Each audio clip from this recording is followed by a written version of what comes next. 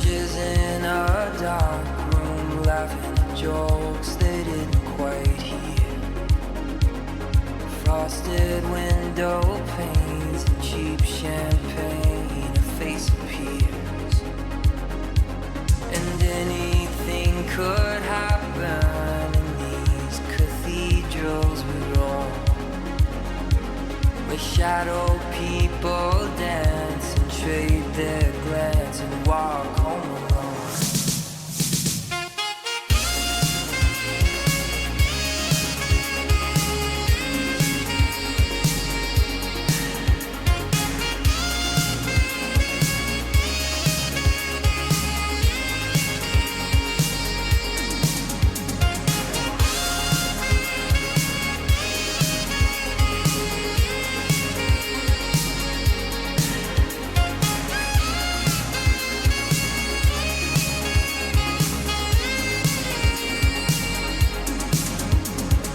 Staring out the window of the Roosevelt Hotel,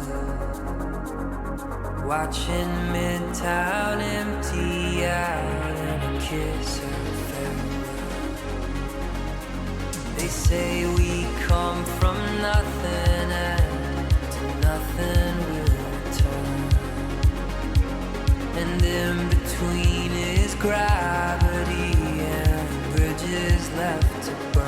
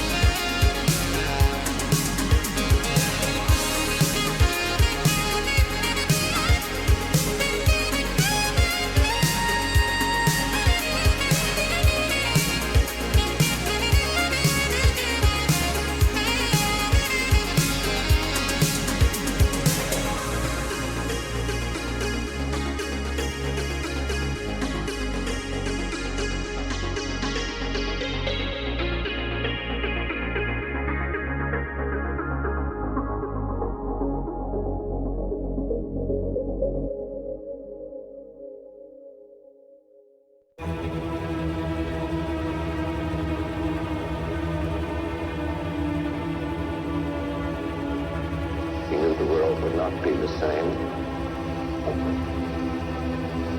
Few people laughed. Few people cried. Most people were silent. Vishnu takes on his multi-armed form and says, "Now I am become death, the destroyer of worlds."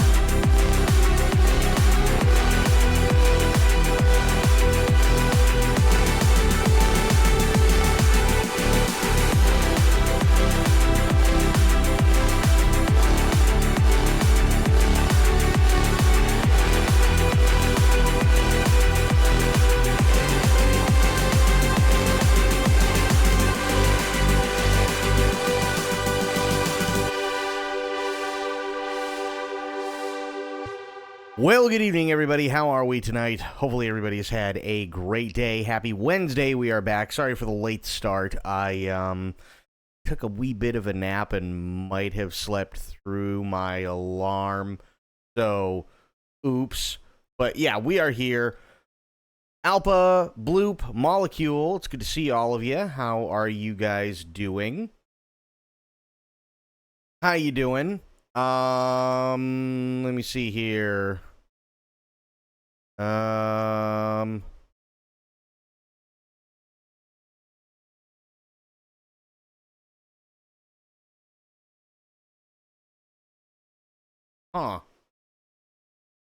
I'm doing pretty good. Doing pretty good. Like I said, I overslept.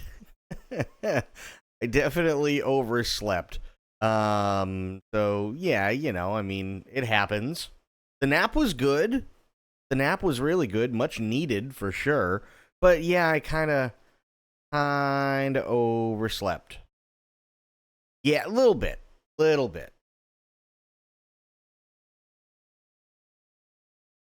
Let me see here. So, what the hell is happening with Stalker 2? What is going on? Like, I'm not playing it tonight, but what is going on with Stalker 2? Was it one of those overslept naps where you wake up all oh, dude, like, it was...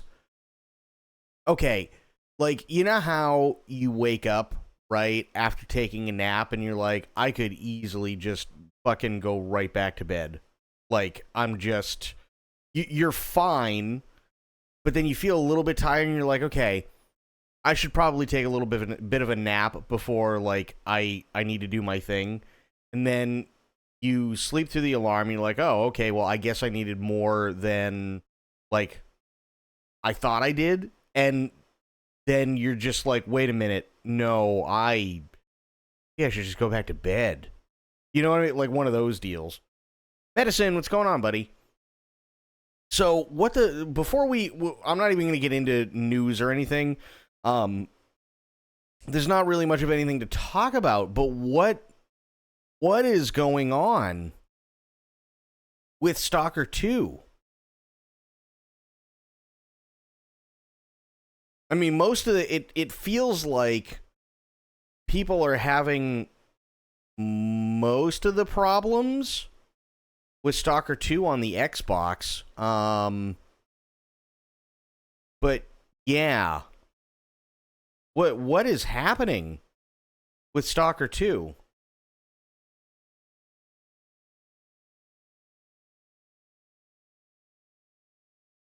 I hear console is bad, PC is worse. Really? Interesting.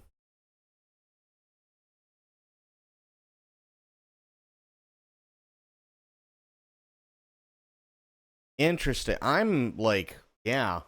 It's hard. I died 6 times in the tutorial. I saw a tech review say this is probably the most demanding he has played since Alan Wake 2. It's incredibly demanding, for sure. It's incredibly demanding. And to be fair, and maybe people don't realize this, but to be fair to GSC Games, and Bloop actually just brings up like a really, really, really good point. Stalker, regardless of which one it is, has never really had a good launch. Like, you have the hardcore Stalker fans that have always been there, like, day in and day out. But, if you go and this is worse than Battlefield. If you go and you load up the original Stalker, it's still broken. After years and years and years of the community fixing it, it's still broken. I'm not even kidding. So, for instance, and I use this as a perfect example as to what I mean that it is still, like, broken. Fundamentally broken.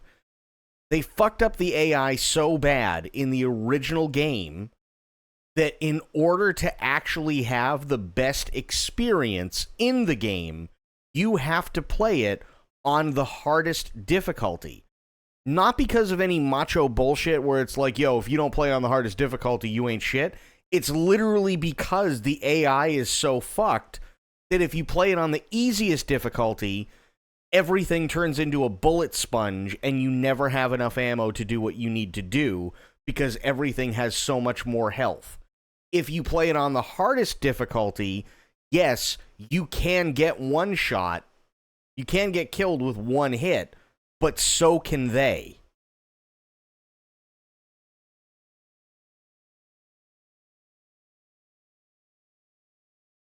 That's how, like, I'm not even kidding. That's a thing that is very, very, very well known in Stalker. You have to play it on the biggest difficulty. On the hardest difficulty. Oh, so like a grounded realistic wherever. No. You're misunderstanding. It's not supposed to be that way. The AI is so fucked up. The enemy AI is so fucked up by mistake that the only way you can play it the way that they intend you to play the game, which is more of a grounded, realistic thing, is quite literally to play it on the hardest difficulty, because yes, you can be killed by one bullet, but so can they. And like, I know that there's a lot of people that are saying, oh, well, I mean, that just makes it more. No, it doesn't make it more realistic. And it's not a feature. It literally is a mistake. I wanted to play it, but it's like 150 gigs on Xbox. It's like, I think it's like 160 for the PC and then expands out to like 170. Something like that.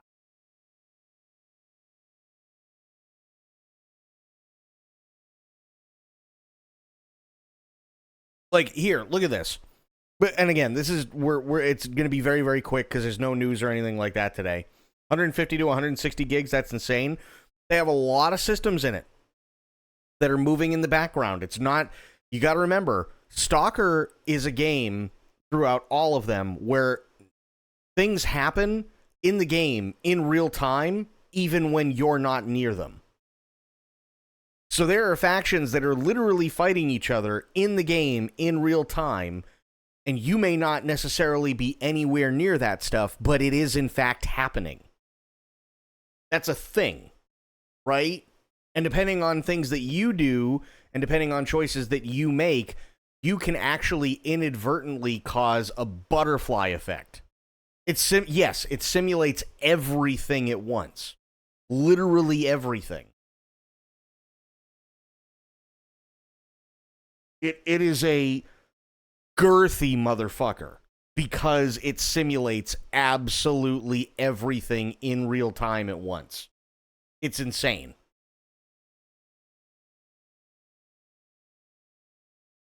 But let's check this here. Hang on. This is the only thing we're going to be covering because this is I want to see what people are saying. Stalker 2 Heart of Chernobyl is an anomaly. It dazzles with stunning visuals, an eerie atmosphere, and gameplay that captures the soul of the original series. Yet, like the zone itself, it's plagued by technical glitches, inconsistent performance, and design missteps that get in the way of its lofty ambitions. Despite its flaws, Stalker 2 has a strange magnetic force, and once you're in, it's hard to look away. Which is fair. That's how Stalker has always been. Although it doesn't deliver a full-fledged next-gen experience, Stalker 2 Heart of Chernobyl brings back the familiar charm and quality of a survival looter shooter, taking a long victory lap to the delight of franchise and genre fans alike. It's a difficult, immersive, and often frustrating game. True. They always have been. Few compromises have been made, making the gameplay as brutal as the universe in which it takes place. Progress is slow and painful, especially with the many bugs present, while death can be as sudden as it is unfair. It requires a solid dose of patience, but it has to be said that exploring the area is well worth it, with all its dangers and mysteries that we try to unravel. The tools and interactions at our disposal are far too limited. This reduces gameplay and options to the bare minimum, sometimes destroying the immersion the game has worked so hard to build. Wow. I've once again injured myself. Oh God, on what? As it stands now, Stalker 2 is fun and full of a lot of potential, but it would be unfair to call it good. You can easily sink 100 hours into it without noticing, especially if you have a deep love for the previous iterations. However, performance issues, overall inconsistency in many areas, and clumsy presentation will hold this game back until a major overhaul comes. Going to have dinner, BRB, sounds good. Criticizing Stalker 2's technical issues is tough simply because it's astounding that GSC managed to launch the game in the first place. True. Again, you have to remember, the last 2 years have literally, well, 3 years technically, have been spent with them making this game in the middle of a war. Admittedly, this made it easier for me to overlook some of the irritating quirks, particularly when they weren't egregiously crashing the game. Yet even this might not have been the case if it also weren't an engrossing game. Stalker 2 is notably flawed in a few areas, yet the shortcomings tend to dissipate with a compelling nonlinear quest, or when a compelling nonlinear quest goes awry thanks to an unforeseen element forcing you into a frantic shootout. This unpredictability and the way its various systems interact to create anomalous stories sets Stalker 2 apart. Throw in a beguiling world and the fascinating mysteries hidden within, and it's difficult not to fall under its enticing spell. You fractured your hand? Holy shit, what happened?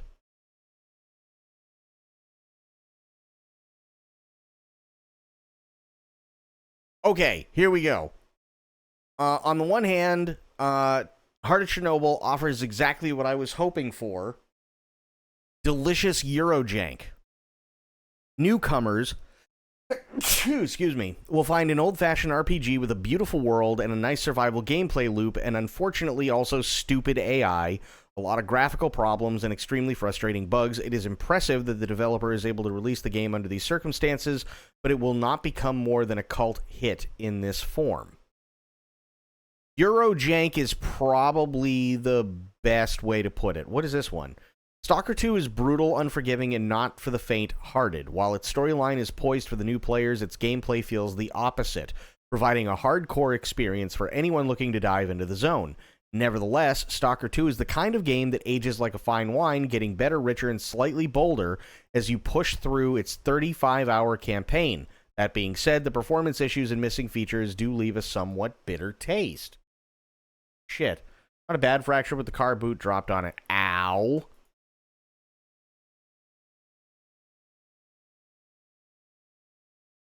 Really? This is insane. Okay. Stalker 2 could be a great game in a few years, but what's presented at launch is a technical mess that doesn't capitalize on its best ideas. Compelling side stories and a brilliant setting do a lot of heavy lifting, but at launch, Stalker 2 isn't an adventure we'd fully recommend on embarking on. Is it fair to review a game when I'm still downloading massive patches for it? Whether you believe that to be the answer, believe that answer to be yes or no, the headache-inducing roadblocks that I encountered while playing the highly unstable Stalker 2 have made for a disappointing playthrough. After nearly 15 years of waiting for the next mainline entry, the game feels less like a groundbreaking continuation and more like a world full of missed opportunities. Really?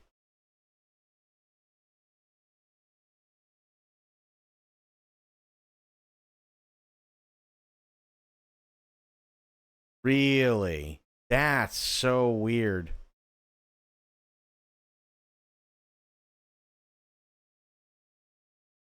Huh. That's kind of sad. But, like Bloop said, Stalker 2 is one of those games where it's always been jank. Always, always, always been, stupid janky. That's literally just how it's always been. Always. The original Stalker, Shadow of Chernobyl? Yes, I think. Yeah, Shadow of Chernobyl was super stupid janky. Clear Skies had another whole set of jankiness. And then Call of Pripyat was the same way. It there was no happy medium or anything like that. It just was. It just was jank. So yeah, I don't really know what to say. I'll try it out soon, I hope. I want to get to level 55 on MW3 multiplayer, then I can just delete all the COD and make some room. Fair. Totally fair.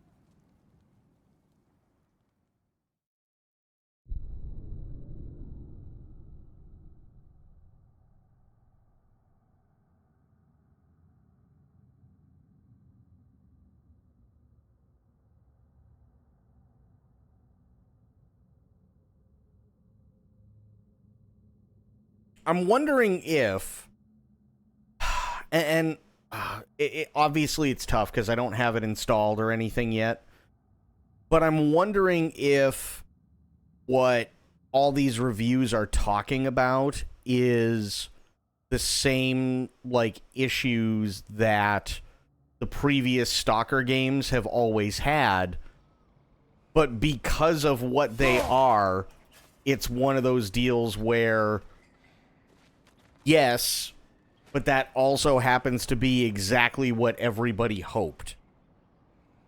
Does that make any sense? Right? Like, I've been looking forward to Stalker 2, like, in a big, big, big way. But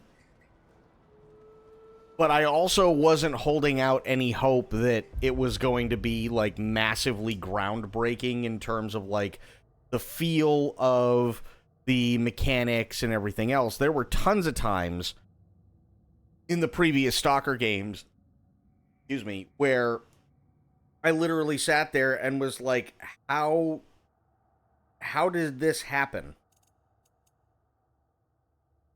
Like, how does this game? You know what I mean? I'm just sorry. There's drift. I'm just trying to fix it again. Like, how is it that this game even games in its current state, right? But that's kind of always been part of the appeal when it comes to Stalker. Is, again, it's always, they've always been janky. Always been janky. That's how it's been since way before I started playing them. But that's what makes it so much fun, because it really is jank. Sometimes shit just doesn't make any sense, and you're left sitting there going, what the actual fuck just happened? How? There have been times in, and I always use the original, because that's, like, the main experience for most people. But I remember that there were multiple times in the original where literally out of nowhere, I'd just die.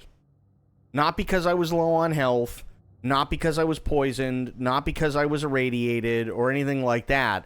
It's literally because out of nowhere, I could be hit by a stray bullet. Like, I'll hear shooting off in the distance, right? And that's all well and fine, and I'll steer clear of it, and I'll be hit by a stray bullet. And I'm just dead.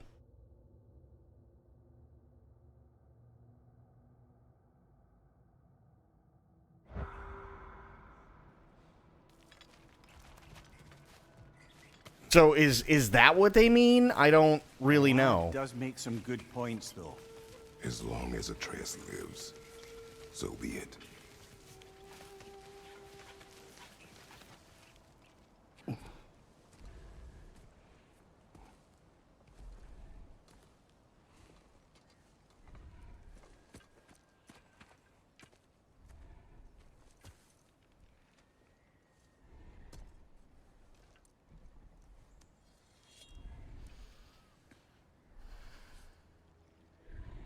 Here goes nothing.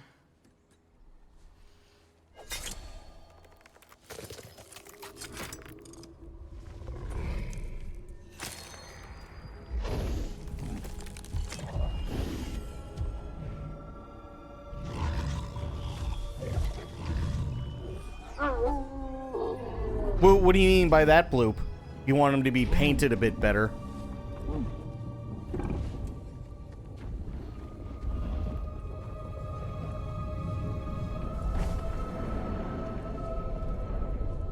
Just like inside their shrine.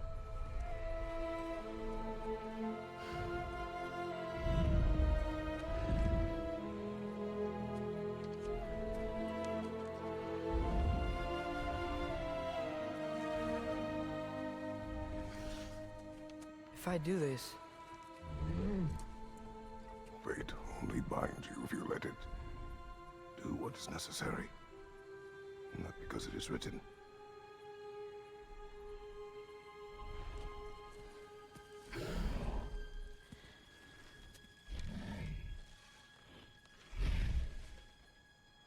Elsa.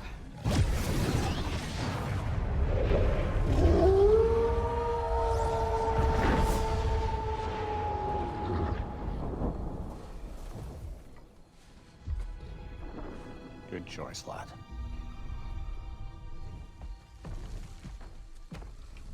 So you're talking more of like an actual like art style? That's what you mean?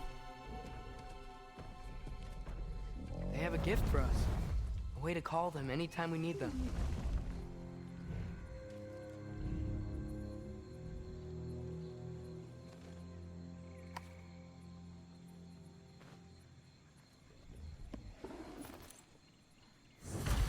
Remember that altar we saw when we first got here? I think that's where we're supposed to use it. Perhaps Freya will know. So in essence, they just gave us the keys of dusk till dawn. Not bad for a day's work. We should head back to Hildesfinia and tell him about all this. Yeah? Yes. Back to the camp.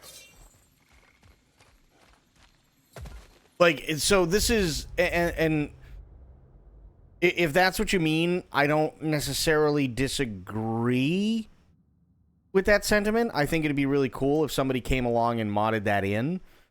But I can tell you that the reason why they don't do that in those games specifically is because it's already known. Right? So you come across an irradiated dog, right? Or some sort of like mutation, you know, a dog with a mutation. It's in their world already understood that this is just a thing that happens to the animals.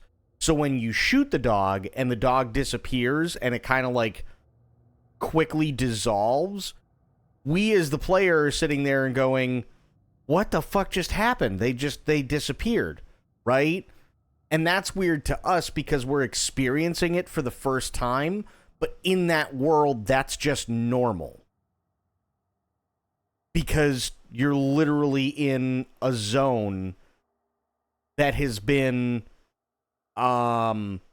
irrevocably like and utterly destroyed by not only Chernobyl but also by the other really weird paranormal shit that's going on inside the zone.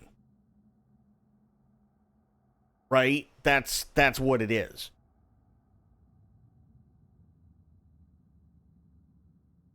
And here's the other thing too, and if you're talking about art style, I mean, you know, to each their own, but I know that the reason why it works the way it works over at GSC in terms of stuff like that,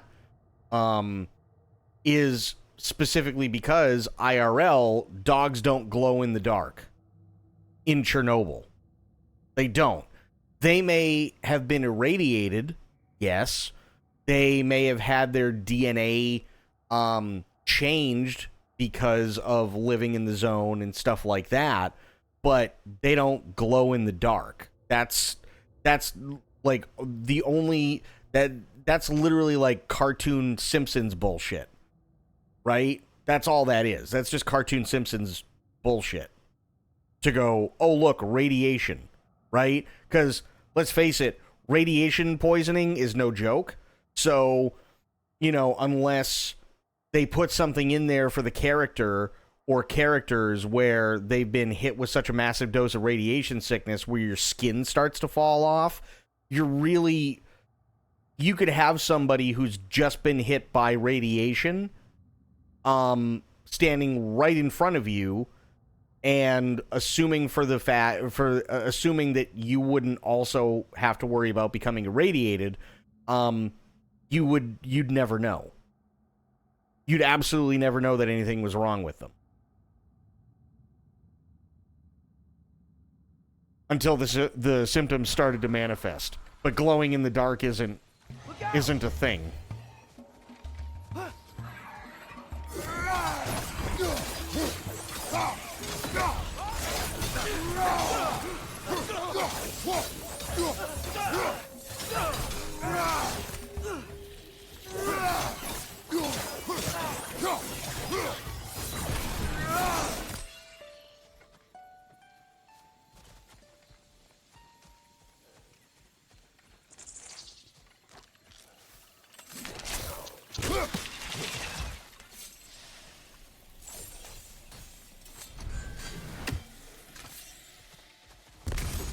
You know what I mean? So, like, I see what you're saying.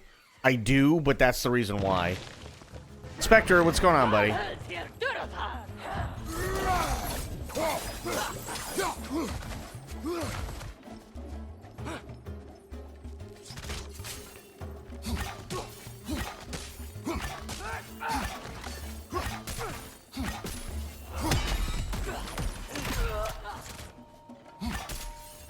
That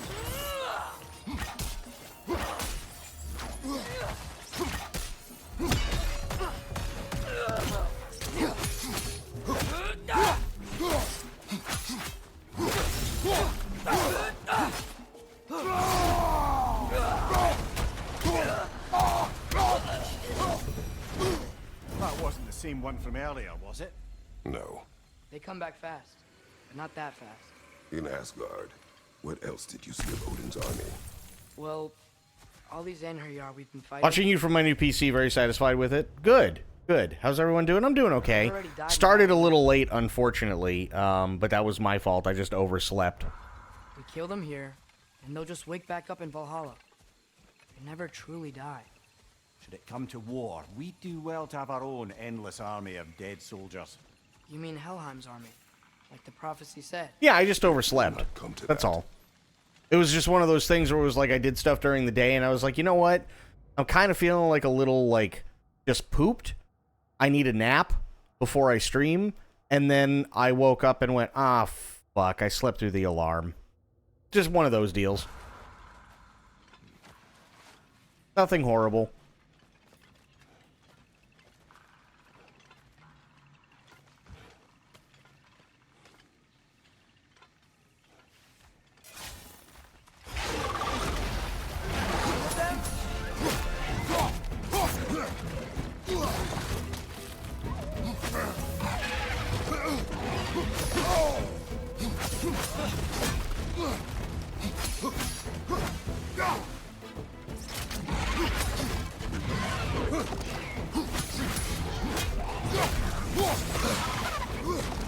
Shield up!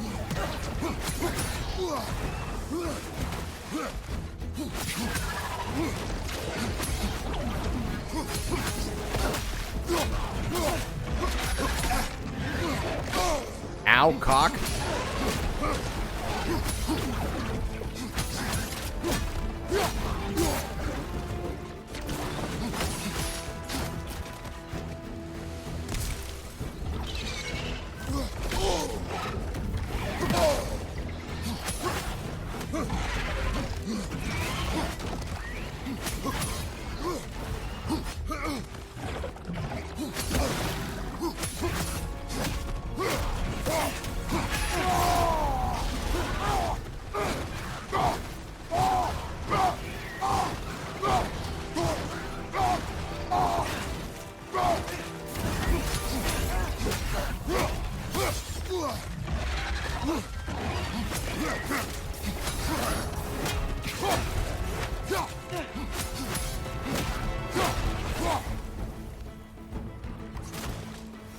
All right, asshole.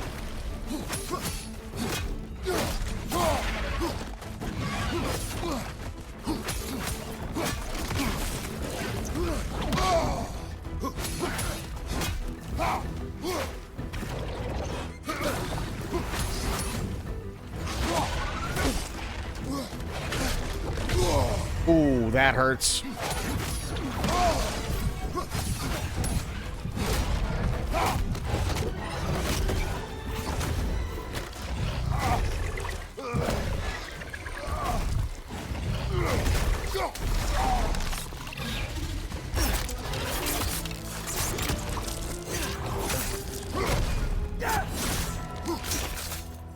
There we go. Whew. Guess they like the Egros. Yeah, I mean, it's one of those things. Like, it happens. What are you gonna do? You know, like, I looked at my phone and went, ah, fuck me. You know what I mean? One of those things. I was like, God damn it. We can get across from up here.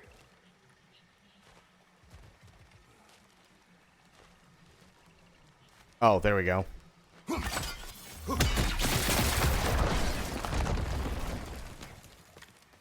So, we report back to Hildisvini. Then what? We came here to help Freya.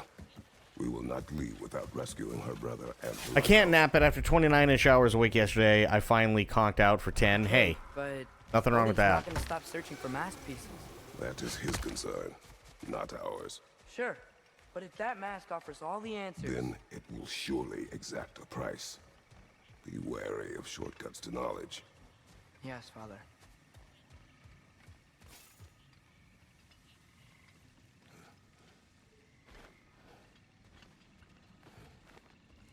But yeah, I'm wondering if people don't realize what Stalker 2 does, or like what Stalker in general does. Absolutely freeze balls here. I procured all the blankets. Nice. I wonder if... Yeah, I do wonder if that's what it is with Stalker. I wonder if, like, all these people who are currently critiquing it, like, are too old, or sorry, too young to have, like, fully experienced Stalker, and they never really got into it, so this is, like, their first foray into the Stalker series and didn't know what to expect. I mean, obviously, if the game's crashing too much and shit, that's a problem. Or if there's, like, massive frame loss or something, then, yeah, that's an issue, too. But I'm wondering if maybe they're confusing, basically a Stalker game with how they feel other games should be. Well, okay, but what do they mean by buggy? Because we literally just read a bunch of different reviews, and the reviews just go, it's buggy. Okay, buggy how? But they don't ever actually tell you. So is it buggy compared to how you would look at other games, or is it just what we've come to know and expect from GSC Games World? You know what I mean?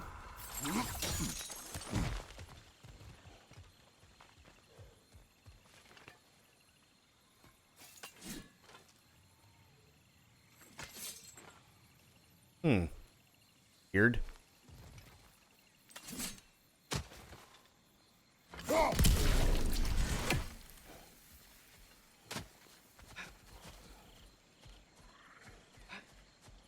Like, I don't expect Stalker 2 to be perfect. Not even remotely close. I do not expect it to be perfect at all. GSC had 3 games to try and perfect everything and couldn't. This will amuse you. Life intimidated art by my Midwestern friend sent me a pic of her fricassee. Nice. Hell yeah. But yeah, I never expected GSC Games World to like make a perfect game. I do. I'm excited for the game because it's literally that good. Like, for all of its flaws. Who's that? Ah, that wrinkly mug belongs to Helka. She's a Blothunder. Hound's prized for her pinpoint accurate tracking abilities. You'll love her. Like, it's one of those worlds that you just get so sucked up in that it doesn't really matter, right? And everything is just, it adds to the character. And I'm gonna be honest, like, VGC, IGN, places like that are kind of giving it lower scores. Am I really all that surprised they're giving it lower scores? No. But I'm wondering if maybe that's because most of the people who are reviewing it are just too fucking young to remember how those games used to be. Because GSC has never given us a game that's remotely perfect.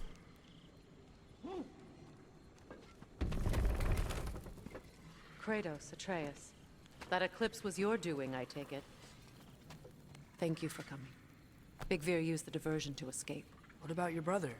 We know where they're holding him now. Bela's already prepped the explosives. If you're with me, we can leave as soon as you're ready. I could use another shapeshifter's help. Go with him, Atreus. I will aid Freya. Yes, sir.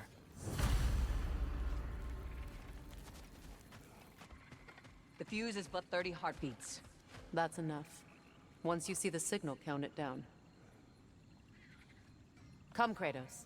We should get moving. I'm literally right here. The wolves gave us a scepter. They will answer, should we call on them. Good. There's a shortcut to Njord's temple we can use in daylight. The Einherjar are holding fair in your father's own temple. It's been empty for as long as I can remember. There's a celestial altar across the river. According to Big Fear, the altars were once used to signal the wolves, and now we have just the scepter to do it. What is your plan? When we reach the temple, I'll fire off the beacon. A signal for Bela and Birger to set off their distraction. The Dark Elf Hive. Nice to not be on the receiving end of it for once. With their attention drawn elsewhere, you and I can assault the main force from behind. While Atreus and Hildisvini slip in to rescue your brother in the confusion. Yes. Once we see their beacon, we'll regroup by the river and escape on Freyr's boat. The Wisp, replicate!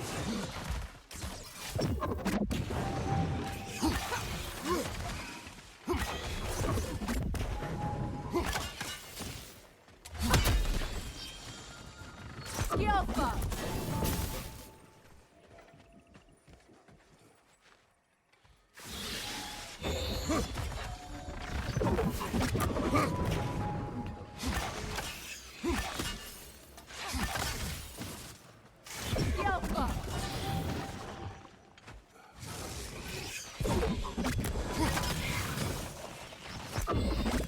Good, that's the way!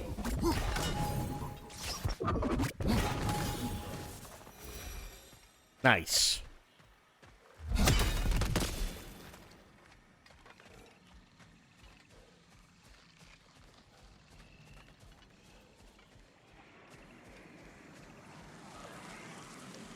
What in the fuck? Ow.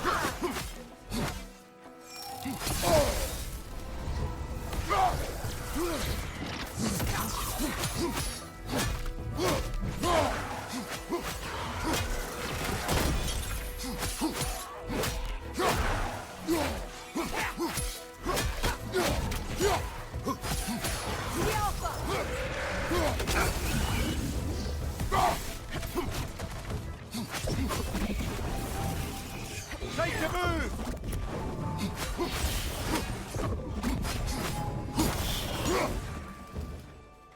Okay, didn't like that.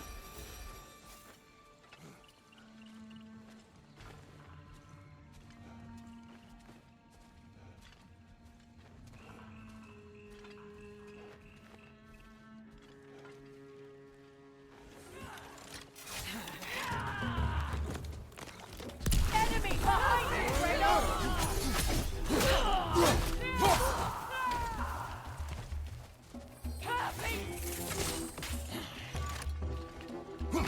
Rot!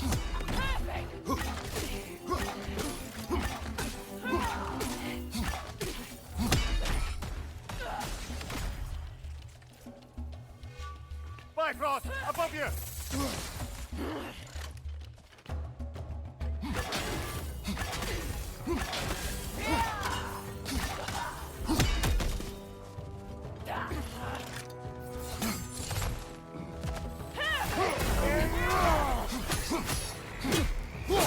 Over on the left!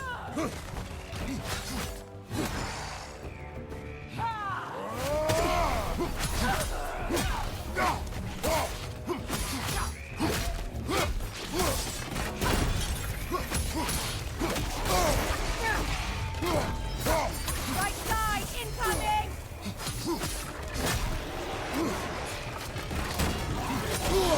Ow.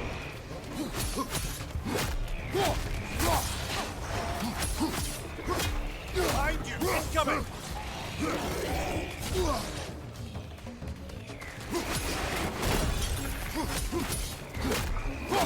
Incoming, back here!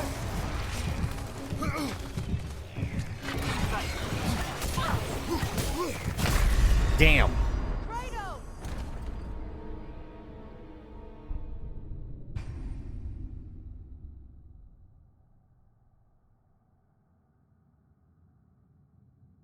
So yeah, I'm really curious as to what they mean by buggy. Like, insanely curious. Your plan. I take it you have notes. This is a trap. I know, and I don't care. I'm getting my brother back. You're under no obligation to help me. I know.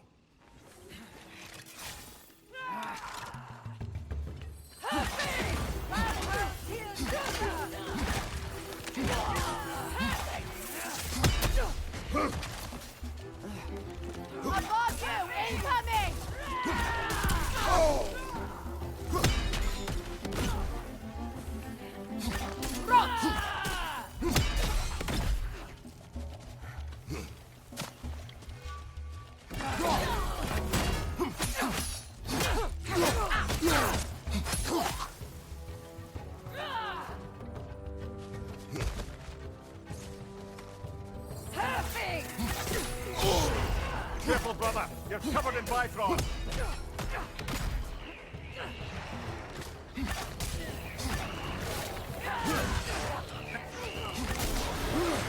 Nasty hit. You all right, brother? From behind! Incoming! Behind you,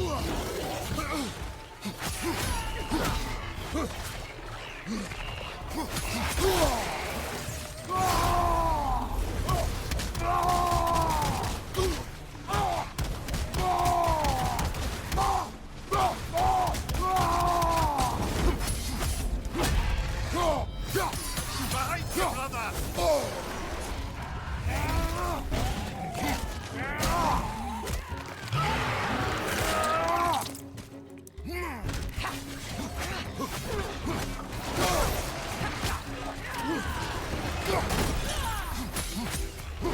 Bifrost! Behind you!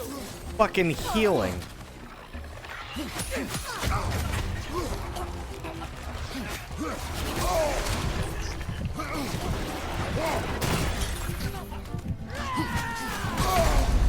God damn it. Do this without you, Kratos!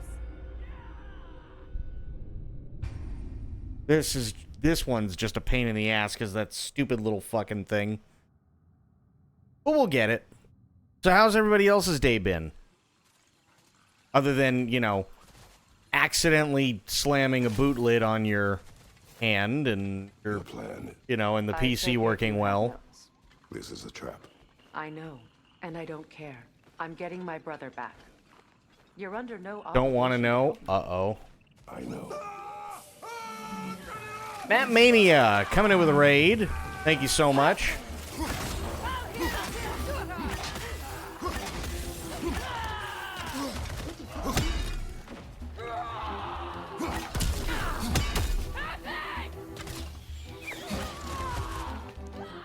Bifrost! Could we get... Oh, thank you so much. Thank you so much, Darth Casey, for the follow. Really, really appreciate this.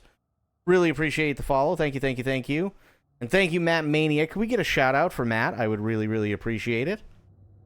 Thank you so much. You were playing this as well. Hell yeah. Above you!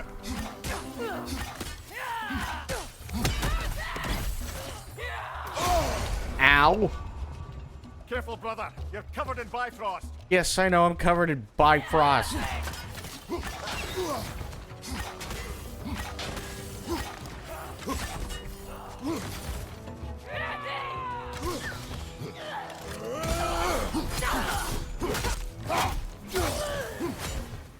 Oh, this is a really, really good game. Absolutely. Brother Wolver, to the left!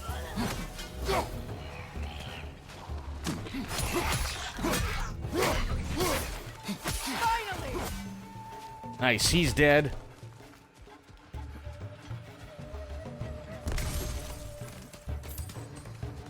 Ah, crap. From behind! Incoming!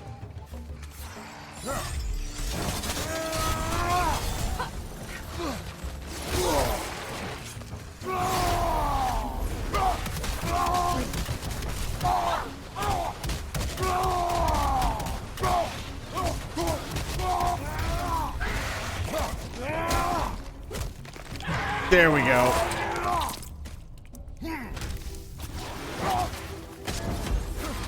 Enemy behind you, Kratos!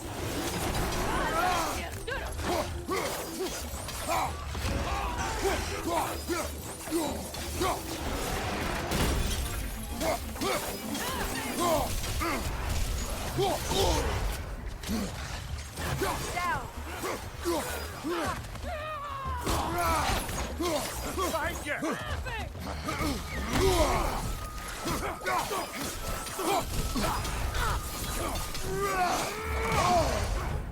Worth it. Last enemy.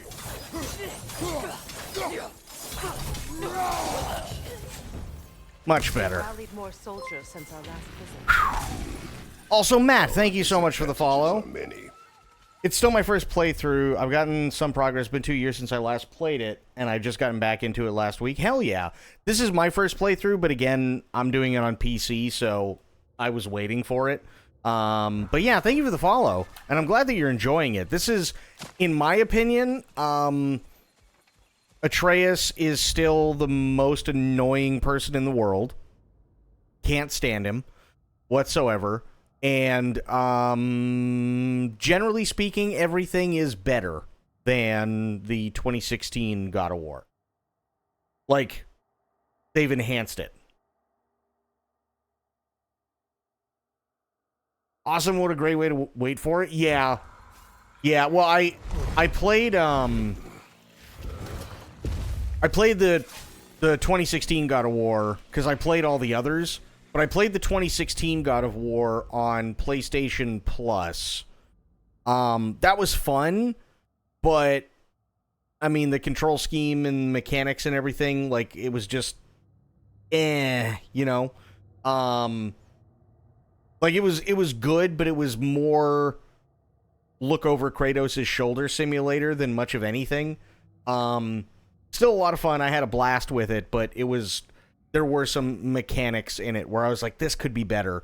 But they just literally took all of those problems that I had with the previous one and just made it better, which is awesome.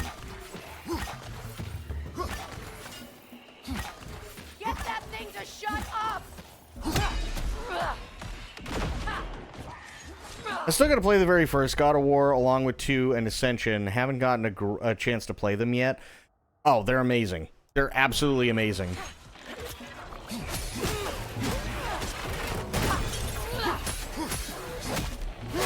Incoming back here! All right, where is it?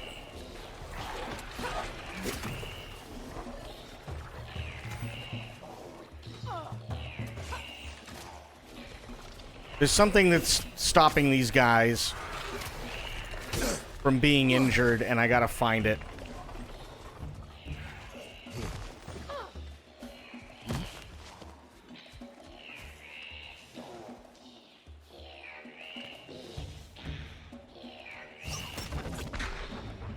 Really? Okay.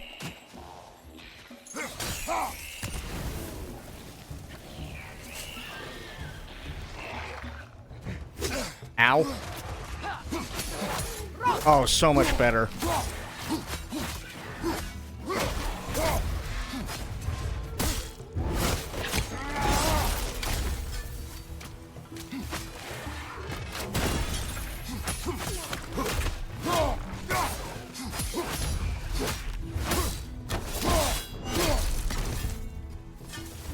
Nice.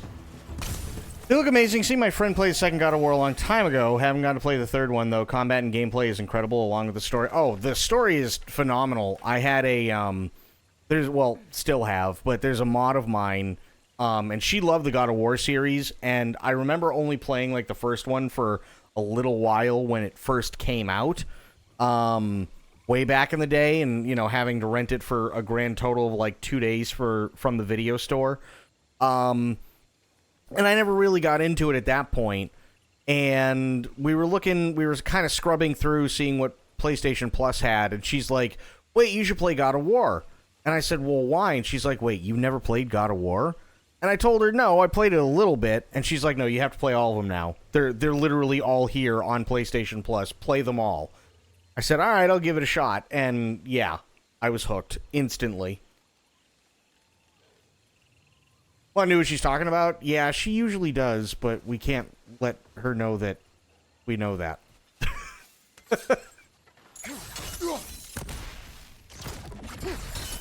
Otherwise, I'll never live it down. Been testing both Skyrim and Black Ops 3 modded and came to the conclusion that currently this computer beats my laptop by a considerable amount, loads faster, runs better, makes less noise, zero lag spikes, and definitely looks cooler. Only problem so far is that maybe I will need to invest in a monitor soon. Probably.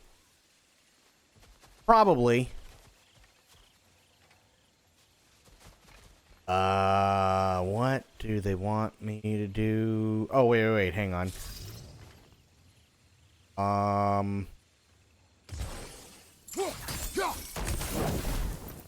No.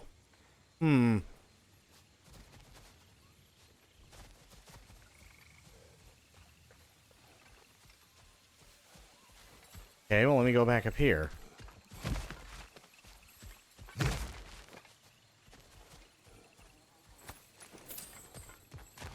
Oh. There's a thing. Try dragging the scepter across the bell a few times.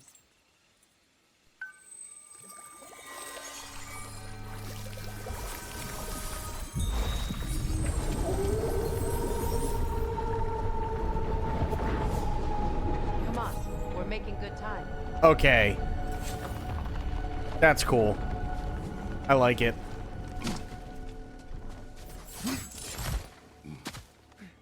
Our actions in this realm follow the prophecy. Let's stick around and chat a while longer, but I do have work in the morning, unfortunately. Hope you have a wonderful night. Stay safe and wholesome. Hey, Matt Mania, thank you so much. Hopefully you get some good rest. And thanks again for the raid. I really, really appreciate it. Have a good day at work tomorrow, and we will see you soon. Ragnarok is inevitable. The Norns were quite clear on the nature of prophecy.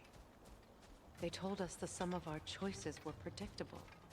But we have changed, haven't we? Perhaps. Absolutely. Oh.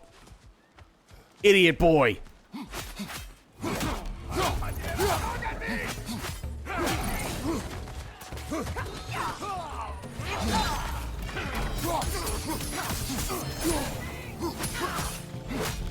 Nasty, hey! You all right?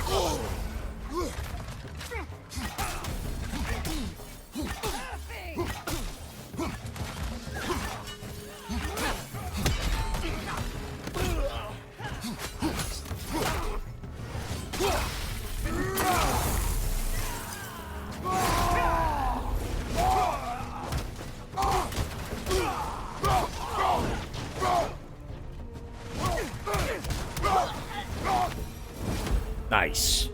The Norn said you'd kill Heimdall, but you chose not to walk that path. Back when we first met, I doubt you'd have done the same. And you? Do you still seek Ragnarok? Odin has much to answer for. If Groa's prophecy is correct, perhaps my realm can finally know peace. Perhaps I can know peace. Forgive me for being a head on a belt, but haven't we all just established how prophecy is pure havers? Gods, Mimir. What? The most annoying man alive. Also, notice she didn't actually say yes or no. Just throwing that one out there.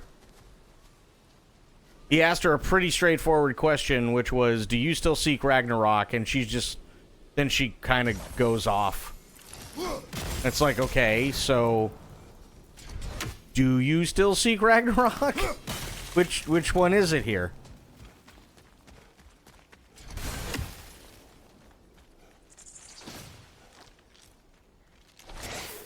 Oh, absolutely deflected the question. 100%. Odin still has much to answer for. Yeah, but that's not what I asked. I asked, do you seek it?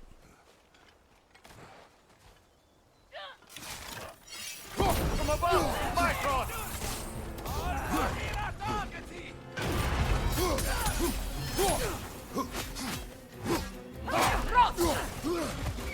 Behind you! Go!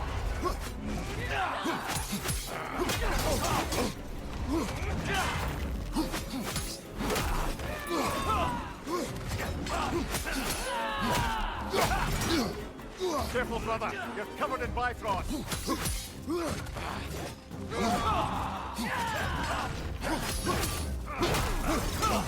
Kill strike now! Ow, ow, ow, ow.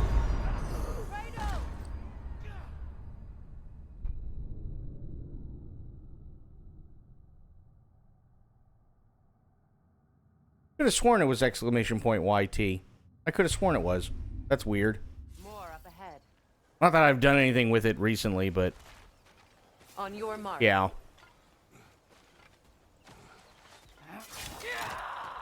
Enemy behind you, Kratos!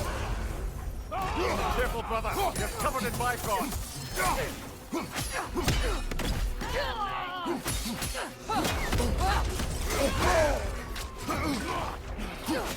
Behind you! Watch out! Ow!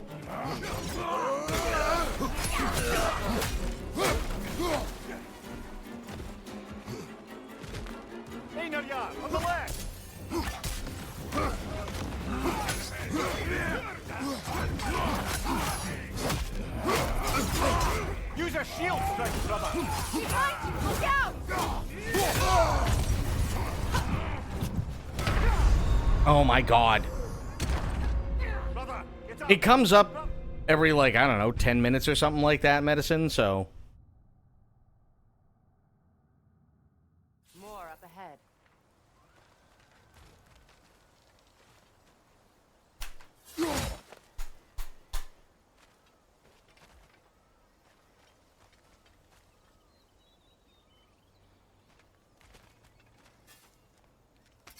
Yeah, problem is what? On your mark.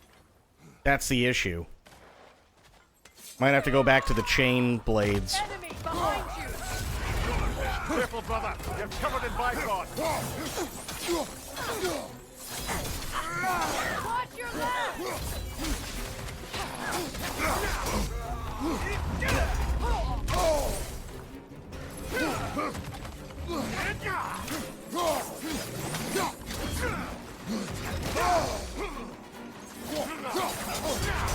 Shield strike, now.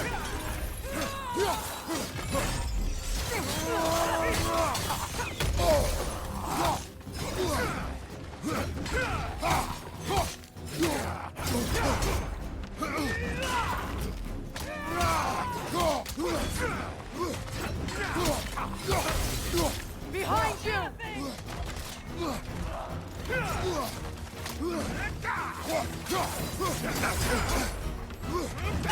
Ah. Christ. This is a fine mess. I hate those guys. That's the one thing about this game. Like, if I really had to point to, it's like, I understand that they're purposely increasing the difficulty, but you don't need to cram like 13 different things inside me and then try and have me fight them.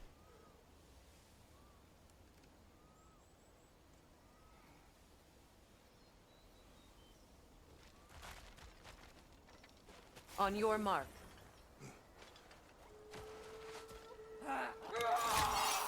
Incoming bifrost up above!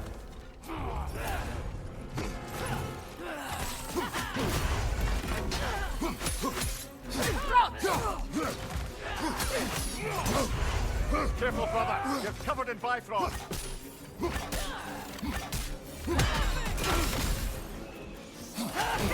Behind you, incoming.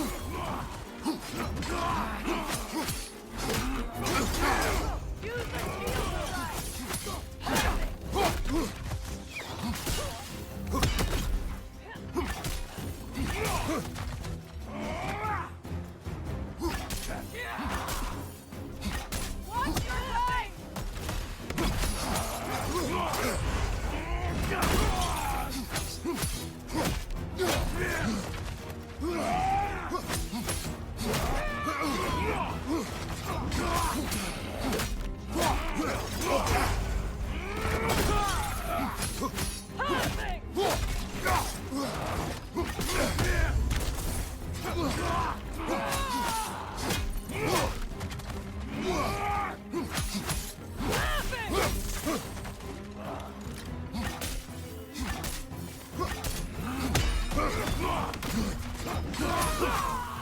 There we go. Above you, brother.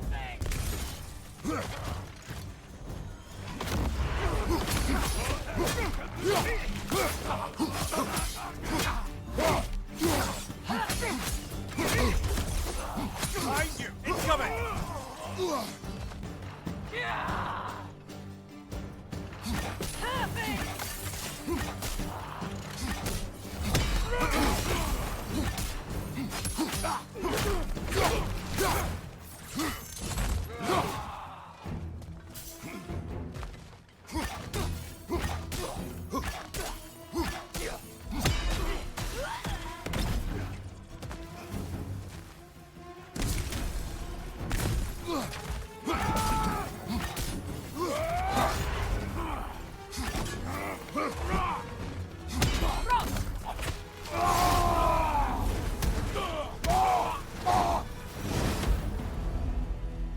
There we go.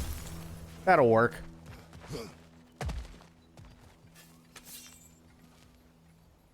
Hello? There we go. Nice. Okay.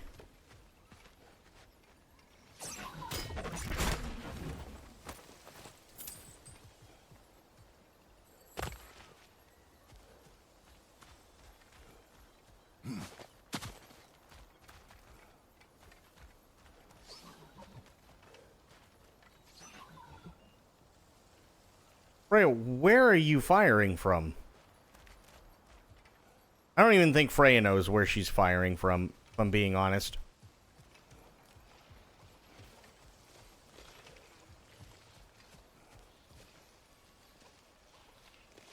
Is it worth it? No.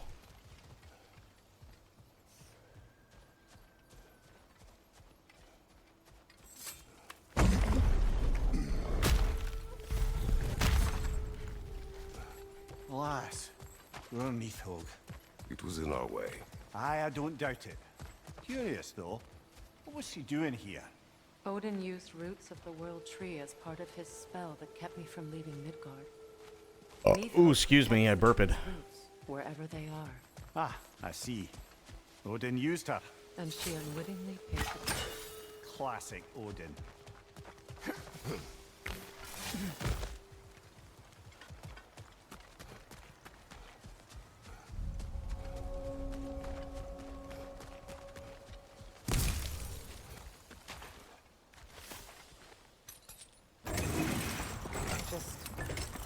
Make extra noise once the assault begins. If we distract them long enough, Hildisvini and Atreus will have more than enough time to get in and out undetected. I am not worried for Atreus. He is ready to fight on his own. This is it. There's an altar behind these vines. Cool. Oh.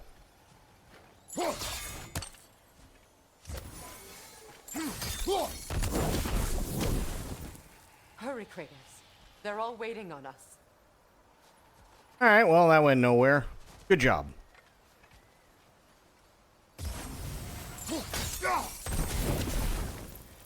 Call on Skoll, please.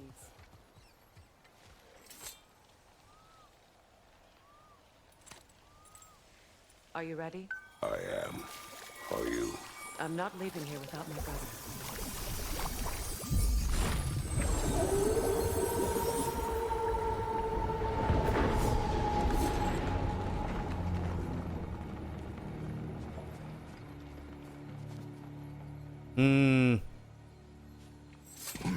Don't like it. We're coming for you, Ingvi.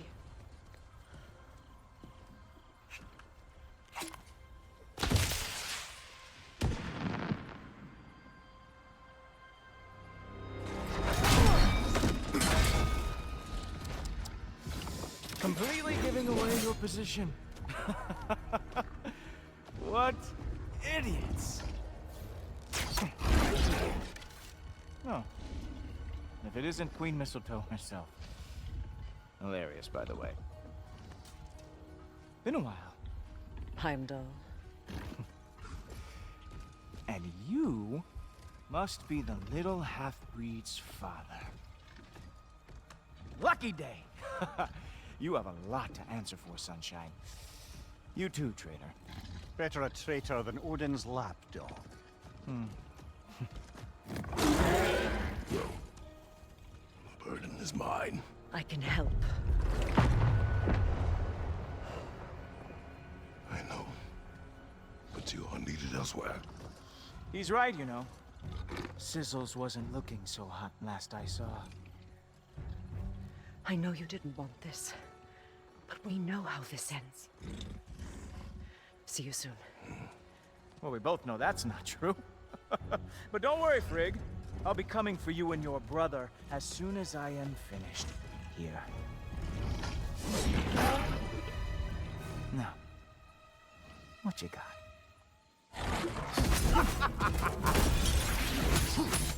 Have some Bifrost on me!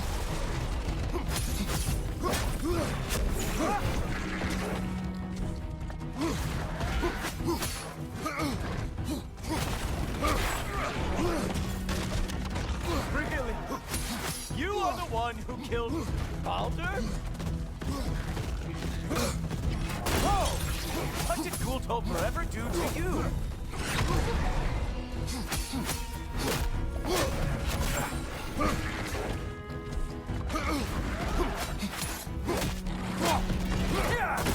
Come on, young animal! With your reputation, I thought I would at least break a sweat. So aggressive, so angry. So, did you want some more? Ow.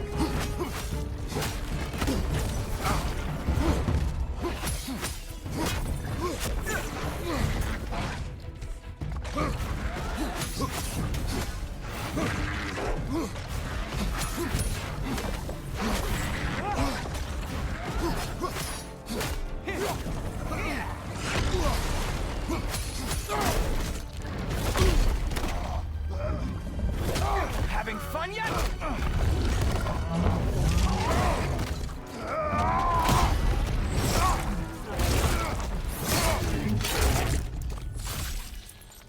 Oh well, you and me then. Oh, he is mad now, isn't he? Oh, no. Well, I'm waiting. No!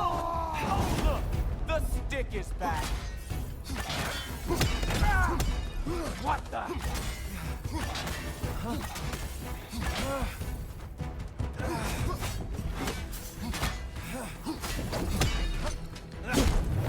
Better hope the rescue is going better than this fight.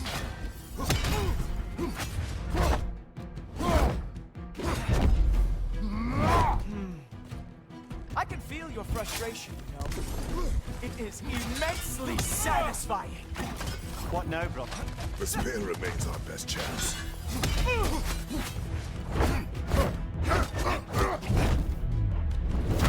Hey, careful! These are new bracelets.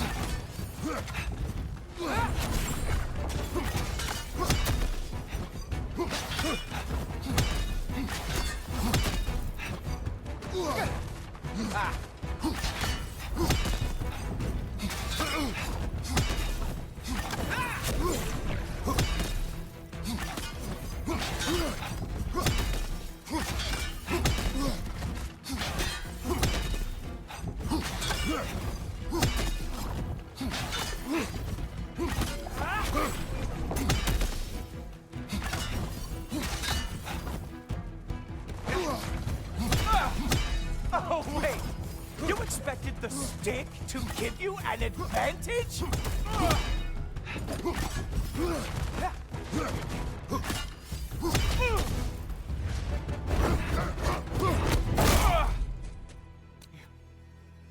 You actually hit me! Slow down! When time slows to recreate an opening strike. I don't remember the last time anyone hit me! Slow down! Come on, brother! You hit him once! Just gotta find the right opening! You know, pain is not as bad as I remember.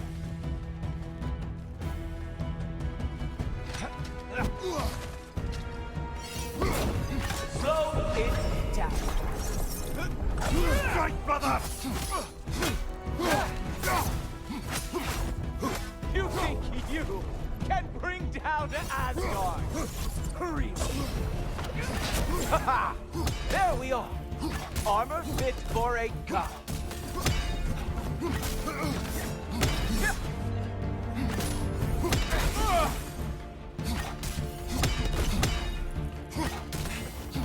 You strike like a sloppy cow. Oh, shit.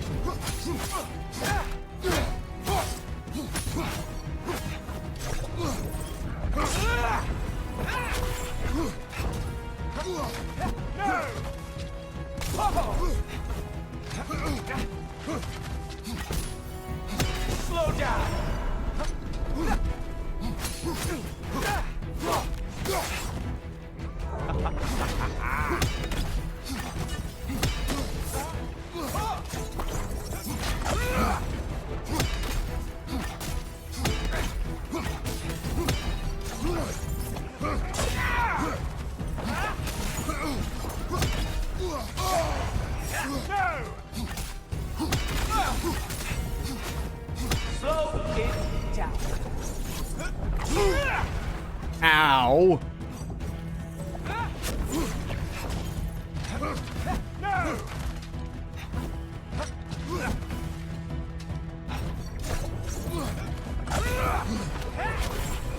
Slow down! You are not! Stop!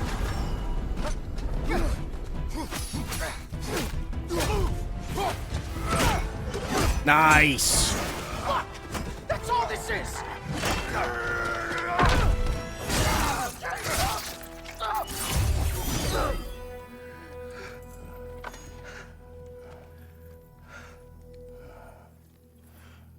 Nice. Well, shut him up.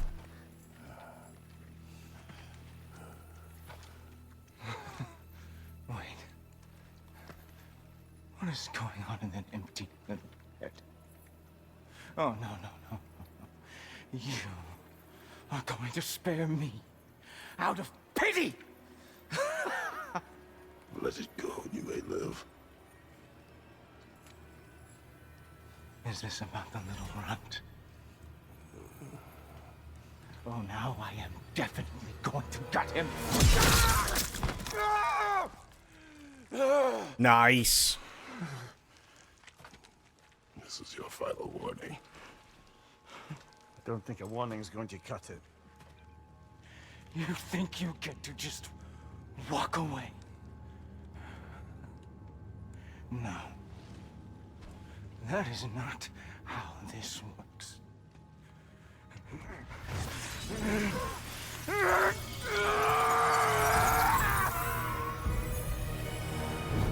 You do not get to decide my fate! You are dead, sunshine.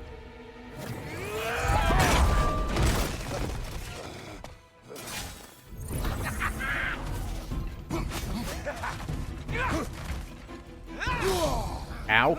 You are in way over your head.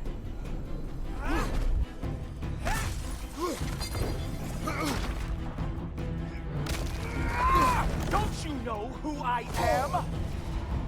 I am the Watchman of the Aesir, the Herald of Ragnarok.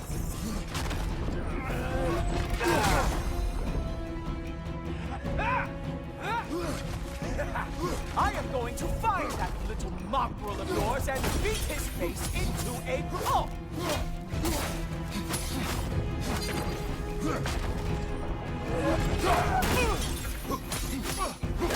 Only one of us is walking away from this. And it sure as shit will not be you.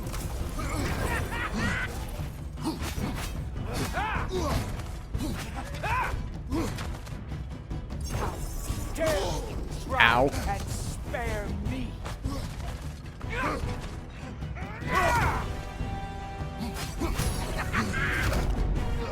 Nobody is coming to help.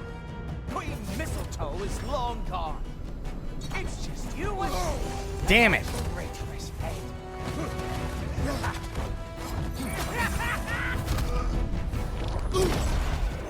I am growing very sick of you.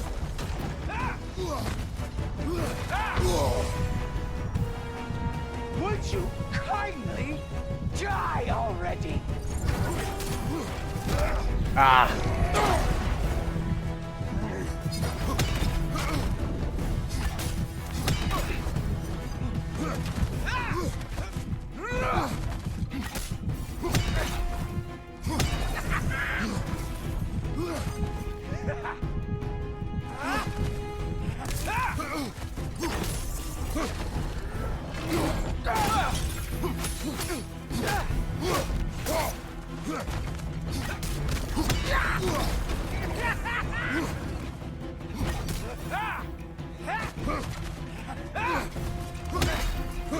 Slow it down.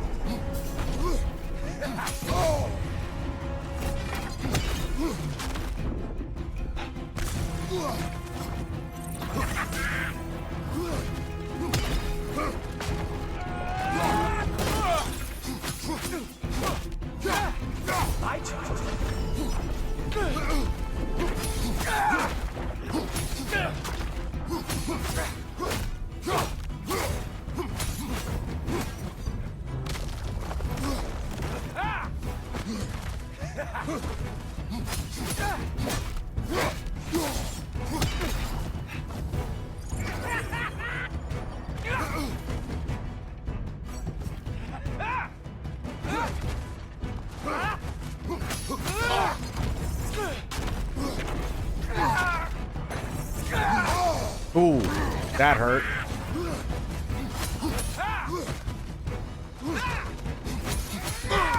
Ow. Way over your head!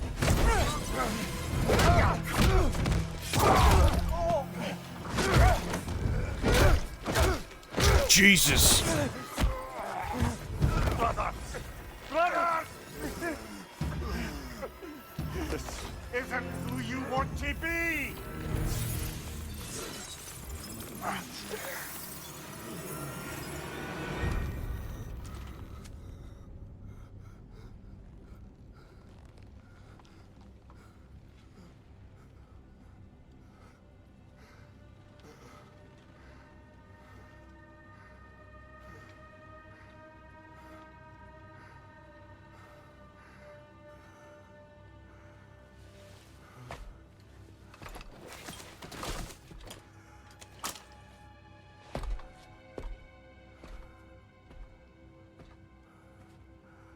Kratos, that was just...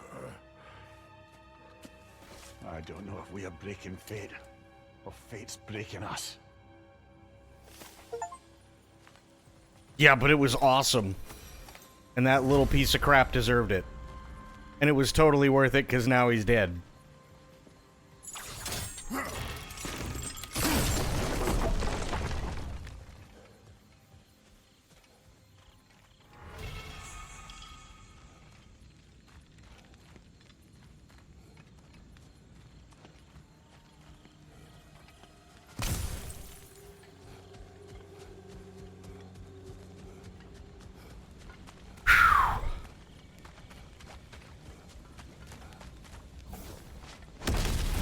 Uh-oh. Hey, a little help? At least the rescue's going well.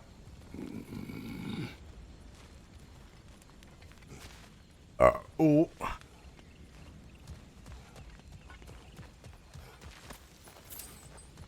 Okay. Good.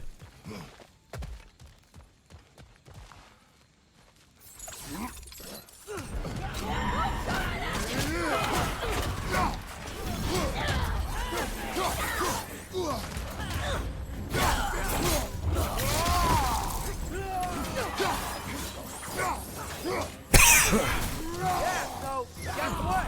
We got hit by another ambulance. Freya's hurt. We need to get him out of here. I'll cover him, but we can't get through the door. We're trapped.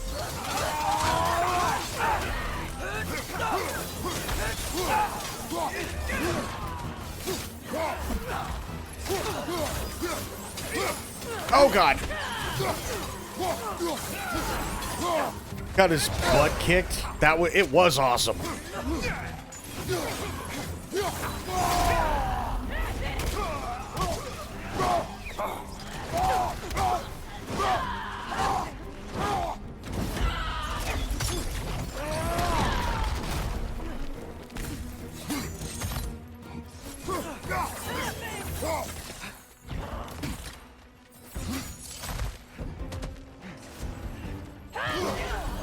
Come on. We can't hold out here forever. I get an idea.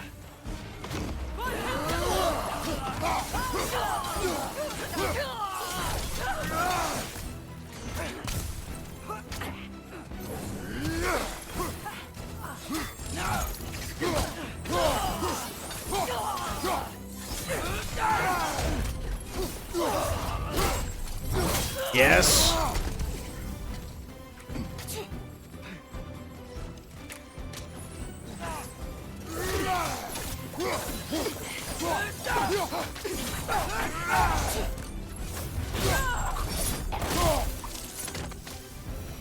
Nice. Oh, it was a lot of fun to watch. It was a lot of fun to play. Ooh, okay. Big lead time.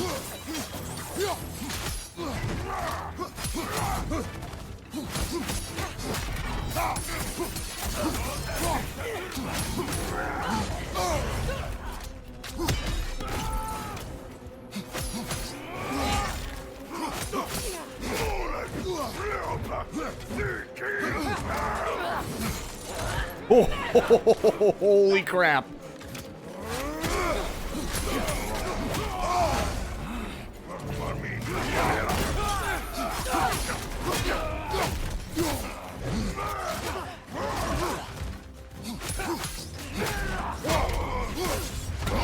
Yes. Yes.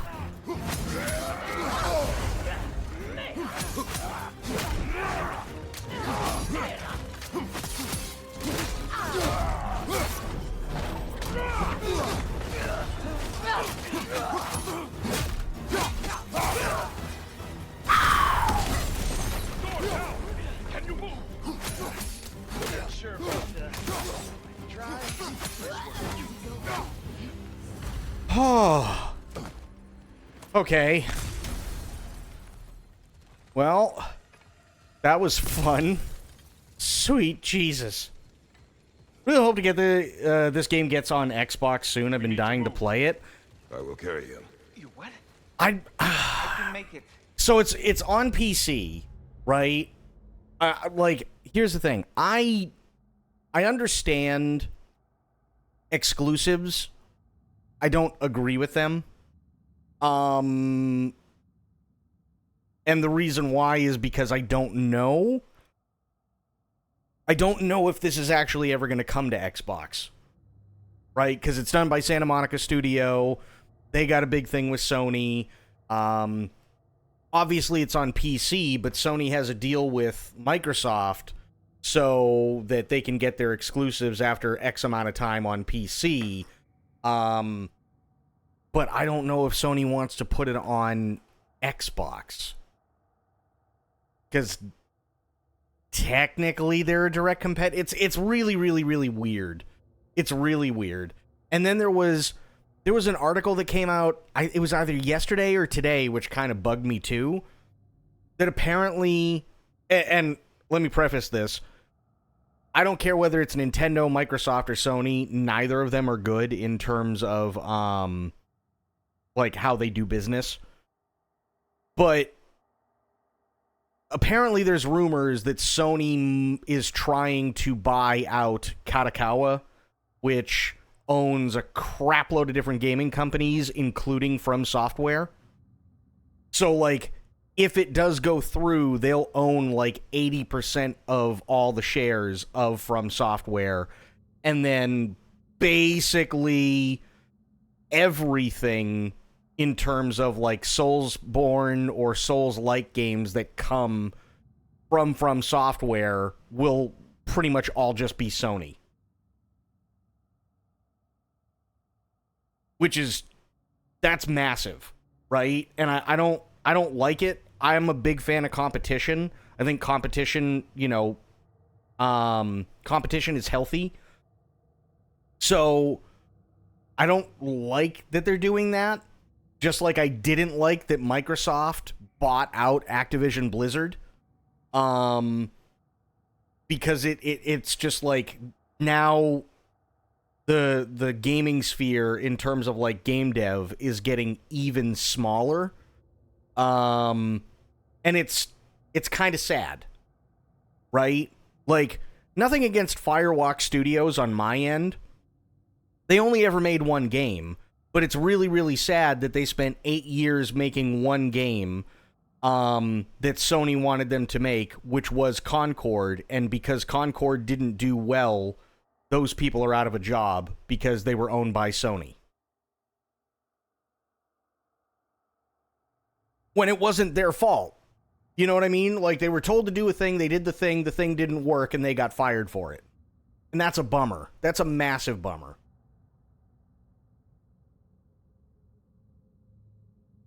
So, me personally, I really want to see Katakawa stay as is. I was actually kind of sad when, like, come to find out that, that Blue Point was also owned by Sony. And I found this out a few years ago, but Blue Point was, made famous by doing the, like, HD remasters for the Metal Gear Solid games, right? Because those came out on Xbox as well, and Blue Point is the one who redid them and put them multi-platform, which is fantastic. But now nobody knows what Blue Point actually does, because they don't do that anymore, because they're owned by Sony.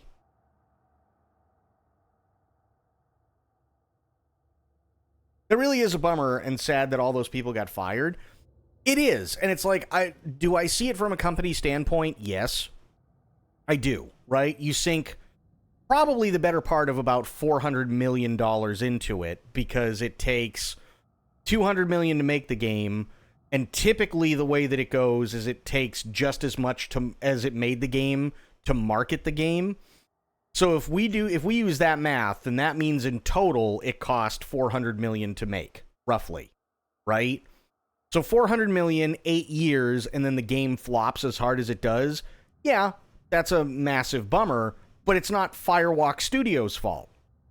They were told by Sony, do thing, make game. And they did. And because Sony was out of touch with what people were looking for, and it doesn't bring anything special to the table, because Sony was trying to appeal to everyone, and it ended up appealing to no one. Now those people don't have a job. Like, I'm sure there's a few that, like, were incorporated into other parts of Sony, but for all intents and purposes, most people at Firewalk Studios don't have a job anymore, which is really sad.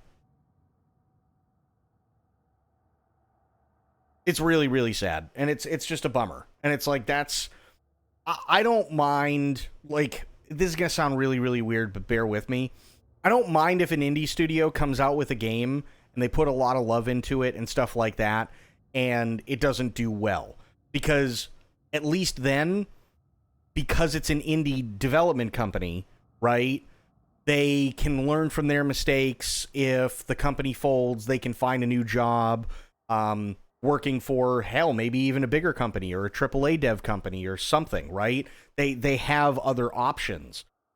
They might even be able to just say, okay, and they go back and they fix the problems, because there are a lot of people that like it, but it's got a lot of issues, and then it ends up being kind of like a swan song kind of deal. And that's great. But when you're owned by a massive company like Microsoft or Sony, and you're already on, as much as I hate to say it, the bottom of the food chain, compared to all the other bigwigs and everything else that are in those companies, the only way you get to fail is down. You don't actually get to learn anything. It's just do this, and it better be good, because if not, you're toast. And that's a massive bummer. That's a massive, massive bummer. So, yeah. And people, like, over the last, I want to say like 3-4 days, have been talking about how there's a video game crash. I kind of agree with that, but I've also been saying for a while that I thought that there was going to be another video game crash. And I know a lot of people, like, kind of looked at me funny when I said it. But I do kind of feel like Western games in general have taken a massive, massive flop, because the big companies don't care about love that they put into the games anymore. They're not willing to take a risk. They're on something that hasn't been proven. It's just more of the same thing. Like, Activision Blizzard, there are 3 things that they're always going to do from here on out, right?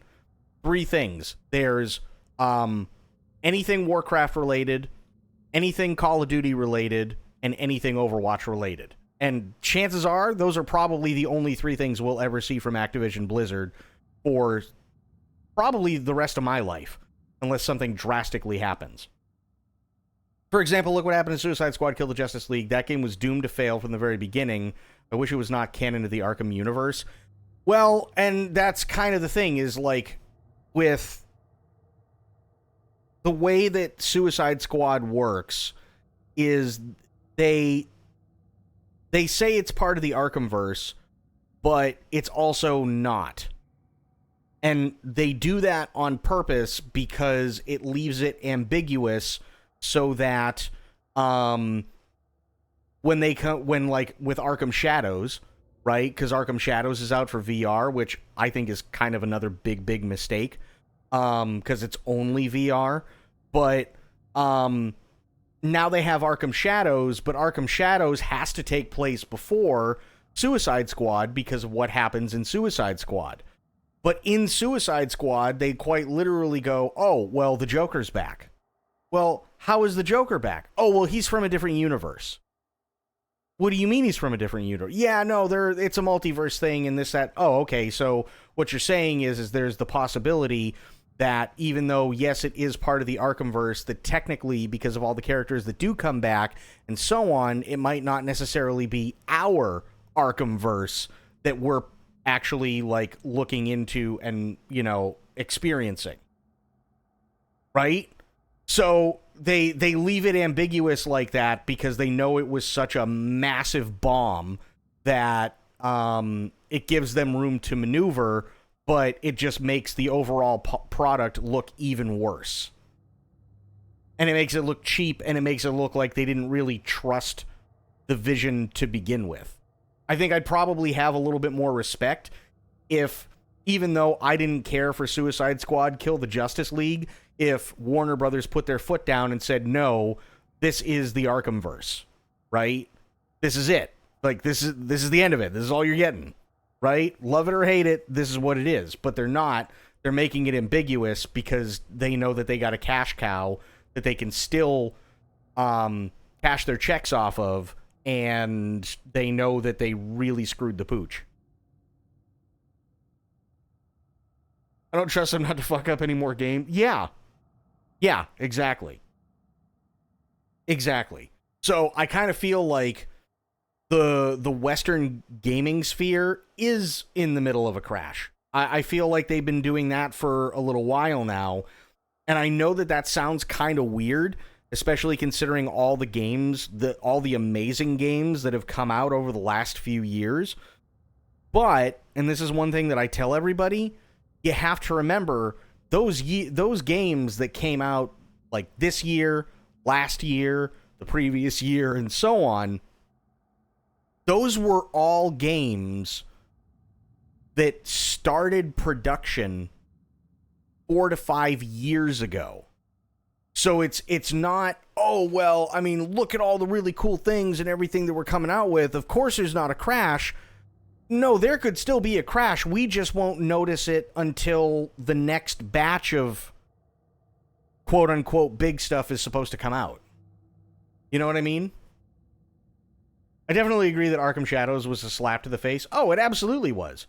100% it was. And it's like, the thing that I can't stand when it comes to the way that they're treating the Arkhamverse, it has nothing to do with, like, anybody claiming, you know, oh, this is woke, or they're changing this because this is woke, and like that. That stuff typically doesn't bother me. What bothers me is the writing. That's what it is. What bothers me is the actual writing. It like, if they treated Batman's death with respect, nobody would have had a problem, but they didn't, and he literally just became a joke. That's all it is. Even they managed to kill Arkham Universe with just a single game. Well, no, see, that's the thing. They didn't, though. They didn't kill it. That's why they leave it ambiguous, because they say, well, Joker's back. Well, how is Joker back? Joker's been dead for like 2 games. Right? And they go, oh, well, he's from a different universe, and all these other characters are from a different universe, and it's like a multiverse thing. It's like, oh, wait a minute. So you're doing the thing where you could turn around and say that, yes, it is the Arkhamverse, but it's a parallel universe for the Arkhamverse. Therefore, you can still put out something like Arkham Shadows, and Suicide Squad won't interfere with our Arkhamverse. That's what they're doing, and that's a really, really sleazy way of doing things. Unless they get out of stupid ideas about what people want, it'll suck. Nobody needed Butch Rotund Mr. Freeze. They needed a good story.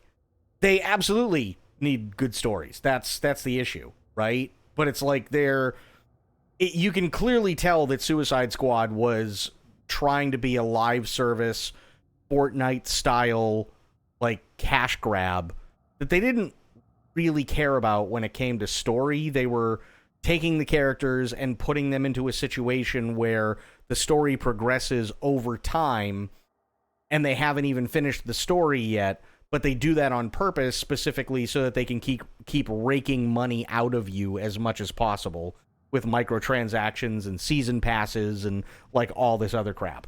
That's really all they were trying to do, but it was so blatantly obvious that it doesn't make any sense at all.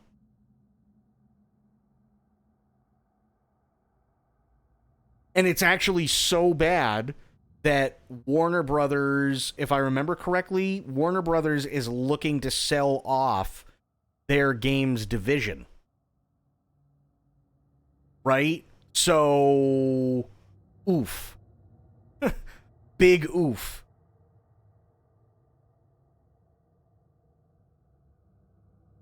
True, what's going on, buddy?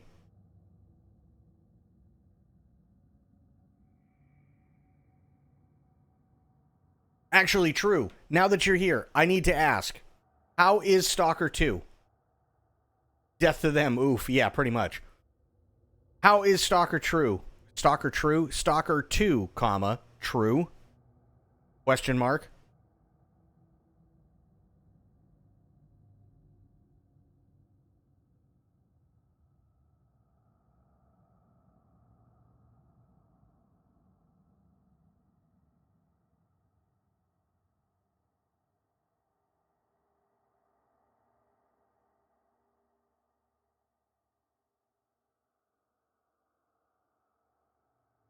Because I'm, like, I've heard some stuff about Stalker 2 today. A lot of it, from what I understand, is Xbox. But I don't know. Actually, I haven't played it yet. Didn't download while I was away. It's downloading now, but I heard it's an absolute bug fest. Well, this is like why I'm really, really curious, because Stalker, the series,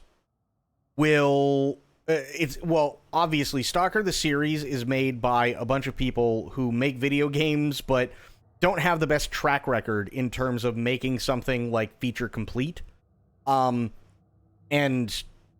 they screwed up the AI so bad in the first Stalker that, like, that's one of the places where the joke comes from. Is not bug, is feature. Like that's part of where that joke originated, right? But having said that, I'm wondering if what they're talking about in terms of bugs, because they don't actually say, right? All the reviews and stuff that I've read have specifically only come out and said that it's buggy. Okay, but tell me what you mean by buggy, right? Is it buggy as in the game keeps crashing? Is it buggy as in there's, like, you have 70, 80 frames a second and then it goes down to 6? Is it that, there are mechanics that don't work? Is it that there are mechanics that only sometimes work when they're supposed to? Is it like story arcs and stuff like that don't complete? Is it like, and so on? Or is it the stuff where, we all love Stalker because of how janky it is?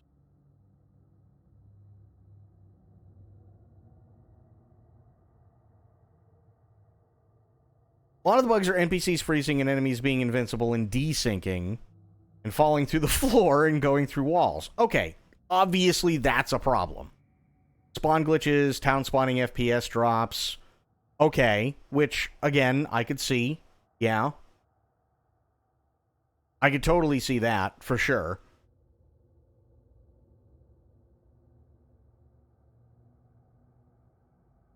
Hearing mechanically something isn't coded correct sometimes. I mean, that's literally GSC Games World in a nutshell. Like, again, the first game You have to play it on the hardest difficulty because it's the only way to actually play the game without everything being a bullet sponge. You know what I mean? Like, that's GSC in a nutshell. Like, that happens all the time. I was telling a story earlier where when I played the first Stalker, I'd be walking down a road and I'd be hearing like gunshots off in the distance to the point where it shouldn't be an issue, and all of a sudden I'd catch a stray bullet out of nowhere and just die. Why? Because he's not bug, he's feature.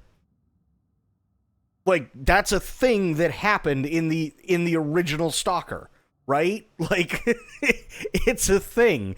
They've never been known for, like, the most... And I hate to use the word because it's not the right... Like, I wish I had a thesaurus, but competency sometimes eludes them. You know what I mean? So... They already are addressing it all, though, so expect patches by the time you play. Which, fair. I mean, that's kind of par for the course, unfortunately. Nowadays, it's like you release the game, and they have day one patches. So I'm not entirely surprised. You cannot. Ow, ow, ow! Easy. To me! Follow! Follow, boy. Got company back here. Oh, no. Okay, okay. We're almost there, right? Archers ahead! Seriously? Oh, God. Jesus. Nice job, by the way. Hey, I'm a Drake. You okay? All right. No. Just hold on.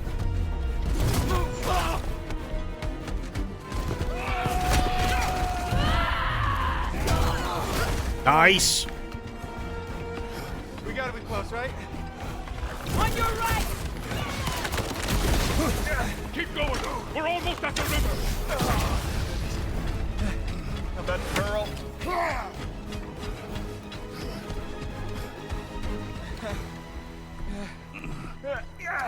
Apparently the anomalies are pretty buggy too. There's cases of invisible ones you should be able to see just making you blow up out of nowhere. Those are the funny ones.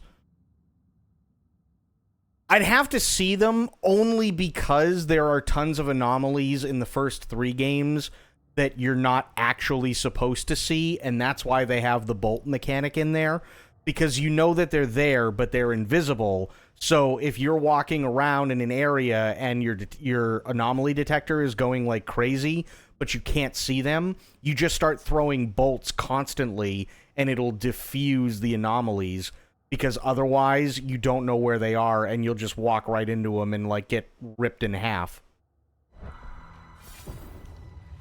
Where's the boat? Throw it in the river.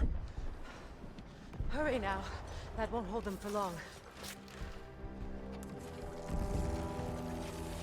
Whoa. Of course. Steve Bosnia. Freya's boat. They will regroup. We should go.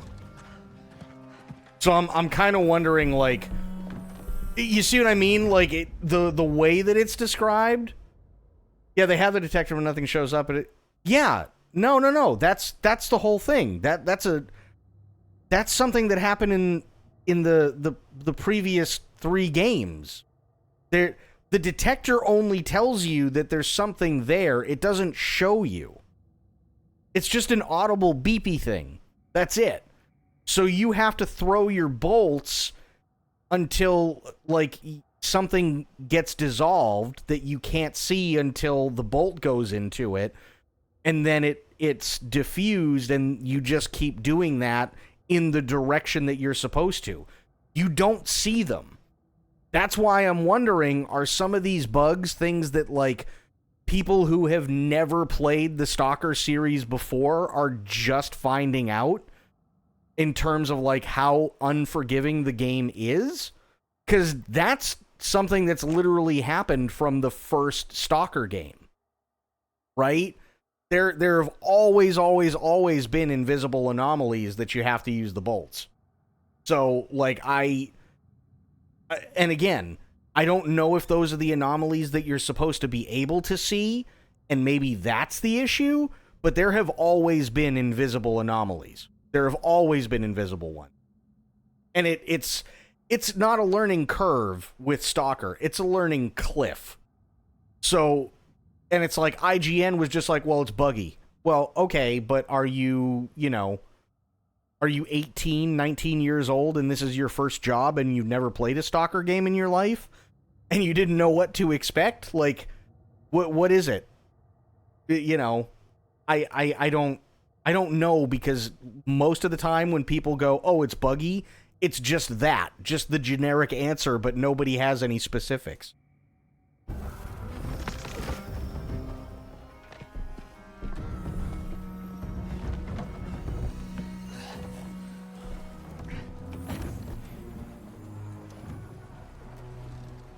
Because the game doesn't tell you this, right? You have to figure it out on your own in terms of using the bolt system.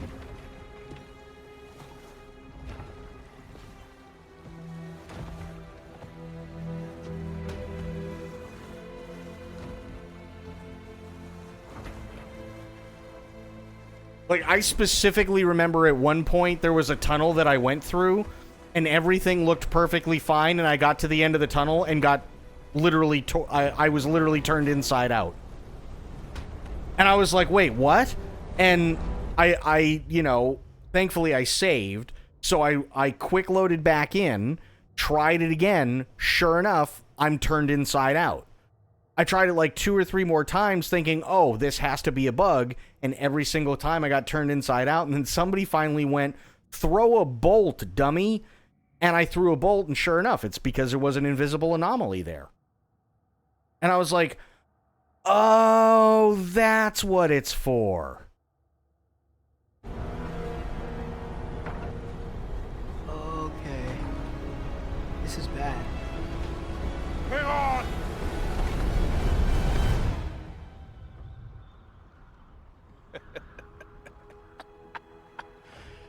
You should have seen your faces. Relax. One game I was really looking forward to this year, Assassin's Creed Shadows. I'm so upset that it's coming out next year, but oh well, what can you do? I'm gonna be honest. Ubisoft keeps shooting themselves in the foot. We've talked a lot at length when it comes to Assassin's Creed Shadows. Ubisoft has done nothing with this game other than constantly shoot themselves in the foot with it.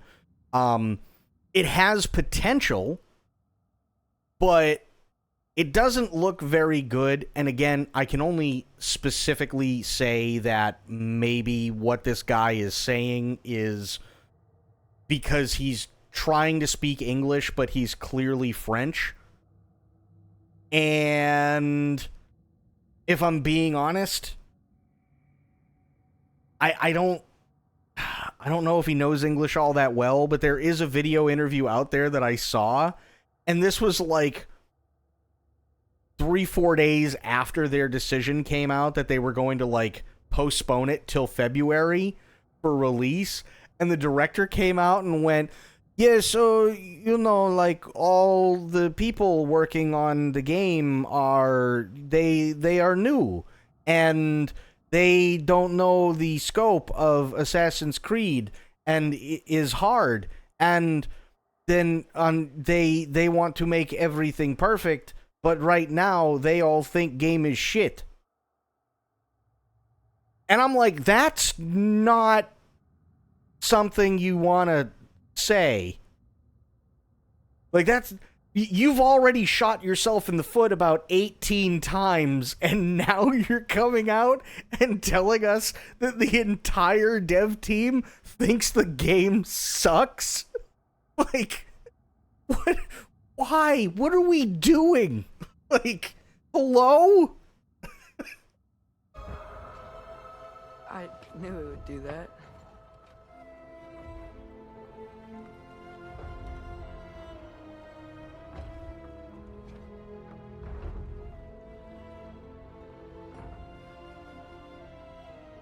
What's wrong with them? That's bad. Yeah, it's like, what? Why is this a thing? Don't tell us that your dev team thinks it sucks. That doesn't inspire confidence. There's another one! I knew this was going too smoothly. Little help? They're too fast! Look out!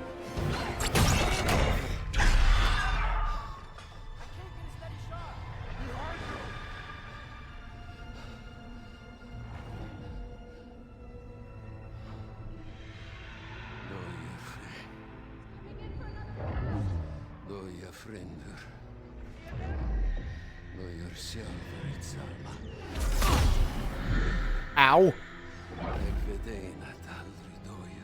That's a tall dude if he's dwarfing Kratos like that. No! For Vanaheim! Burger, no!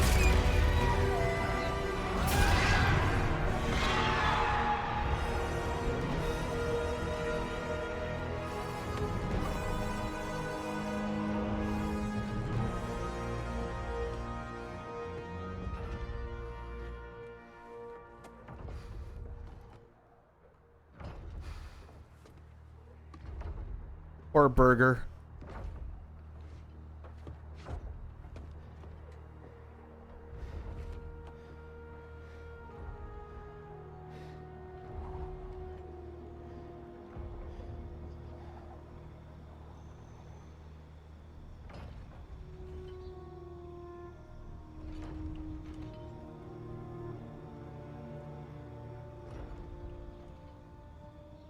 Now he's just chopped meat. He's not even a burger. Come on. You really think that's the end of Birger? You think he survived that? He's down there picking the dirt out of his nails with the beast's feathers. You'll see. It really doesn't say confidence at all. I really wanted Ubisoft to have another great game this year other than Star Wars Outlaws, which I absolutely love. The story of Star Wars Outlaws was so good, but at least the writing of that game was good. I mean, Star Wars Outlaws, the issue that I've got with Star Wars Outlaws is that Star Wars Outlaws, and I've seen people play it, Star Wars Outlaws is a game that, sure, the story is great, but the game itself doesn't lend you to actually being an outlaw, really, in any way, shape, or form. It's basically just the Star Wars version of, like, Metal Gear Solid. Because every single time you do something, it's like, this is a sneaking mission. And that's it. So, like, hey, the writing's good, and that's fantastic, but then throw in the fact that, like, they really, really, really want you to, like, only use sneaking, and it's like, sneak in, grab thing, cinematic where things go wrong, fight your way out, repeat. And a lot of people weren't happy with that, especially after charging people $130 to be able to play the game the date in which they originally promised it was going to come out. But in order to do that, they want you to pay $130 or pay $18 a month. And if you only pay the $70 for the game, then you have to wait 3 days. And it's like, ooh, that's not good. Yuck. Don't like that at all. That's kind of a really crappy thing. You know what I mean?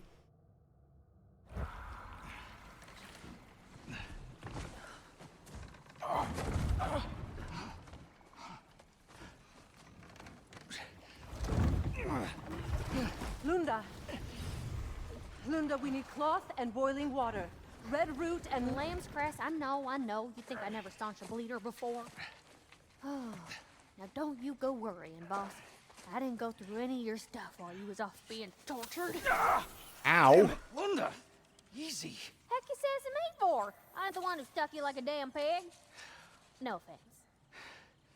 Freya, mind giving her a hand? We're just taking over entirely? Hold still. She'll just get you stable so I can take you to Sindri's house. The rest of my herbs are there. We'll protect the realm in your absence. The four of us. Vanaheim's in good hands.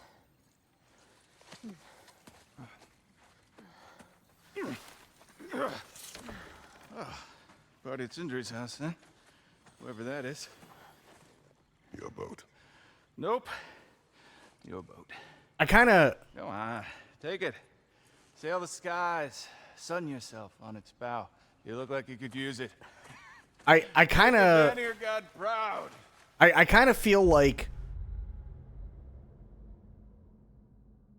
Ubisoft needs to get Assassin's Creed Shadows right if they want to continue as they are. Because Star Wars Outlaws, although I know that there's still a lot of people who do like it, and there's nothing wrong with that. If that's your thing, all power to you. It did not do commercially as well as they wanted it to, and they lost a lot of money. But I also kind of, and I don't want people to lose their jobs. That's the last thing that I want to happen. But what I would like to see, to be completely honest, is apparently there have been talks with Tencent buying out Ubisoft. And I know that sounds like a, oh no, dear God, everything's going down in flames. But if you think about it, Tencent already owns quite a bit. And Tencent, although they can be tyrants, they also get results. So I kind of feel that, like, if, and I don't know how big of an if, but if Tencent actually does, like, purchase or acquire, I guess you could call it, Ubisoft, maybe it'll get all the people out of Ubisoft that have been causing the problems over the last couple of years that don't know, they can't read the fan base anymore and they don't know what they're doing. And then it'll give people that, like, swift kick in the ass kind of deal. So the next game that they come out with is something that people are actually going to enjoy instead of just constantly shooting themselves in the foot, right? Like, literally Assassin's Creed Shadows has literally just been, we pissed off all the historians because there's not enough evidence to suggest something one way or the other. We pissed off the historians again because of how we treat the characters. We pissed off the Buddhists because we're making 3D models of a cultural icon that you can never get permission to use because it is a religious symbol. We've pissed off the people who were against AI because they used AI on some models and images, and then come to find out they were images of things that didn't exist till like 200-300 years after the events or the time frame that Assassin's Creed Shadow comes into.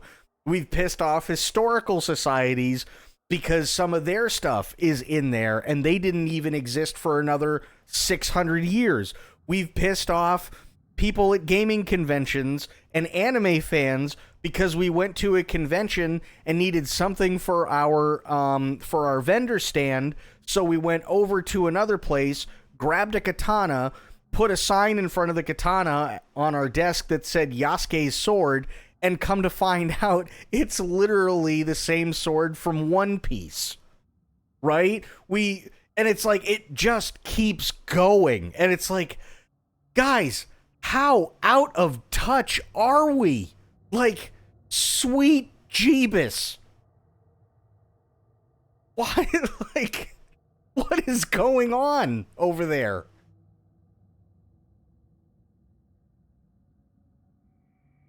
And now, like, you have the video surfacing of the director going, oh, well, the devs, they're new and they don't quite understand scope of whole thing.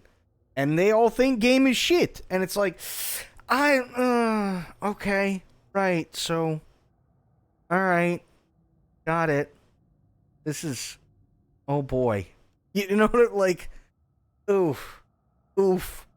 And This one, again, they're French. I understand it's probably not as big in France as it is here in the States. This one just makes me laugh. They said we are holding it back till February of next year, but they specifically said February 14th.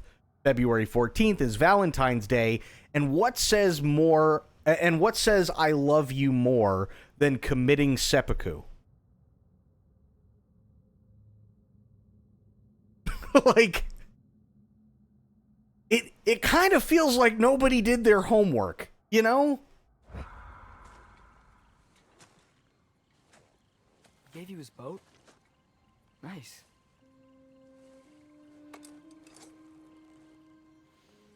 He left me no choice. Corporate is making them release games without the proper time to make them? I mean, that's been a thing for forever. Unfortunately.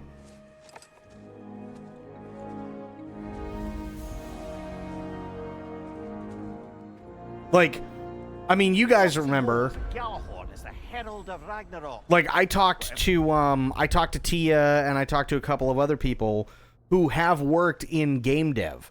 Tia has come out and chat and said, hey, you know, I used to do QA for game dev and stuff like that, and I've worked for, you know, one really big company and so on, and there's other people, and, you know, one of them has worked on AAA games and is now working on an indie game by themselves with a small group of people, and that's really cool. But they always say that typically the way that it works to make a game is, especially if you're an indie dev or you're a company that's owned by a bigger company, they sit there and they go, okay, here's our idea, here's our elevator pitch, here's what, you know, we'd really like to do. And the company just looks at you and they go, okay, let's cut the bullshit, get down to brass tacks. How much and how long? And they'll go, well, we need $30 million and it's going to take 3.5 years. And they say, you have 1 year and we're giving you 12 million. Take it or leave it. And then that's it, right? Now, if you take that offer, you're screwed because you're already under budget before you start production, and you don't have the time that you need in order to do it, which means people are pulling like 18-hour days, 7 days a week to make something that chances are isn't going to be all that good because you're under budget, right? But if you don't take it, then the company just goes, all right, well, thanks. See ya. And then you're no better off than you were before you got the meeting with them. At that point, you're still screwed. So, unfortunately, that's like how it works like 90% of the time. The only other way that it works is, say, like, and I'll just use Sony because we've been talking about Sony a lot over the last couple of days and, you know, with what they've been doing. Let's say Sony goes to a dev, and I'll use Concord as a perfect example. Sony goes to Firewalk Studios and they go, we need a game and it needs to compete with Overwatch, Counter-Strike, CSGO 2, Valorant, and there's Apex, right? We want to just dive in head first. We want to make something that competes with all of them. And then the studio probably goes, okay, all right.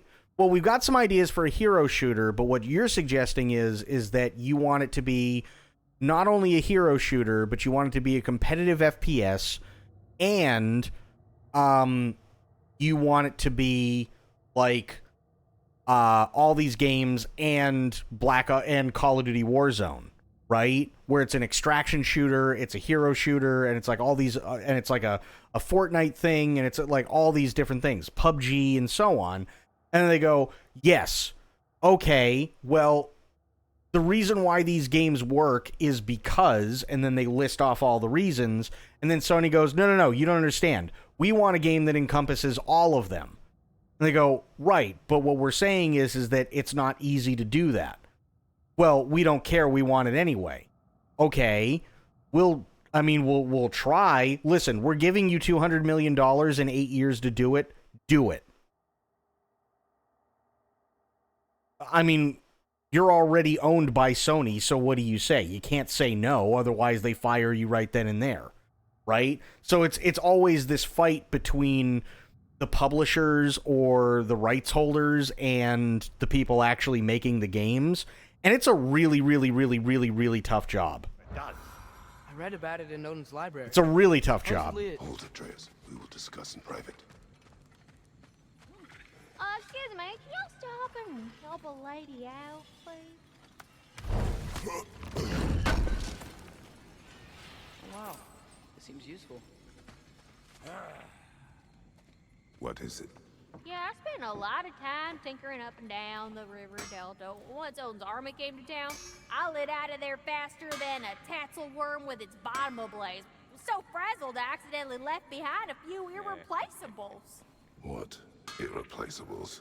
Well, just one, really. An orb. I'd be mighty grateful if you would find it. What is it? And if you come across any of my old, beautifully rusted armor pieces, I'll use the scrap to whip up something specially suited just for you. What is the orb? Just bring it back here and you'll make me happy as a sunbeam. What's the orb? Why is she not telling us? Keep an eye out for my old armor. I'll fix it up for you. Free charge.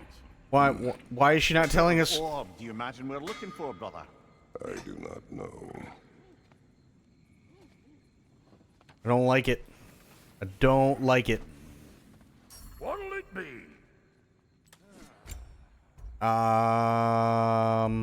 Ooh, this is upgradable. Yes, please. Nice. Okay. Upgrade the Blades of Chaos. Yes. Hot blades coming up. Upgrade. Yes. Nice. Spear. My luck goes down, though. Grants a rage burst. Ooh. Yeah, I do like that.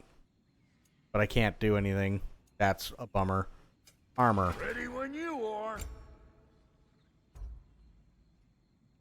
Defense goes down. That's a bummer.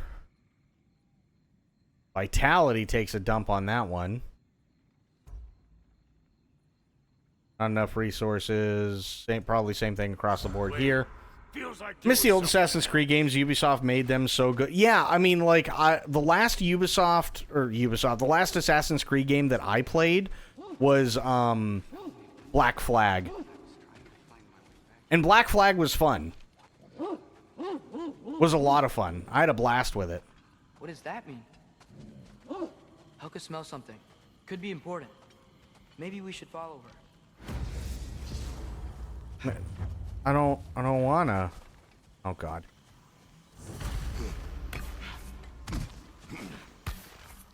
Tracks. Helka's. Black Flag was definitely fun. It was my favorite because of the pirates. I mean, that's totally fair. Absolutely. What do you want to do now? We don't have to go straight home, do we? Yes, we do. We're going straight home. We can always try finding Helka some other time. Joined late. Did Stalker not work? Heard some people were having issues. Well, that's kind of the thing, Medicine, is we don't know. There's a lot of people who are saying the game is really, really buggy. Thankfully, True read into it a little bit and said that there were issues with, like, some enemies that were, like, frozen, and because of it, they were indestructible, or, like, enemies phasing through walls or falling through the world or whatever. But they're already doing patches and stuff, so by the time I actually get to it, chances are that stuff will be gone. But most of the time when it comes to the reviews, people are just going, oh, it's buggy. Okay, but define buggy. Like, but because they never, like, go in depth as to what buggy is.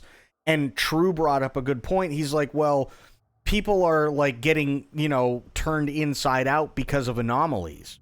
Because you can't see them. And it's like, okay, but if they're considering that a bug, then they're wrong, because they have invisible anomalies throughout all the Stalker games. You have to throw bolts in that area because all you have is this stupid little beepy thing. But you aren't supposed to see them, right? Yeah, exactly. There's areas where there are nothing but invisible anomalies, right? The only way you can get through is by throwing bolts in that area until it diffuses. And then once it's wiped out, then you can keep moving forward. So is it that the majority of stuff is stuff that, like, actually needs tending to, like people phasing through a floor or phasing through a wall or spawning right next to somebody when they shouldn't, or being invincible, or the NPCs freeze, because all that is very, very valid? Or is it that there's a lot of other ones that people think are bugs, but it's not actually a bug, it's literally how the game is supposed to be, such as invisible anomalies? You know what I mean? Because it, like, a lot of the reviews that we saw at the beginning of the stream, I'm sitting there going, okay, but buggy how? And nobody would explain what they meant. And it was really, really frustrating. So to hear that, like, people are complaining about anomalies that they can't see, and then I'm going, yeah, but you never saw them to begin with. That's kind of the point. That's why you have bolts.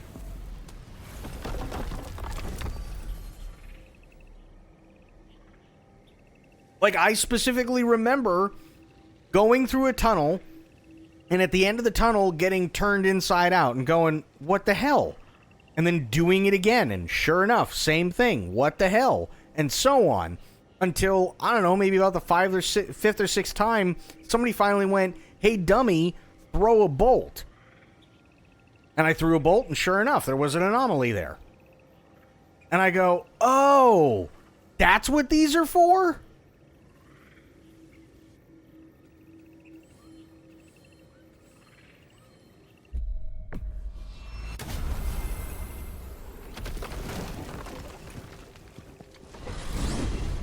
I wanted to tell you. I read something in Odin's library about what Gjallarhorn is supposed to do. If blown by a god, it sounds through all the realms and harmonizes the space between them. Blow it somewhere like Tyr's temple, and it would be like opening up all the realm travel towers at once. It's quite a vulnerability. Wonder why he didn't just destroy it. Some artifacts defy destruction. Well, Sophia, how you doing? are aware of this. Thank you for the bits. Good to see ya. I went right past the door.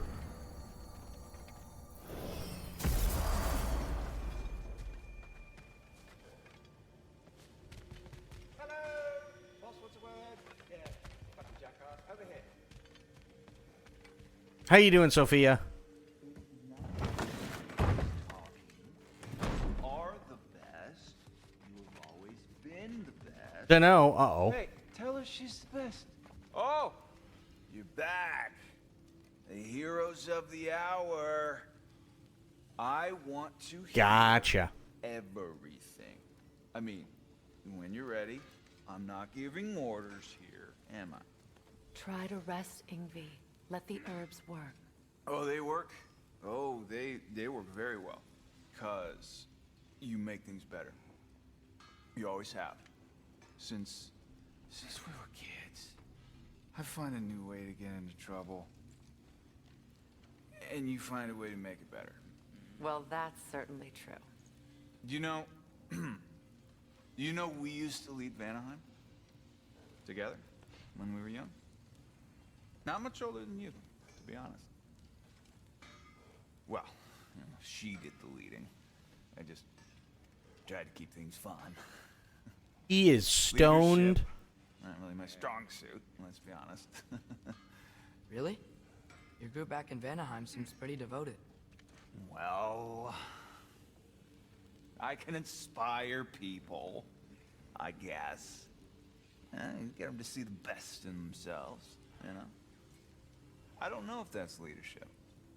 It's more like, Like a muse? Wait.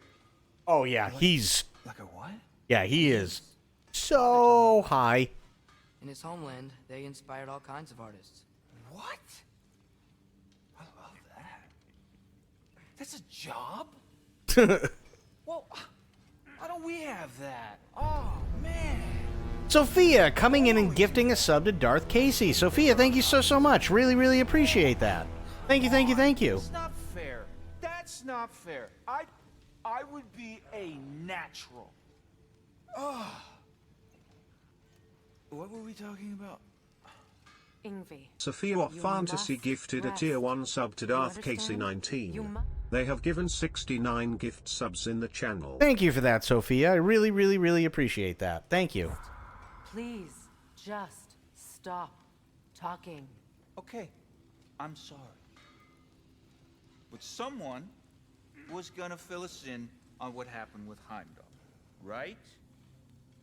Is that what's happening? Patience. Really, really, really, really welcome. Well, thank you. Okay. Hang on. I gotta use my super duper awesome trick to stop the controller drift again. Thank you, Sony. Hang on.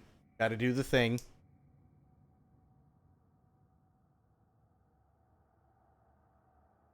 By the way, you're gonna love my trick for stopping controller drift. Stupid, but it somehow. Are you ready for this, Spectre? Because you know how much fun it is to have a controller that drifts. I don't even know if Spectre's still here, but if he is, I really hope he hears this one. Okay. In order to stop my controller from drifting, what I have to do is I take something like either rubbing alcohol or hand sanitizer, because hand sanitizer is a fuck ton of rubbing alcohol and it basically just evaporates anyway, and I put it around the outer edge of the analog stick, and then I just keep working it in until it dissolves and evaporates.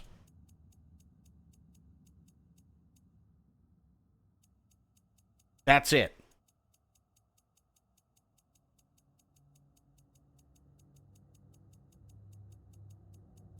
Yeah, hand sanitizer. Yeah. Well, think of it this way.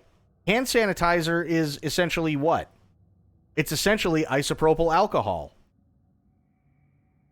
Which is what rubbing alcohol is. Rubbing alcohol is isopropyl alcohol. It's just alcohol in gel form.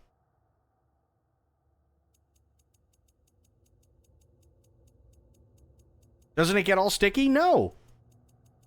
Not at all. Hand sanitizer, if you have like relatively clean hands, hand sanitizer doesn't get sticky. It evaporates. And then you're fine. Unless they have like that scented crap, then it gets sticky, but I never ever buy that. I just get like the dirty old hand sanitizer that's basically just isopropyl alcohol.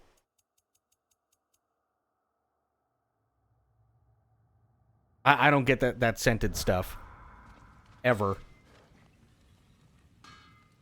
And see, look. Controller drift. Ta-da!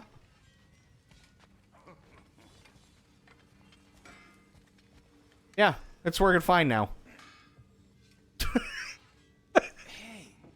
I literally just used hand sanitizer.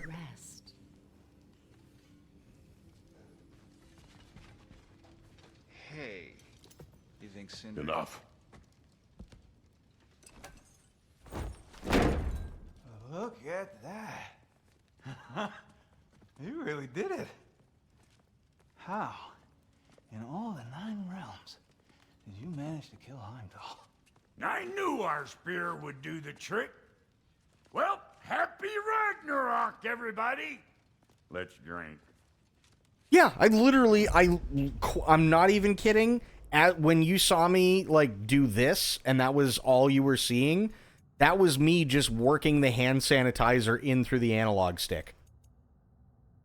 That's all it was. And it was just like, I'd put a drop on like, say like the 4 like cardinal directions, and then I just kept going like this, which is me just spinning it around either clockwise and or counterclockwise for like a minute or two, and then it goes away.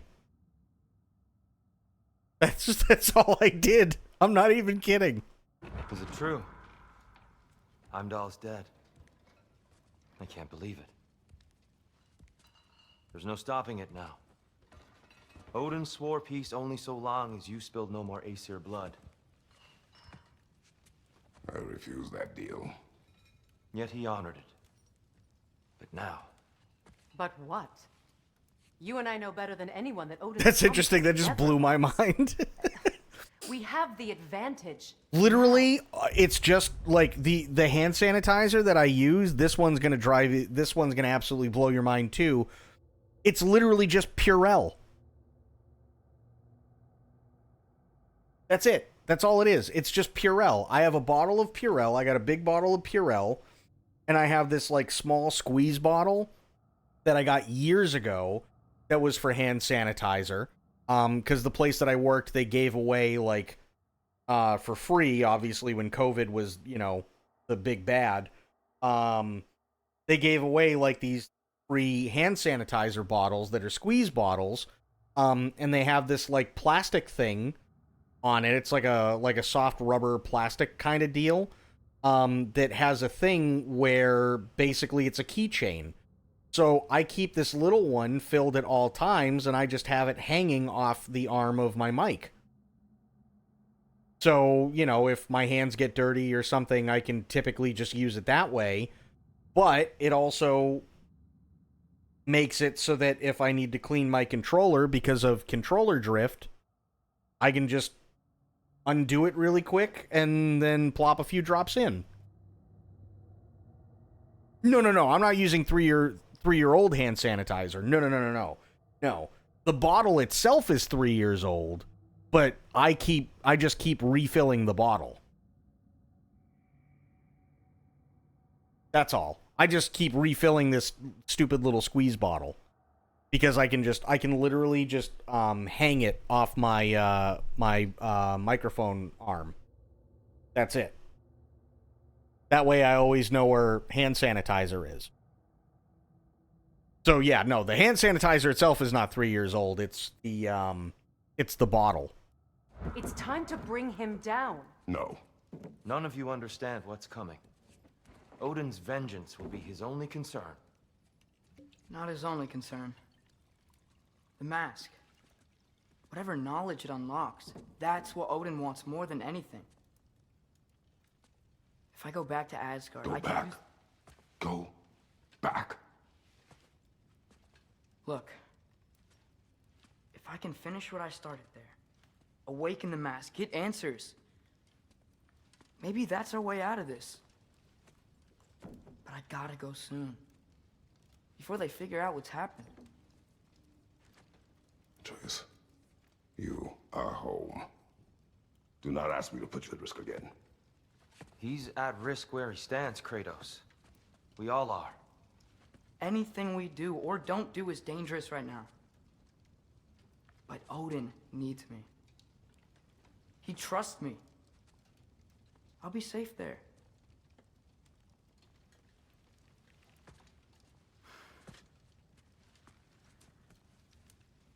From a tactical perspective, am I wrong? I don't much like it, but it is our best play. Dividing Odin's focus would buy us time. And give us a pair of eyes in the enemy's inner sanctum. But if there is truly a source of... I got another thing to blow your mind after this cutscene. You can't let Odin have it. Aye. And once he has what he needs from you... Then I lose my leverage. I get it. I'll be smart. Father, I can do this.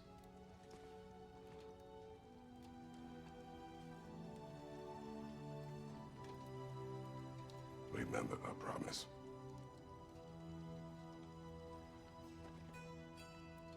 You too.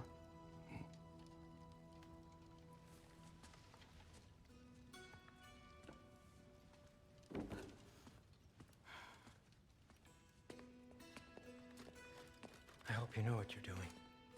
I do too, Sin. Well, I still want to hear how you did it. You mean how we did it? Aye, you heard me. And therein lies a tale. Okay. Here's a good one for you. This one will blow your mind as well. I have a fan in here. And this fan, well, I've actually got two fans. Because I constantly need moving air, right? It's just one of those things where it's like I always need to have some sort of air movement. And obviously, like central air will move air, but only when it needs to. And for whatever reason, I just need moving air, right? Years ago, one of my fans is this desk fan that my dad had, and he had it literally for as long as I've been alive, if not longer. So it's easily over 40 years old. Stupid little desk fan, nothing special. Well, I had it, I mean, after my dad passed, right? Like, it's my fan, right? And the grease inside the bearings of the fan finally gave out.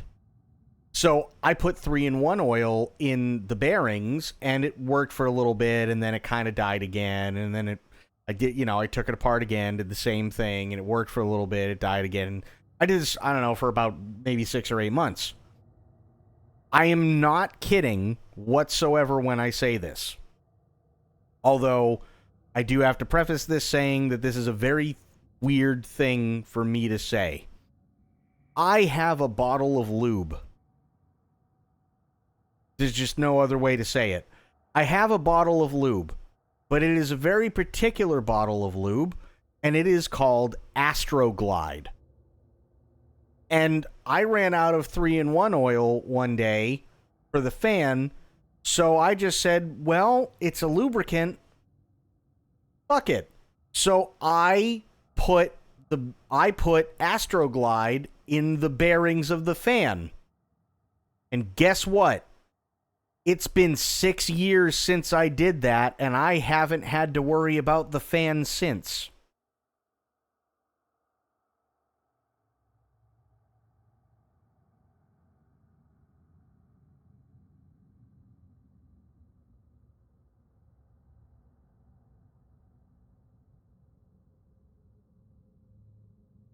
I'm not. That's a true story. That's an actual true story. My fan is working perfectly thanks to Astroglide lubricant.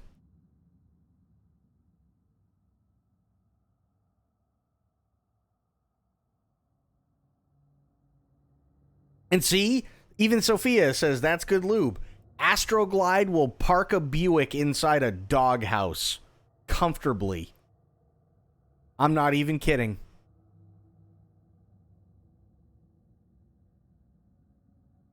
That would be great advertising for the product. You should contact Astroglide.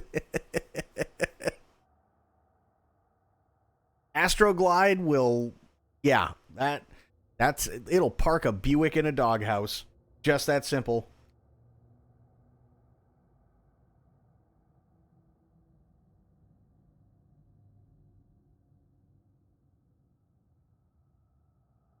Next stream would be sponsored by them. That'd be amazing.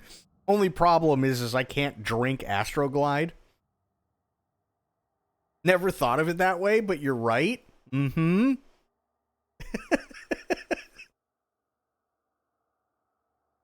Astroglide works.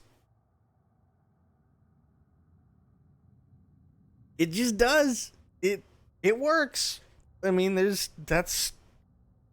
yeah.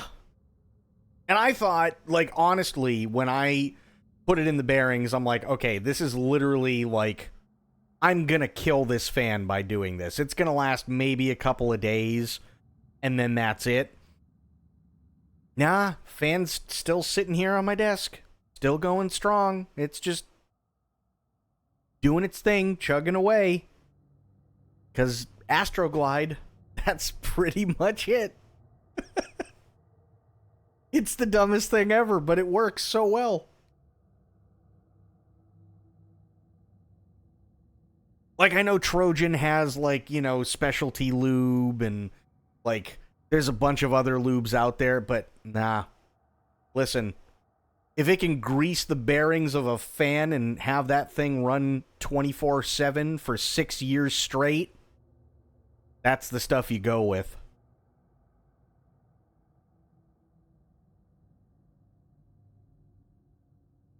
That's absolutely the stuff you go with. You expecting to beat this soon? I don't know how long the story is. I have no idea. This is one of those games where they keep, like, adding extra steps. It's fun, but... A quarter? Oh my god. Go back without this. There's no way I'm a quarter. There's no way with all the hours that I put in. There's no way. Please.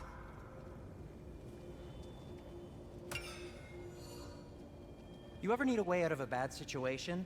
Throw this down hard and say wergi. One use only. Wergi. Okay. Thanks, Sindri. Say you're about three... Yeah, it's got to be like 3/4 of the way through it. Where am I going? Oh.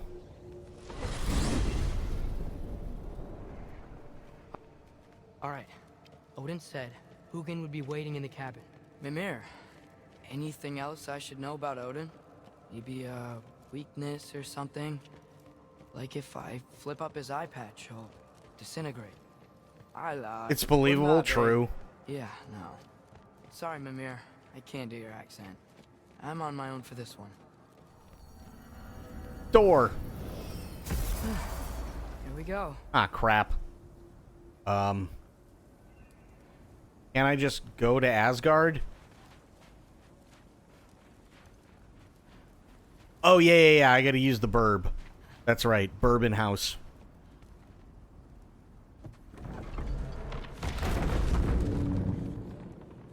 Not very far off the end. Okay, cool.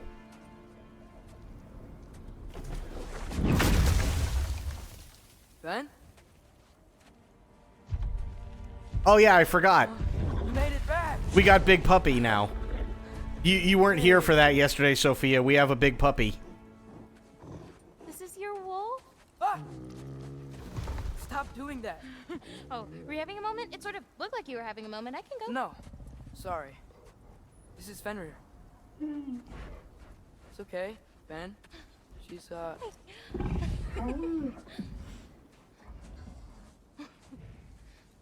I was right about your knife. Huh? I'm glad you found a place for his soul. Me too. Hey, how'd you find me here?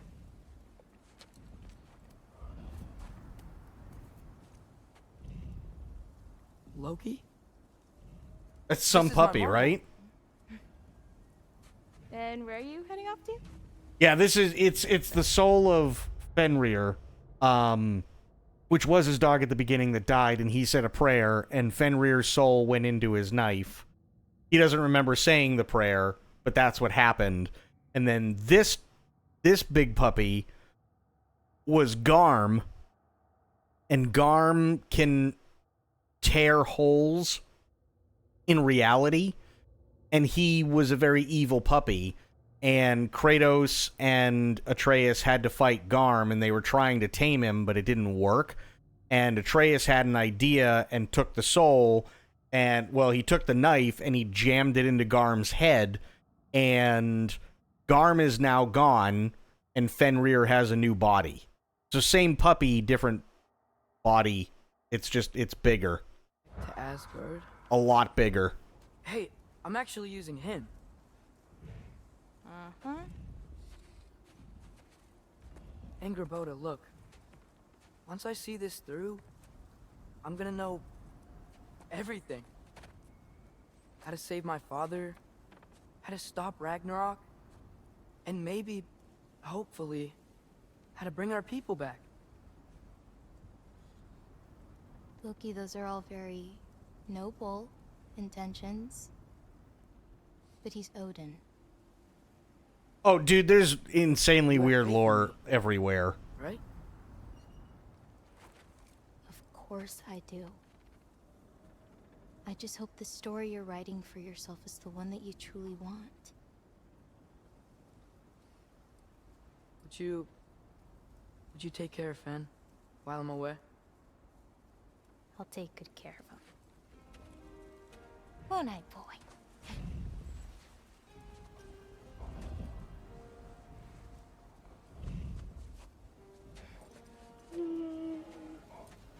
Be careful, Loki.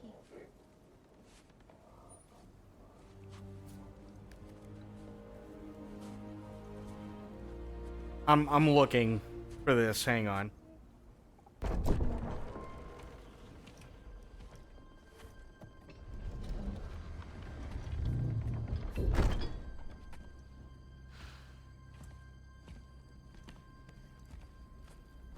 Okay.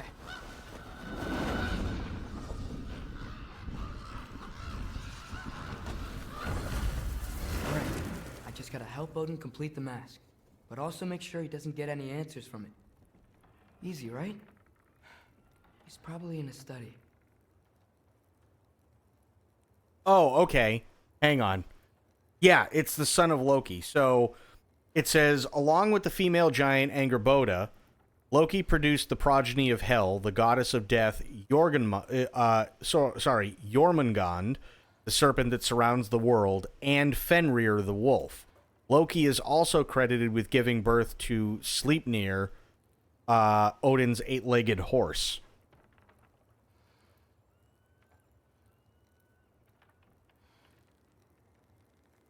So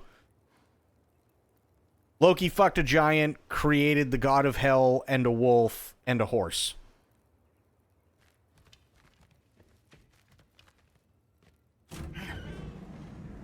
I don't know how that works, but yeah.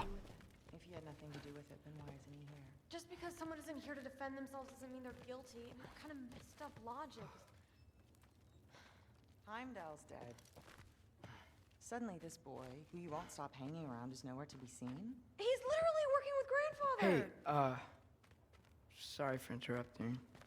You're not interrupting anything. Forseti's investigating, so the truth will come out soon enough. I hope it does. You'd better go. Oh. Okay. I guess I'd better go.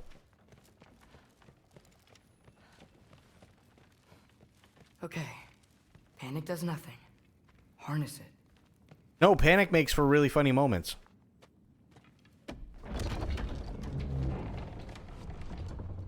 Heimdall's dead. Happen to know something about that? Anything? Well, I mean, everyone hated him. Sure. But have you seen anything? Something noteworthy? I mean, you know, he did sock through it pretty hard while we were out. Maybe someone found out? Got even? I don't know. Are you suggesting my son had something to do with this? I don't know. Honest. Well, I had to ask. Never believed you had anything to do with this. I'm glad you're back.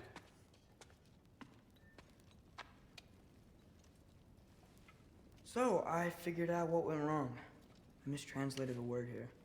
Did you now? I thought it said beyond the cry of cold breath, but it actually reads the cry of first breath. Well, that's somewhere else entirely. I know where that is. Young man, you've done it again. Go. Take the mask, take the sword, take the bird, find Thor. Nice! To Niflheim. Fat Thor! Perfect! I love Fat Thor. He's amazing.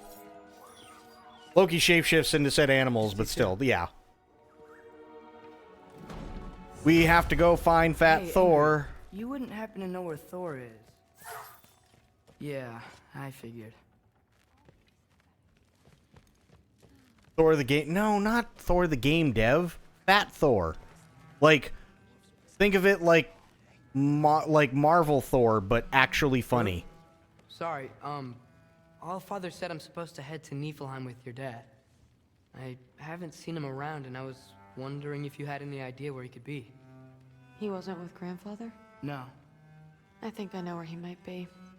Follow me. I, also wanted to talk to you about Heimdall. Don't. Not here. You're right. Later.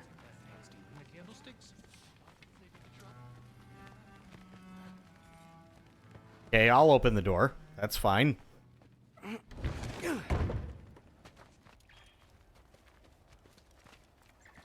Back in Helheim, I told you I'd help your mom understand how much becoming a Valkyrie meant to you. I wanted to, let you know that I meant it. You didn't. And you're still alive? I haven't yet, but I will. As soon as I come back. There'll be plenty of time to get under her skin later. Thanks, Loki.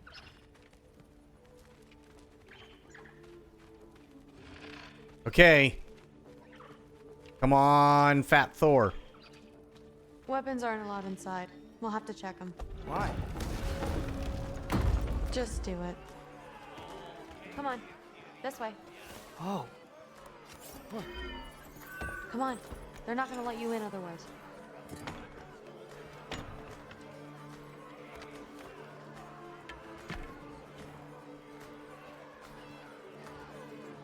Look around. He'll be here.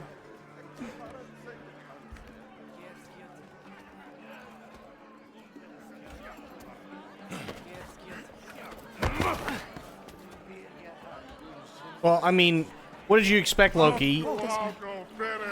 You were literally touching a man's boob. Like, what the fuck, dude?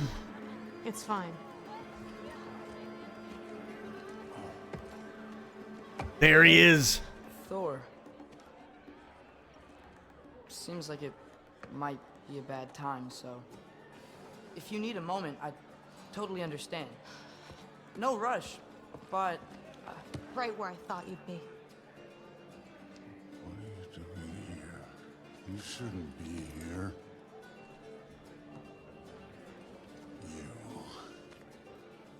You shouldn't have brought her here.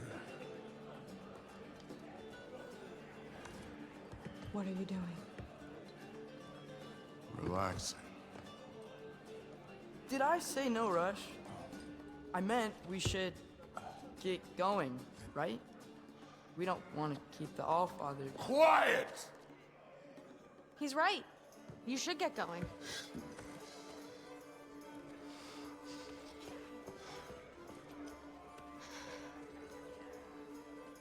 Dad? Don't do this. It's already done. Let it be known, the God of Thunder is good for two things. Killing giants and pissing me!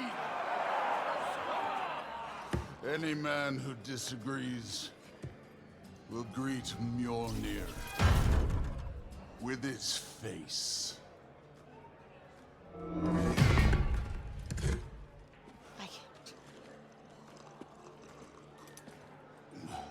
This isn't you. Thor... Hugin is waiting outside. Please, let's just... I said, quiet, boy. My name is...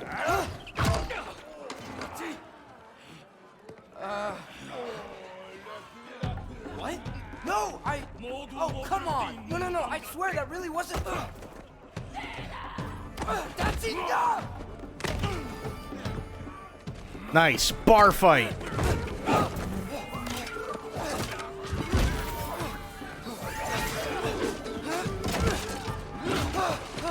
Oh, how I've missed this! And he's still got it.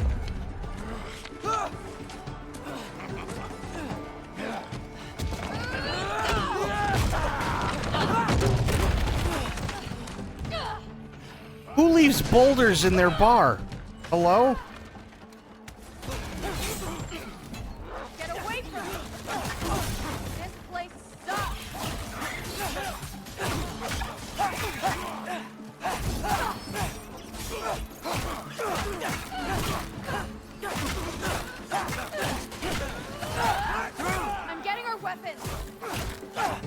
Is that like a thing? Is that like an OSHA sanctioned like boulder? Is that what that is?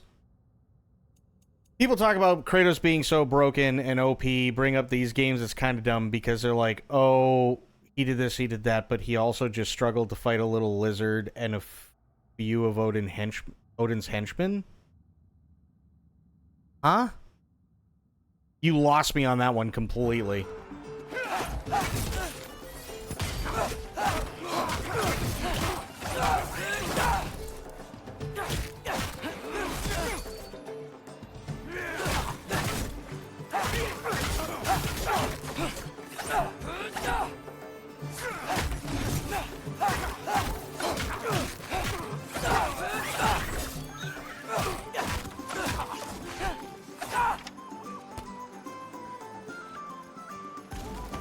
You could be helping more, don't you think? Thinking too much. Seriously?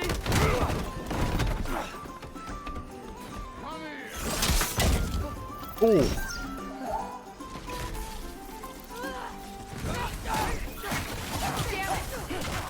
The door's right there!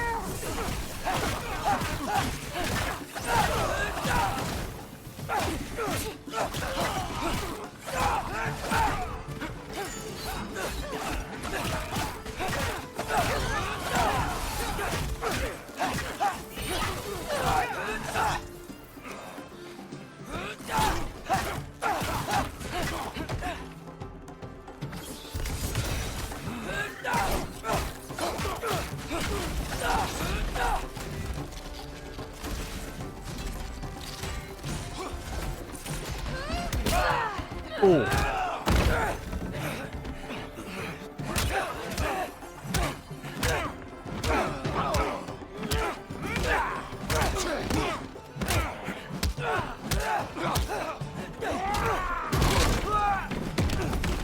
That was kind of cool.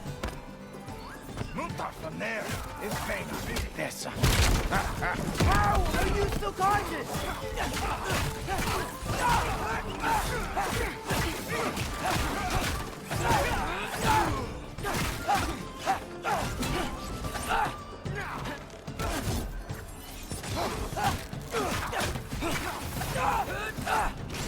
They put him up against the likes of Superman and list feats he's done in these games, but gloss over the fact that Kratos dies and gets beat up all the time by enemies that aren't even bosses. Like, it's inconsistent as hell. You go from fighting a guy like Thor as Kratos to fighting little mobs that give you a hard time. Right, but if you're using that logic, then that also means that Superman is a piece of shit because he can't make it through a load of rings on an N64 game in a specific time frame. You see what I mean? So it's like that argument doesn't really like stack up because for all the things that Superman can do, he also can't sit there and actually like protect Lois Lane whatsoever in Superman 64. He can't fly through rings because he's too stupid to figure everything out. And on top of that, he cannot beat Lex Luthor because the game itself lends it to the point where it's so stupid and so hard that you fail at literally everything miserably. You see what I mean? Like, that logic just, that's one of those things where it doesn't really track.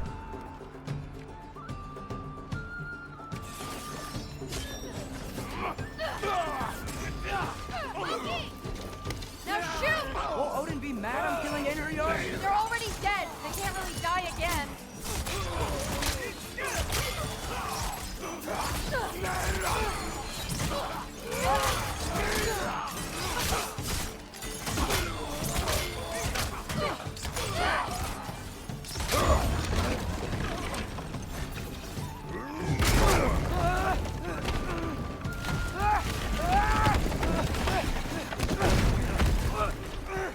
This is canon for Kratos. Any of these games, it doesn't matter.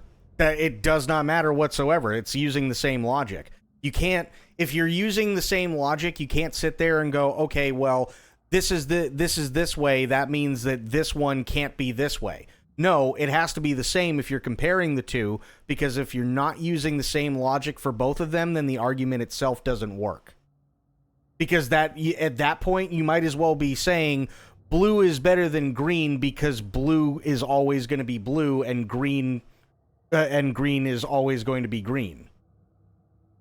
The logic is using what's canon. That's not what you said, though. That's not even remotely what you said. You specifically said that everybody sits there and talks about all these things and puts all the accolades specifically up against what Kratos does compared to what Superman does, yet he doesn't have yet Kratos is the one who dies a lot to a lizard. And if you're using that logic, then what you're talking about is the mechanics in the game and the player actually trying to beat the game, not the actual story. And if that's the case, then that means that you have to compare a Superman game to a God of War game, which means that if you're going to do that, the only one of note is really Superman 64, which means that quite literally, if we're using that specific mechanic and in-game and the player playing video game logic, that Superman is literally the worst fucking person of all time because he can't fly through rings, he can't do an escort mission, and he can't beat Lex Luthor. That's the argument, right? That was the argument.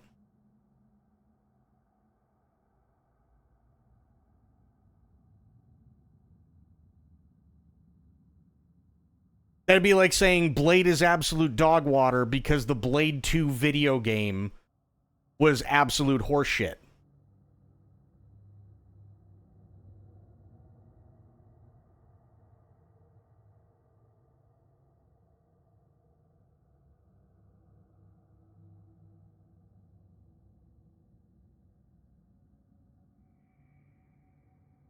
I didn't compare what he's doing in the game to Superman. I stated people put Kratos up against Superman all the time and use the inconsistencies of his games. Yeah. But the argument still stands. If that's what the argument is, they're using the story, they're not using the game mechanics. And if people are turning around and saying, well, that if that's the case because, you know, he's getting his ass beat by a lizard or something, okay. But then we also have to take into account and compare directly one-to-one, which means you take the mechanics of one game and you compare it to the mechanics of another game.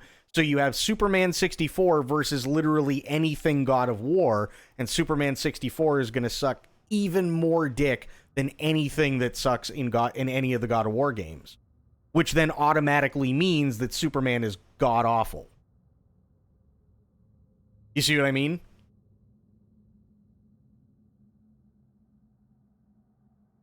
Like, you're playing out a story. That's why in video games, it's not one of those, like, that's why when you die, you automatically get to come back, because you are interacting with a story. Right? Now, if you read comic books, you are not interacting directly with a story. You are witnessing a story play out. If you're watching a Superman movie, you are witnessing a story play out. You are not interacting with it. The medium itself doesn't really matter, but if you're going to use the medium, a very specific medium, to point out inconsistencies, and you're going, and I don't mean you specifically, I mean you as in general, right? If you're going to do that, then you have to compare one-to-one, right? And if you're going to compare one-to-one, then the only real Superman game that there is of real note that anybody cares to bring up at all is Superman 64, which means that literally anything and everything that Kratos dies from or anything like that in terms of inconsistencies, like, literally doesn't even compare to the absolute disaster that Superman is in Superman 64. Because that's how bad the game was.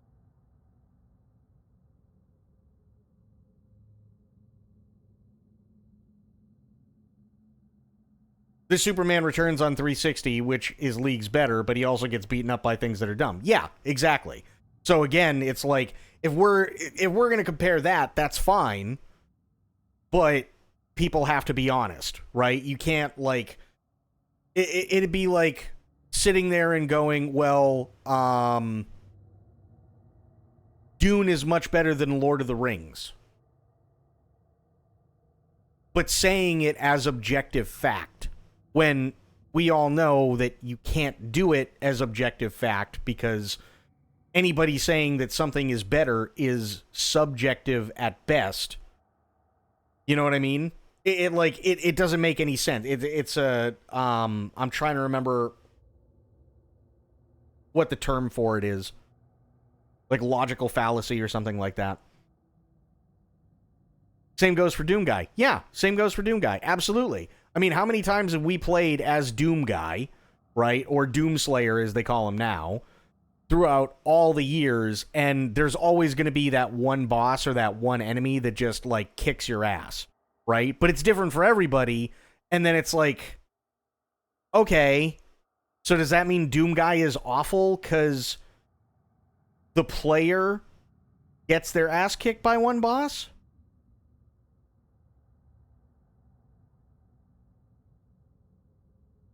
%, of what he's put up against, he beats because he defeated God and Satan and so on. Yeah. But then there's always that one boss or that one enemy that for whatever reason, like, kicks your ass. So, are you interacting, are we talking about somebody who sucks at the game interacting with the story and that's why Doom Guy sucks? Or are we talking about the overall story? Because if we're talking about the overall story, then Doom Guy is still insanely badass because it's just people interacting with the story itself.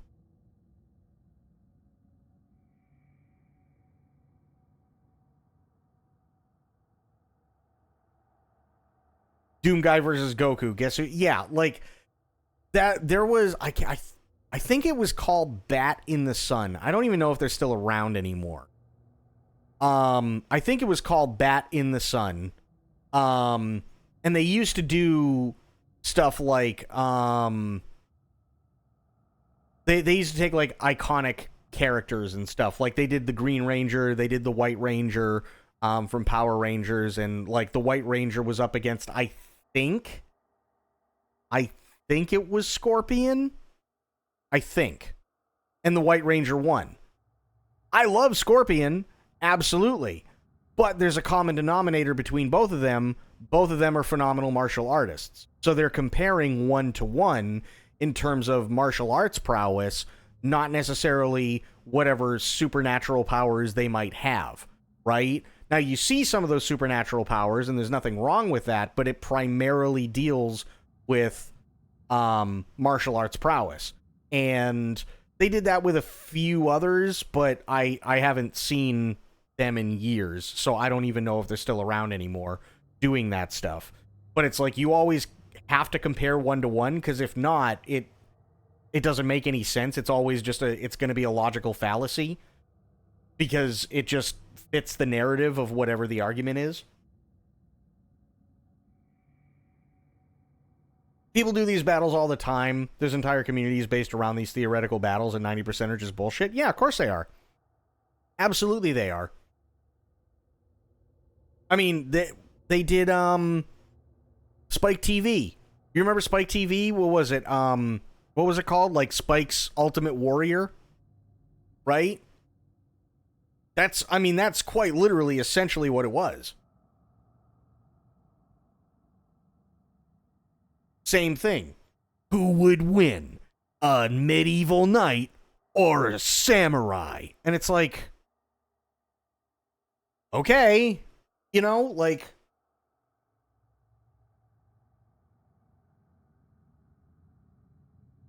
in No Realm is Kratos beating the strongest version of Superman. I don't know. I honestly, I don't know. Couldn't tell you one way or the other. Couldn't tell you. I'm not even gonna guess. But what I will say is, I've never been a big Superman fan. I really haven't. I think Superman is ultra boring.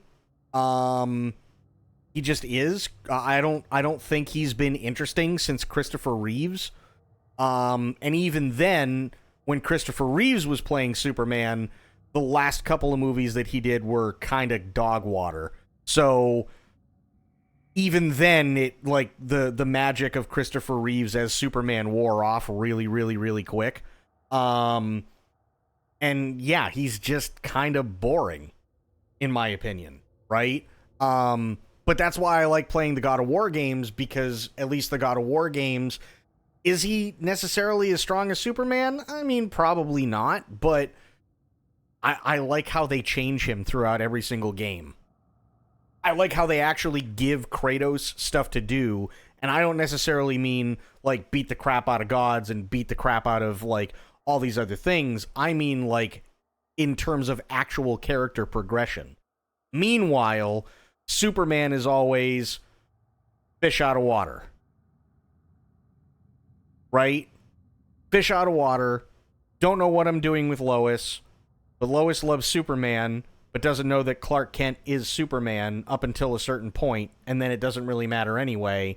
And then Superman has to go fight God again, and then buildings crumble, Metropolis is on fire, a giant sinkhole opens up underneath Gotham City, and all these other things, and Superman just has to fly around the Earth backwards to make Earth go back in time somehow, and then everything is okay, and then all he has to do is go back to the point before everything went to crap so that he can punch God in the face, and then everything's good. The end. You know what I mean? Like, he's boring, in my opinion. He is. And I know they've tried to reinvent him a million times, but it's like, I'm one of those people where if you lose me on one, you've lost me for all of them. That's just kind of how it is.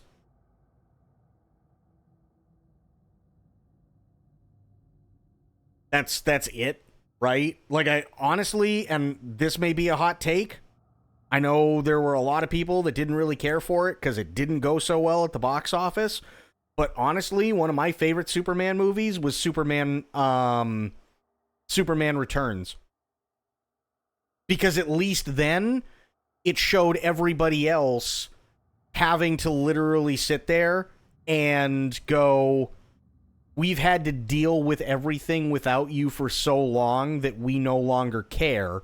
And Superman has to come to terms with the fact that there are people that did rely on him, but because he didn't do what he said he would do, people don't actually even give a shit if he's around anymore. So now he has to deal with that. Right?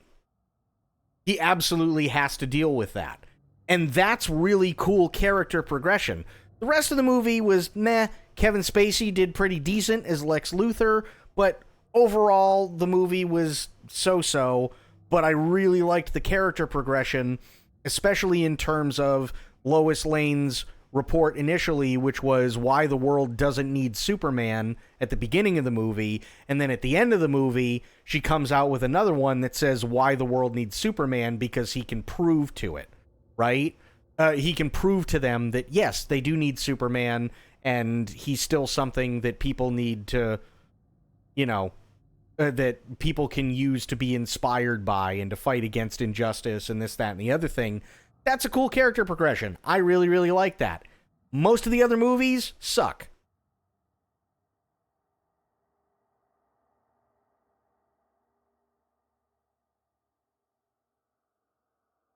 Speed alone, look at Superman. He keeps up with the Flash, a guy who's so fast he can time travel and phase through walls from shaking so fast and is a blur based off what we've seen of any Kratos version. He shouldn't be able to even touch Superman. He flies between solar systems at light speed. He's just broken and dumb. What, Superman is broken and dumb? Yeah, absolutely. Because they just keep making him more powerful. Then you have Kratos fans saying, oh, but Spartan Rage and Superhuman's done for, like, Spartan's Rage is some kind of cheat code. And that's what they always argue, is he beats everyone because Spartan's Rage? Have they even played the games? Like, what? Done lurking, that's enough COD for me today. Progressed into playing a raw, homegrown, grass-fed, fair trade, organic Idaho potato. Nice.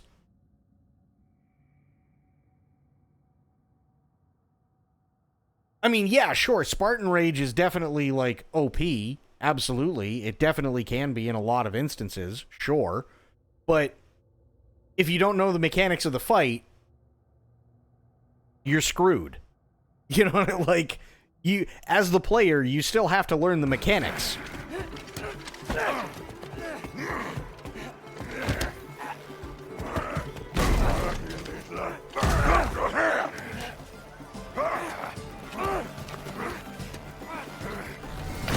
Oh, the shift, yeah. I know that shift very, very well. It's like, you're on rails and everything's going great, and it's just like, sweet Jesus.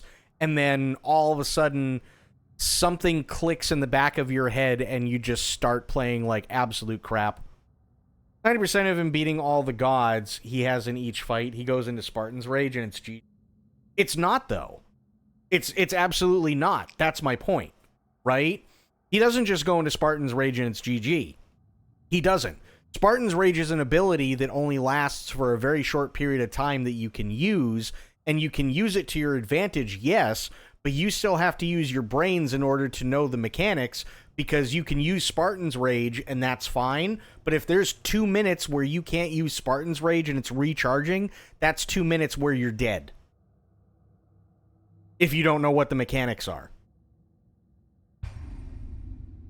So it helps, yes, but that's not the end-all be-all of it.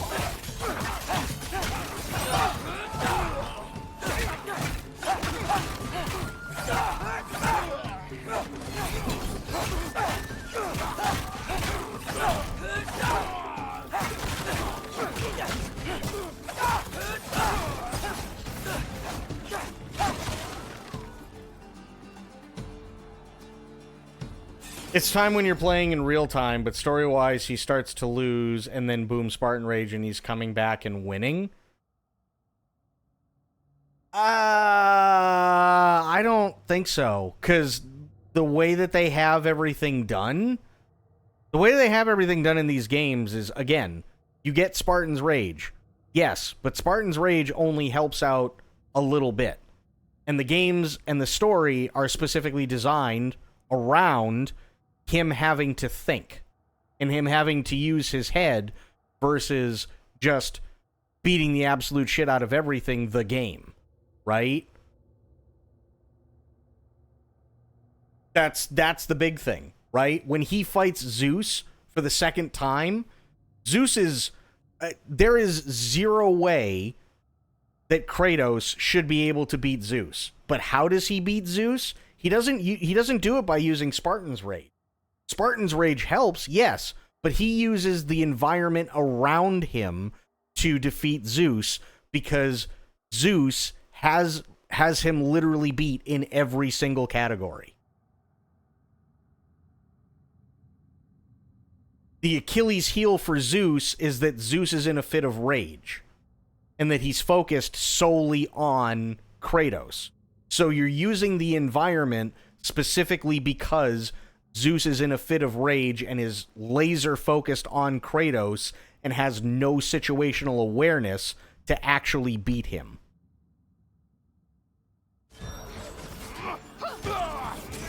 That's the story. Now shoot! Will Odin be mad I'm killing Einherjar? They're already dead. They can't really die again.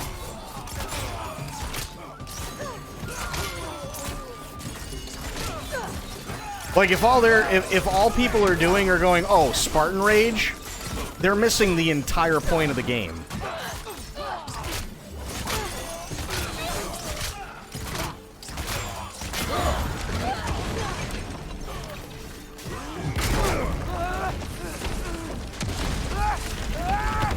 The quick time event is literally him going into Spartan Rage and spamming a button to smash Zeus's face in. He can't control himself. Again, that doesn't matter if you don't use the environment around Zeus to get him to a point where that happens. That's the whole thing. Right? If you just try and walk up to him and use Spartan Rage, you're dead. It doesn't matter. As soon as that Spartan Rage is over, because his health bar is so big, it doesn't matter what you do. Now you're out of gas. The whole point is that he has to come at the fight from a different perspective instead of just punch literally everything and kill literally everything because you're angry, and you have to make sure that Zeus is laser focused on you, and that's the entire point of that game. He is laser focused on you, and you are making him angrier and angrier, so when the time comes to actually fight and kill Zeus, you use the environment around Zeus to put him in the situation where the Spartan Rage is actually effective. Otherwise, it's literally just a MacGuffin. That's all it is, right? And like, a MacGuffin's only going to go so far if you don't have a story behind it, which is exactly what Spartan Rage is. Because if that was the case and he just Spartan Raged everything, although, sure, it would be a really, really cool beat-em-up, then the game would just be boring. You'd get incredibly bored and the story would have nothing.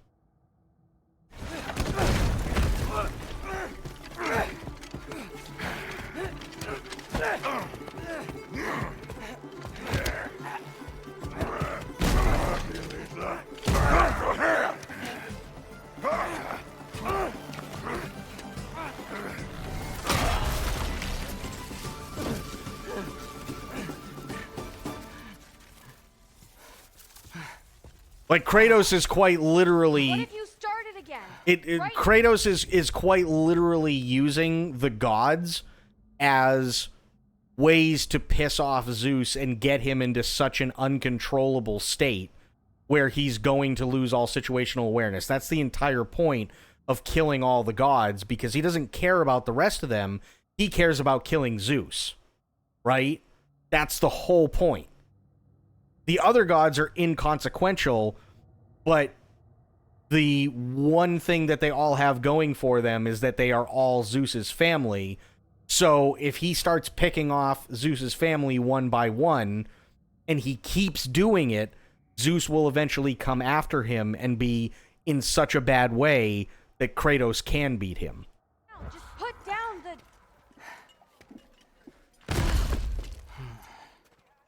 Grab his arms. Let's get him out of here. It's a good fight.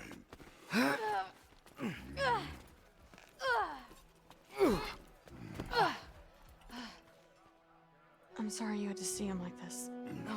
No, it's fine. Really.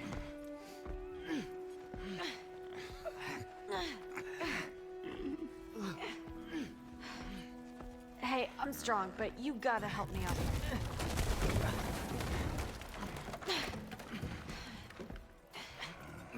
Come on, it's not that far.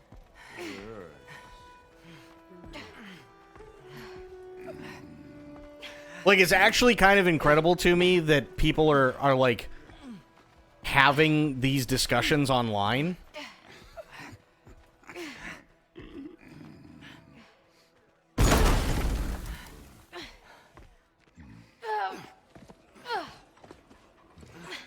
He also just has case after case of Spartan's Rage being his get-out-of-jail-free card and completely turning fights around, but they fail to see how it won't help him in every single situation no matter what. Exactly. Spartan Rage is totally situational. Like, absolutely 100% situational. Yes, there are millions, I mean, hell, even just playing this game, there are God knows how many times I've used Spartan's Rage to turn the entire tide of the fight around. Absolutely. But it doesn't make as much of a difference as people would think. That's for damn sure. Also, I have excellent Christmas news, as you know, as I know you love it. I don't, okay. Anyway, I bought more gonks. There are now 28 gnomes in my house, or 29 in your house. Sweet Jesus.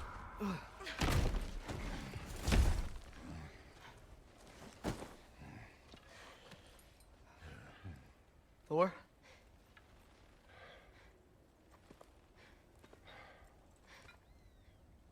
Get up.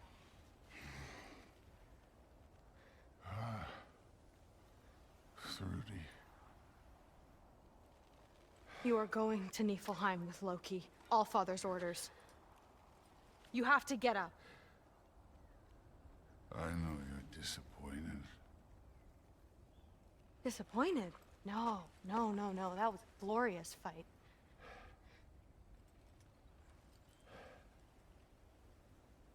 can't even say you're sorry this time, can you? Because what's one more broken promise?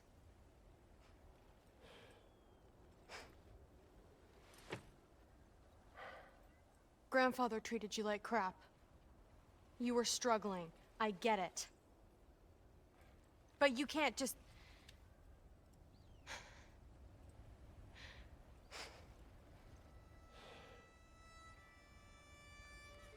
No, even Goku's powering up, even Goku going Super Saiyan is entirely situational.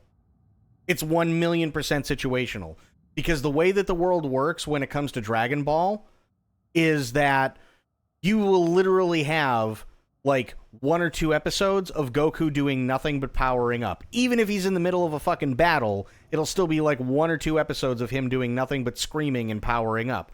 Which means that the world literally has to stop doing what it's doing and wait for him to do what he needs to do before he goes Super Saiyan. Right?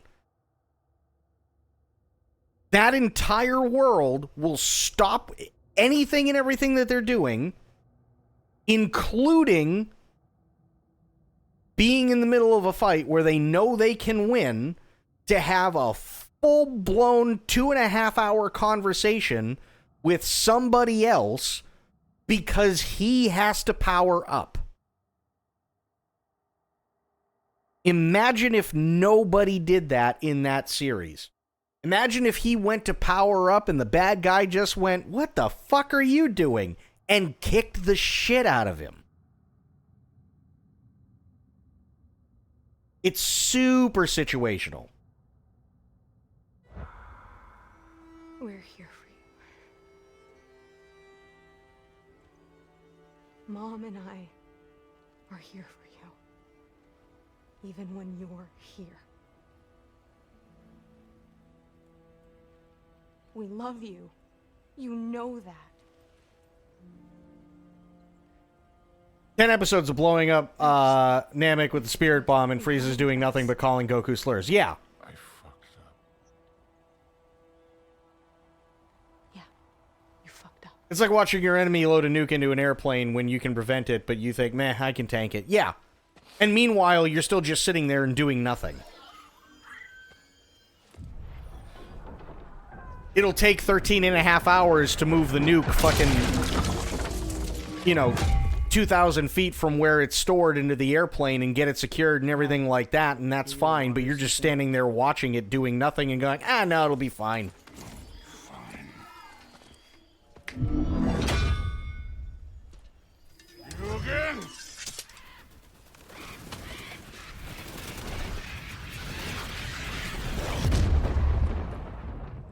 Let's make this quick. You in a hurry to get back to Asgard? Just get us to that mask piece.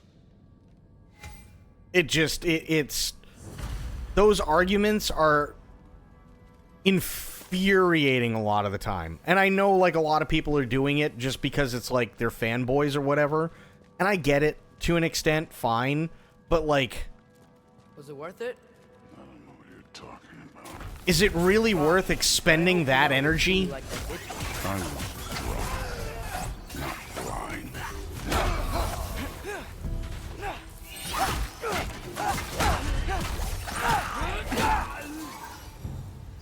Like, think of how many cures for, like, insanely deadly diseases, right? Like, we could... with all the brain power that goes into trying to figure out who's the quote-unquote best, right? Instead of pissing away their time, we probably could have cured cancer by now.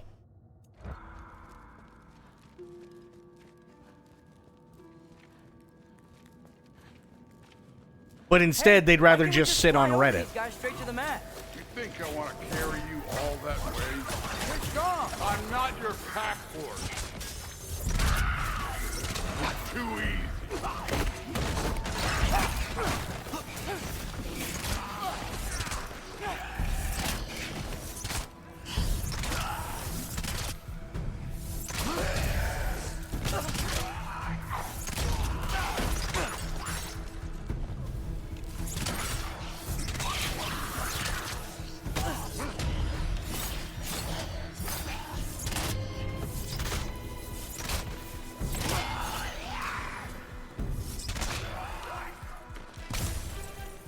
like watching your enemy. Yeah, it's just it doesn't make any sense. Who looks up to you? I hope you know that. Don't need a lecture about parenting from you. Just find the thing. Or like, what was that song? Ultimate Showdown of Ultimate Destiny. Like, funny, but Oh. Thor's puking. Now we can go. Awesome. Good job, Thor. You need to just... There you go. Thanks. Loki, you really keep trying to...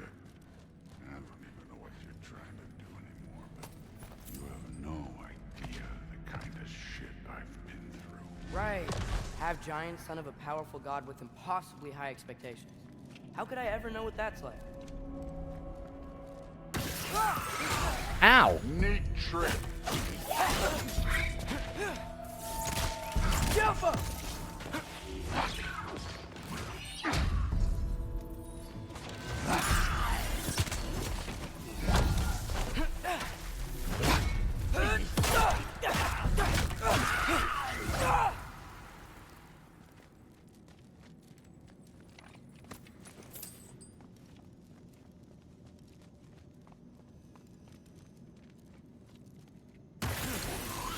Ow.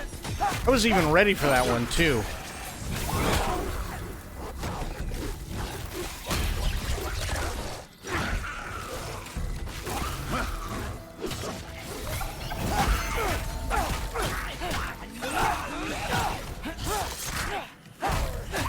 You know, I'm not trying to do anything.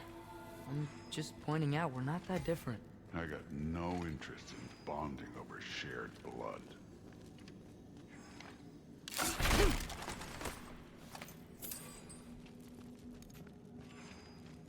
Christopher Judd, one of the best actors and voice actors. He's one of my favorite actors from Stargate. Oh, Christopher Judge? Yeah.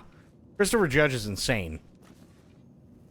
My mod, who I haven't seen in a couple of days, her name is Spoiled. And I agree with her on this. Wholeheartedly. Christopher Judge, apparently they're thinking about making a God of War movie or TV show. They are doing themselves a massive disservice if they do not get Christopher Judge to play Kratos.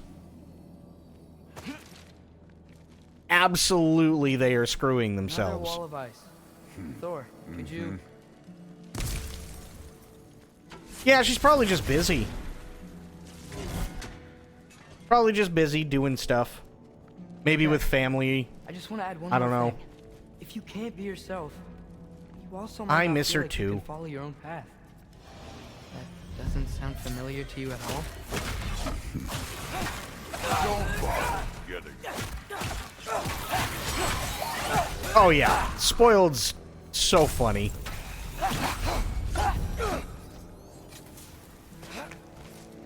So down for that. That's so awesome. I hope they do that. Make a God of War TV series or movie. My only issue with them making a God of War TV series and movie is they have to make it actually good.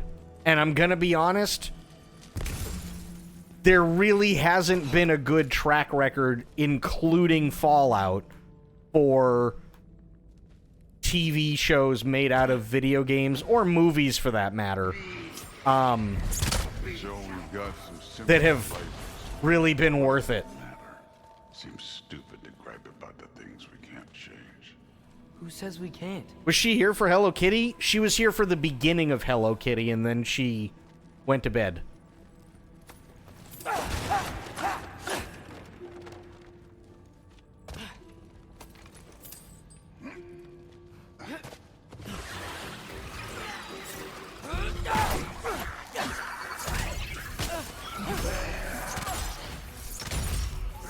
You take this one, kid.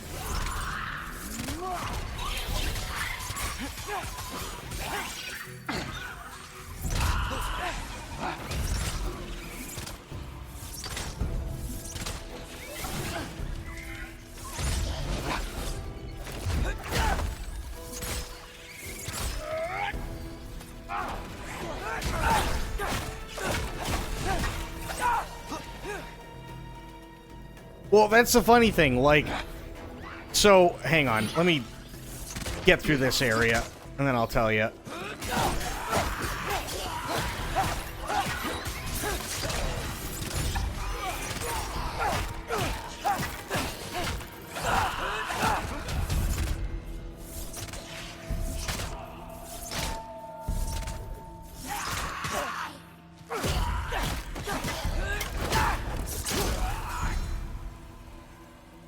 Oh, God.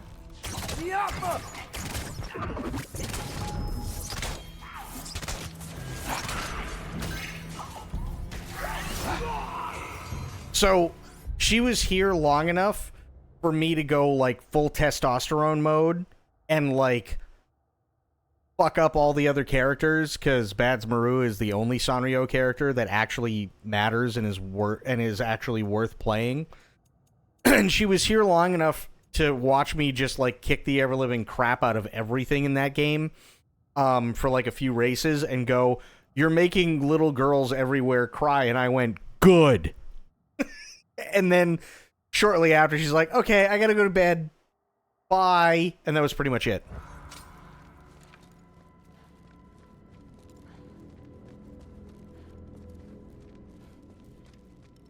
We're far from Uvalde's workshop, right? Far enough.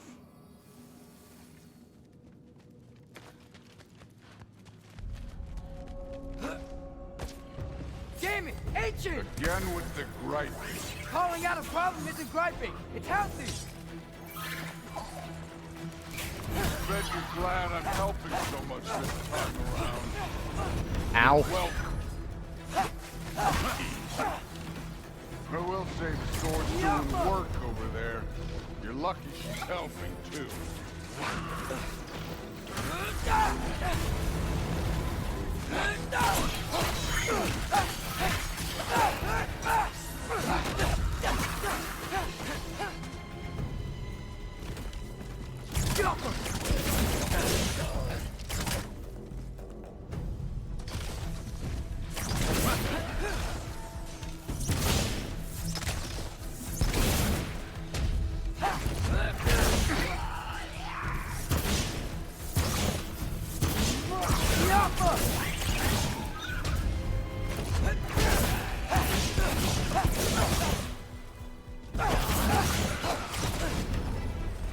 Ow.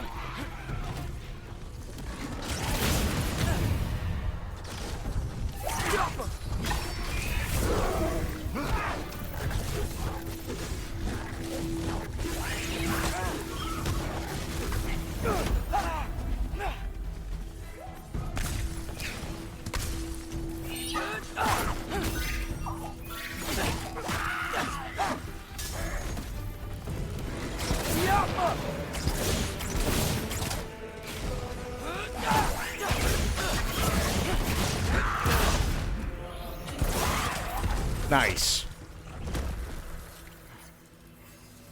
I love Hellwalkers. You just blast them apart. Poof. Problem solved. Don't have to think, feel. Where are we going? That way. Okay. Let me pick up all the other things.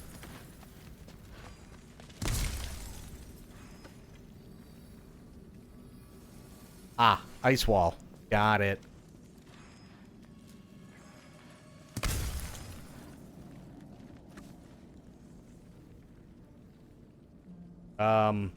Thor? Through there, just ahead.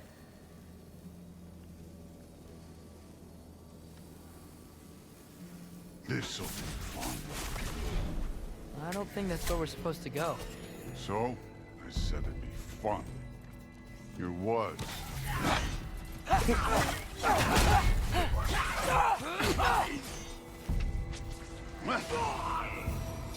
Okay, Thor, have fun.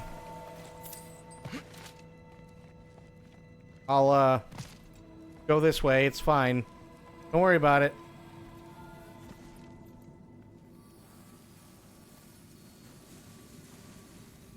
Can we go this way now? Please? No, of course not. You're absolutely shit-faced. This is going well, I think.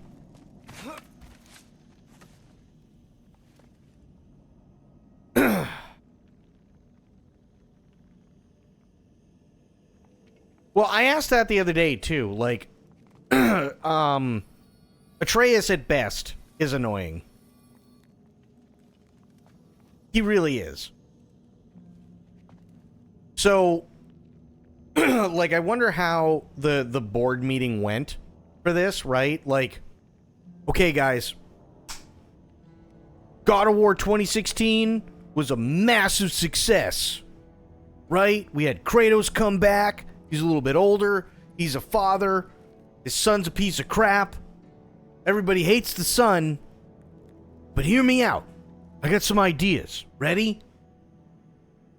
The color things that go around the edge of the screen. Those are too difficult to keep track of. So let's tighten that up in a little circle around the player. That'll do well. A lot of people didn't like the over-the-shoulder camera, which I get, because it's supposed to be like God of War, right? Camera's supposed to be farther out, so let's zoom out a little bit. Okay, we can get that done. More importantly, the thing we need to do is really need to make everybody play the person that they all hate the most. And then that way, nobody feels bad when he dies. And it's like, we wouldn't have felt bad when he died anyway.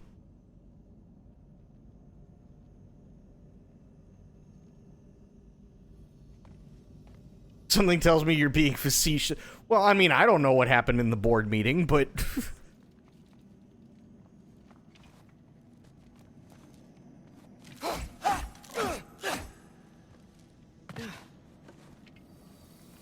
like playing a Batman game and having to play as Oracle. Yeah, but here's the thing when it comes to Barbara Gordon. She's really hot as Batgirl. Like, she just is.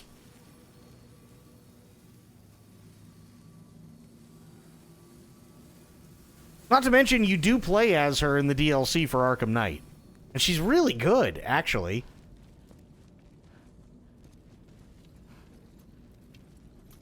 Wheelchair era, yeah. Okay, so what... Listen, Thor's not helping. Not helping anything, actually.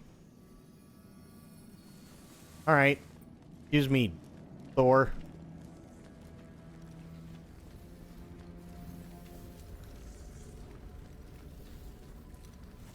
Thor, buddy, what are we doing?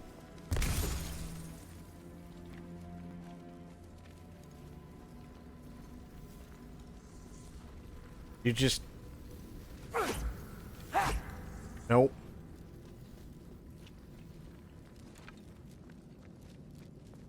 Okay. I mean, I know where we gotta go, I just don't know how to do it, because Thor's being a dick.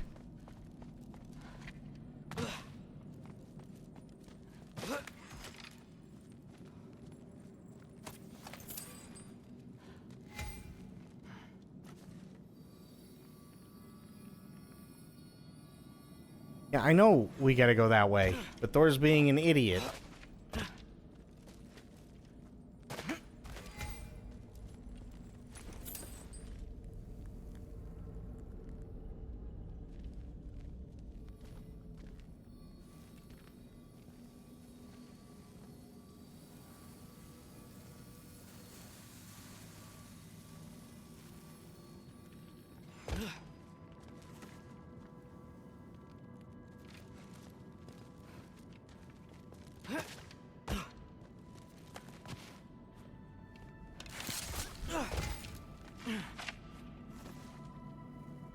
Thor, could you stop being, like, the world's biggest piece of crap and just help, please?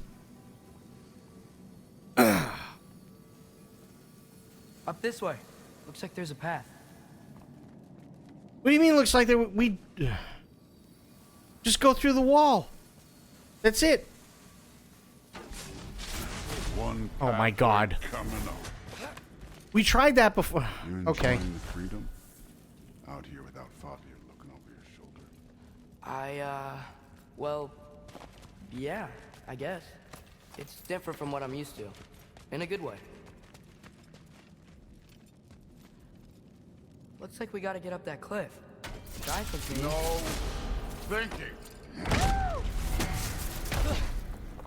It's better when I know it's gonna happen.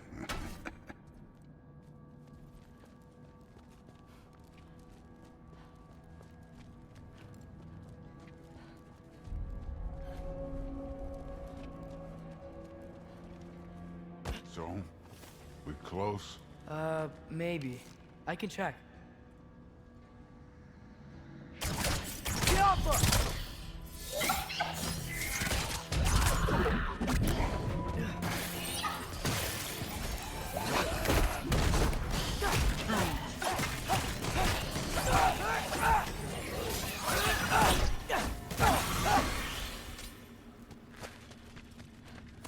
Here.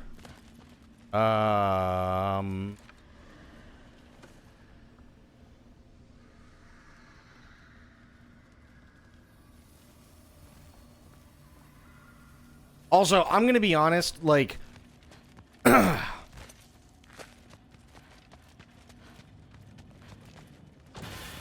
shorts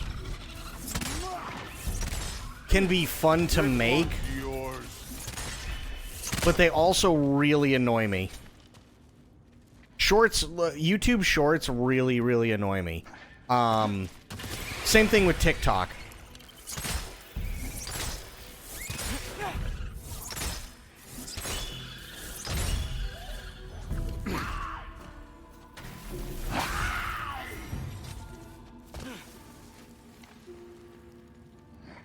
Thor, I hope everything goes okay when you see Sif and Thud again.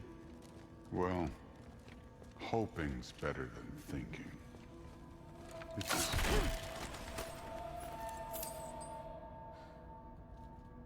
Like, it's not the worst, like, and I get it, right?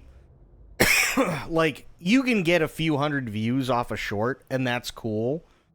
And it does take at least some kind of, what's the way to put it? It does take, like, some kind of vision, right? To take, say, like, a clip from YouTube or something like that that's funny and turn it into a short. And, by the way, you also do learn how to do a little bit of video editing for it. And that's cool, too, and I get it. But, like, the problem with shorts and TikToks is that... I don't want to put it this way, but for lack of a better effort, it almost feels like low effort. And I know it's not. I know, like, there's a lot of people who put a lot of time and effort into YouTube shorts and TikToks. There are people out there that absolutely do. You have, like, ones where it's professionally shot and it's, you know, you have all these, like, quick cuts and all this stuff, and or, like, especially if somebody's chopping up food, right? You have all those, you have, like, fucking 30 different takes for them to cut an onion, but it all happens in, like, 2.5 seconds kind of deal, right? That's not easy to do. That takes a lot of effort. I understand that. But there's a lot of stuff out there that's just really low effort. Really, really, really, really, really low effort. And I really like long-form stuff on YouTube a lot more. You know what I mean? Like, it's... And I get it. Like, shorts are the way to go. Shorts bring in a lot of new people, and shorts can get a lot of interaction between stuff, and... Yeah, there's a lot to shorts, absolutely. But it's the, unfortunately, shorts have the same problem that TikTok does, and it's that if you get stuck on a short that's crap, right? Especially if you're using mobile. If you get stuck on a short or a TikTok and it's absolute crap, then that's all well and fine, but it automatically, by default, plays it over again. So even if you don't like how the short or the TikTok itself came out, because you don't know when it's going to end, you intrusively are being made to count as a second view.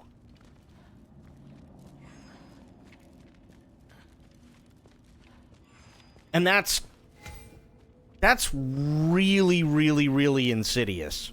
It's here.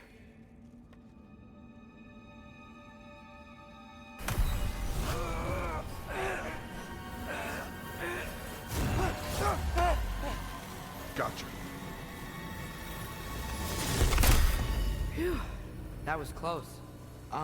Thanks, Thor. Wasn't about to lose that. Loki, you did it. We are on the verge of great things. All of our work together. You're welcome. I'm sorry.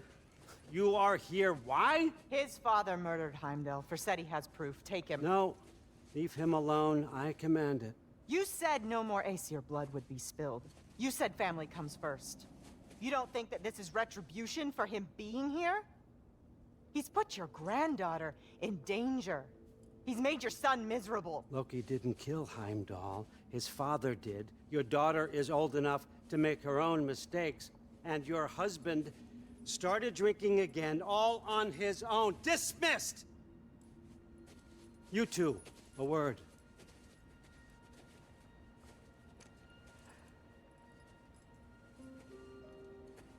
Can't you see what's happening? He's not protecting us. Magni, Modi, our boys. We used to tell them stories by the fire. Do you remember?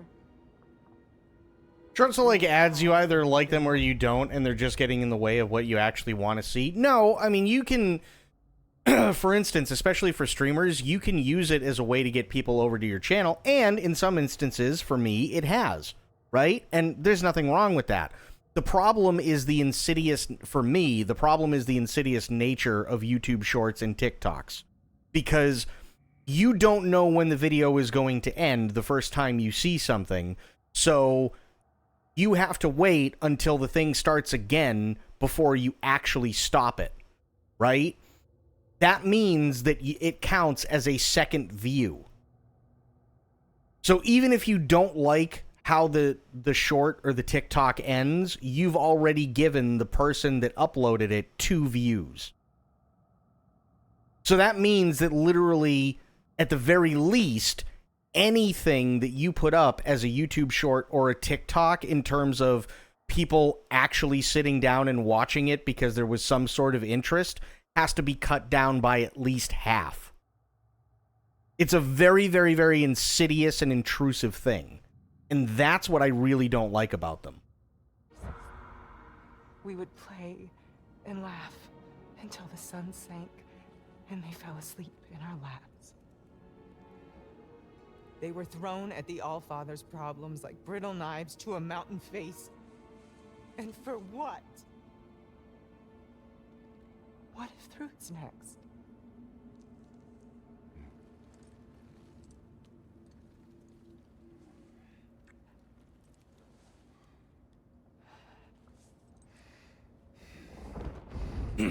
Like that Asian that Asian noodle thing that I made for dinner the other night.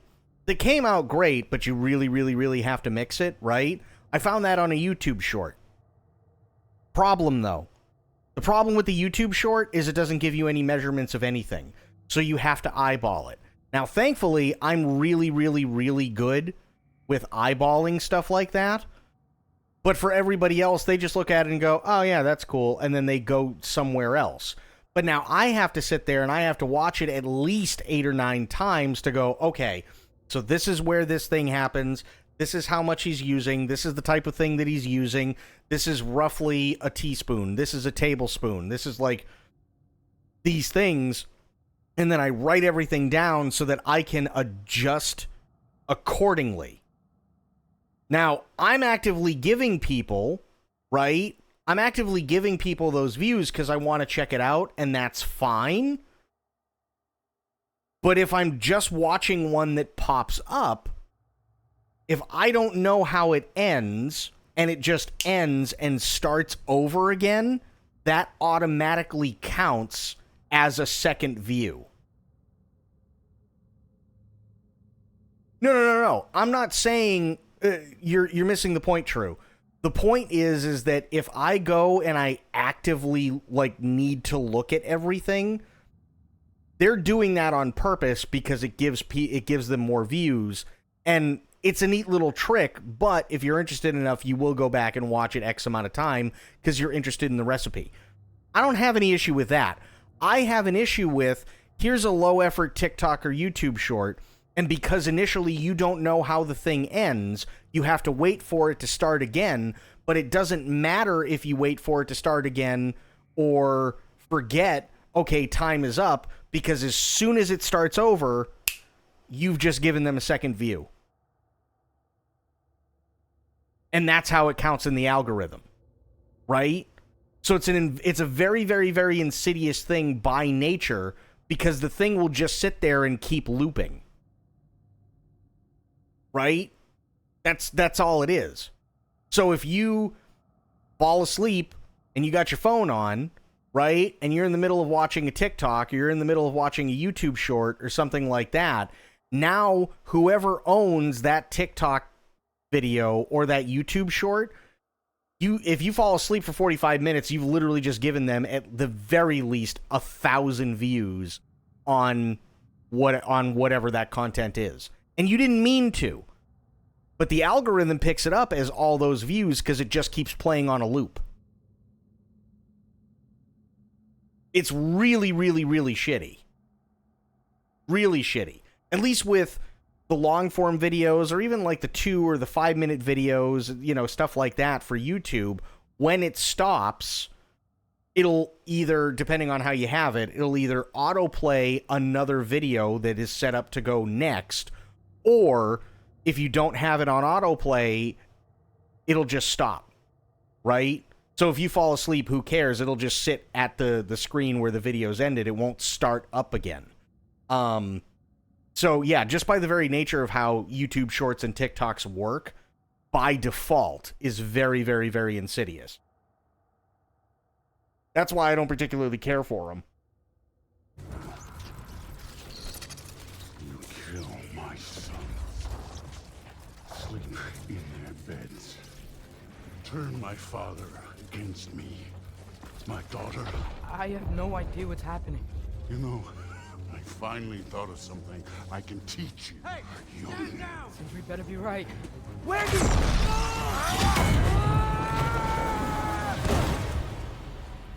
Sindri. Ugh. You sure know how to plan an exit. Atreus.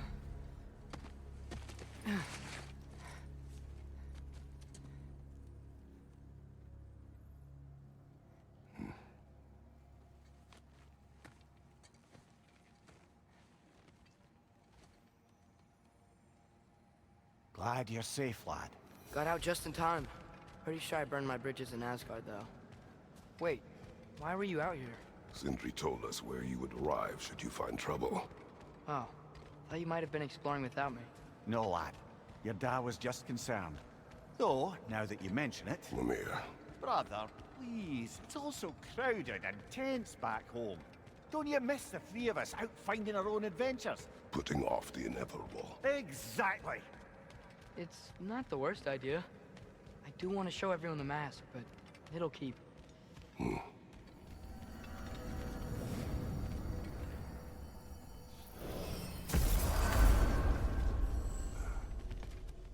Almost 11, yeah. Yeah, YouTube, like, let me put it this way. When I make a YouTube short, right, it takes roughly about 2 hours to make a YouTube short. Now, I'm sure that there are people that can do it faster. I'm absolutely sure of that. But if you want it to look good, at least in my eyes, if I want it to look good, I have to download the clip. Once I download the clip, I can upload it to something like Canva, which I do. I use Canva to make the YouTube shorts, right? I look at where I can start it, where I can end it. I have to put in the fade in. I have to put in the fade out.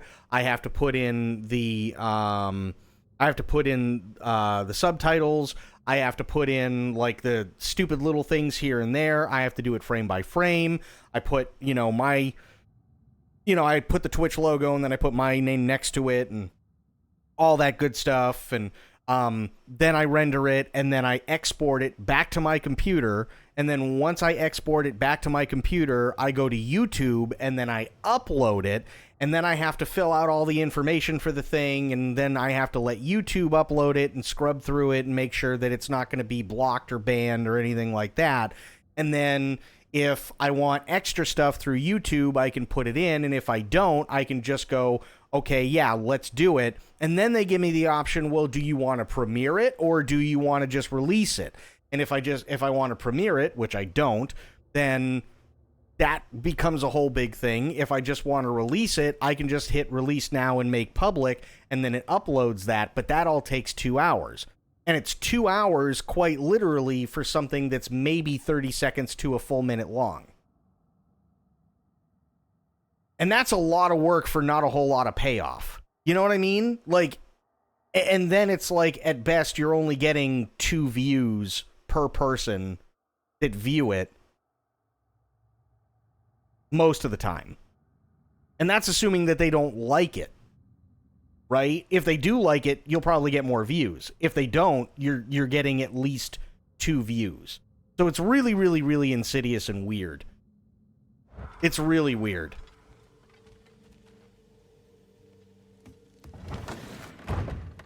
I'm back, everybody. Hey, you made it. I'll get here.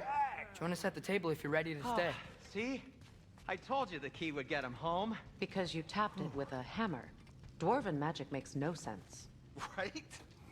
Luna one time made me a breastplate out of dog barks.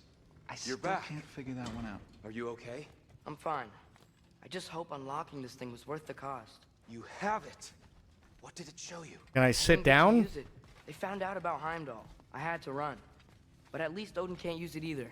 But if you didn't get any answers from the mask, all you've done is steal Odin's greatest treasure. Just after your father's killed his most loyal ally. Yeah. None of us are safe. Even here. So we have no choice. We find Surtur, sound Galahorn, and bring Odin to justice. Now. You'd incinerate every soul in Asgard and call it self-defense? Does he ever suggest plans or just crap on everyone else's? The obvious plan is staring you in the face. We don't need Odin to use this. We can slip into Asgard and do it ourselves, right under his nose. We gain the knowledge we need to shatter this prophecy of war once and for all. Except begging your pardon, you don't have a way into Asgard. They got the big horn, don't they? Oh, so you expect them to sneak into Asgard blowing a horn that sounds across all the realms? I expect you to fight my blue butt cheek. Please, just think about it. Okay. This mask. The easy answers that it promises. I know this. Shortcuts always have a price. Atreus, you have carried it. What do you think? I think it's a chance. At worst, we'll have something Odin wants as leverage. At best, if it really gives us all the answers, then we can make our own path. Nobody has to die. Grand. Now all we need's a way to Asgard. I know I've been a burden to you all. I know you've questioned why you even pulled me out of that hole. I have too. But it's clear now. Uh-oh. This is what I'm needed for. This is my purpose. One last time, I will pick up my spear and I will lead us to Asgard. Oh, shit. Excuse me, but if you got a way to Asgard, where's that idea been this whole fucking while? That's rather a fair question, brother. You withheld Asgard. You would have gotten us all killed. And we needed to give Loki time to find his destiny. Here it is. It's all led to this. If we can get inside, I'm going after Odin. I will not stop you. We can do both. Spot on, brother. If the mask doesn't give us an out, we'll still have the drop on him. Works for me. Let's do it then. And quickly, before he sees us coming. He does hate surprises. Slow down, you damn spruce. I still want to hear the details on this, new way to Asgard. Damn sober. Spill it! It's an ancient path. We can't reach it from here. Where then? Let me collect my things and I'll show you. You ain't got no things. And where are you going with that mask, Brock? That belongs to the kid. He earned it. All you done was make passable dirt soup. Brock, it's okay. No, it ain't. This ain't right. All the pieces ain't welding together true. Like, what's with him calling you Loki anyway? You know that ain't his name. Hey! I'm talking to you! You never shut up! Oh, shit. Of all the things. Odin. Let go of the boy and face me! Tell your brother to throw me the mask and you've got a deal. Stop moving. Freya, if he dies... Now. Wasn't part of the plan, but if he dies, we are square for Heimdall. And honestly, you got a bargain. I will kill you. Plan on that. Mm-hmm. So nice spending time with you again. Freya, please. Can't be in two places at once, Frigg. Hey! I don't move, you don't move.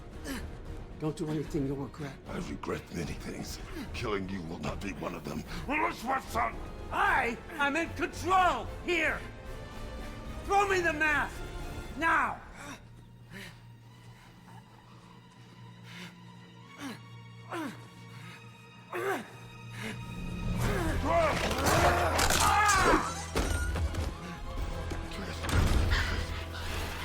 Too bad, son. Looks like war after all.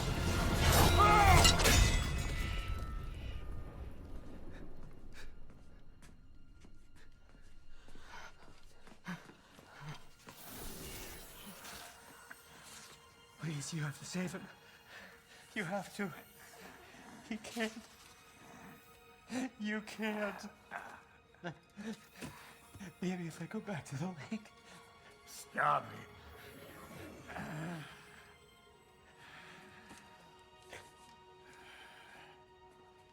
I know what you've done. And I forgive you. But you gotta stop. You gotta let go.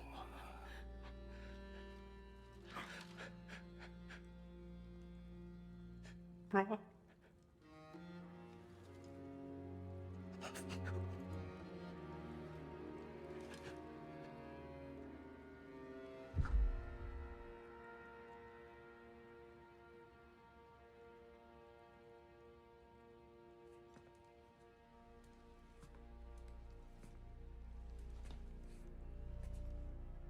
This whole time?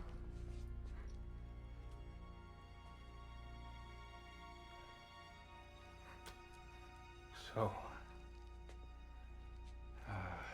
what do we do now? Now we kill Odin. And anyone who gets in our way. Truth.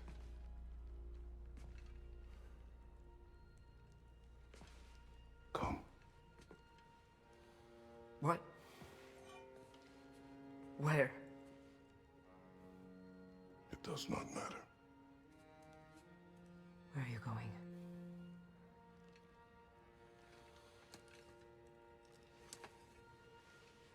We are done.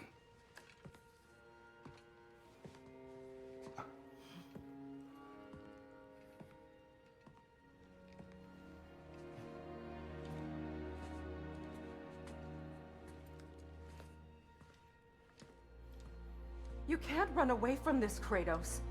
Odin won't stop until we stop him! We need you here!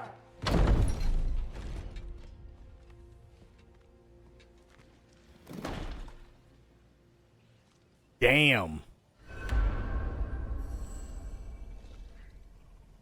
Okay. Here's what we're going to do. We're going to save it right here because it's already... I think it's already like 1 in the morning, isn't it? Said it was almost 11. Yeah, it's just after 1. So... got Odined. It's true. We did. We got Odined. We're going to call it here. But I will be back later on today. It looks like we're getting to the end. Definitely looks like we're getting to the end here. But I do want to thank everybody for hanging out. Also, Matt Mania, thank you so much for the follow. And thank you for the raid. I really, really appreciate that. Darth Casey, thank you so much for the follow, and it's good to have you around. Sophia, thank you for the bits, as well as gifting that sub to Darth Casey. I really, really appreciate it. And Darth Casey, it's good to have you around. Thank you so much. We had Medicine, we had Alpa, we had Sober, we had True, we had Sophia, we had Pixel Pixie. We had a bunch of people. We had, obviously, Matt. We had Darth Casey. Yeah. It was a blast. It's always fun. But yeah, so I will be back later on today. But I do want to thank everybody, whether you are lurking, chatting, giving bits, donating, subbing, resubbing, gifting subs, anything and everything in between. I really, really appreciate it. You guys are awesome. Without all the love and support, I wouldn't still be here. This is my full-time job. So you guys, and I mean this, you guys, you mean the world to me. You really, really do. Thank you, thank you, thank you. Everything that you guys do. I will be back later on, but until I see you then, have yourselves a great day, great night, wherever you are.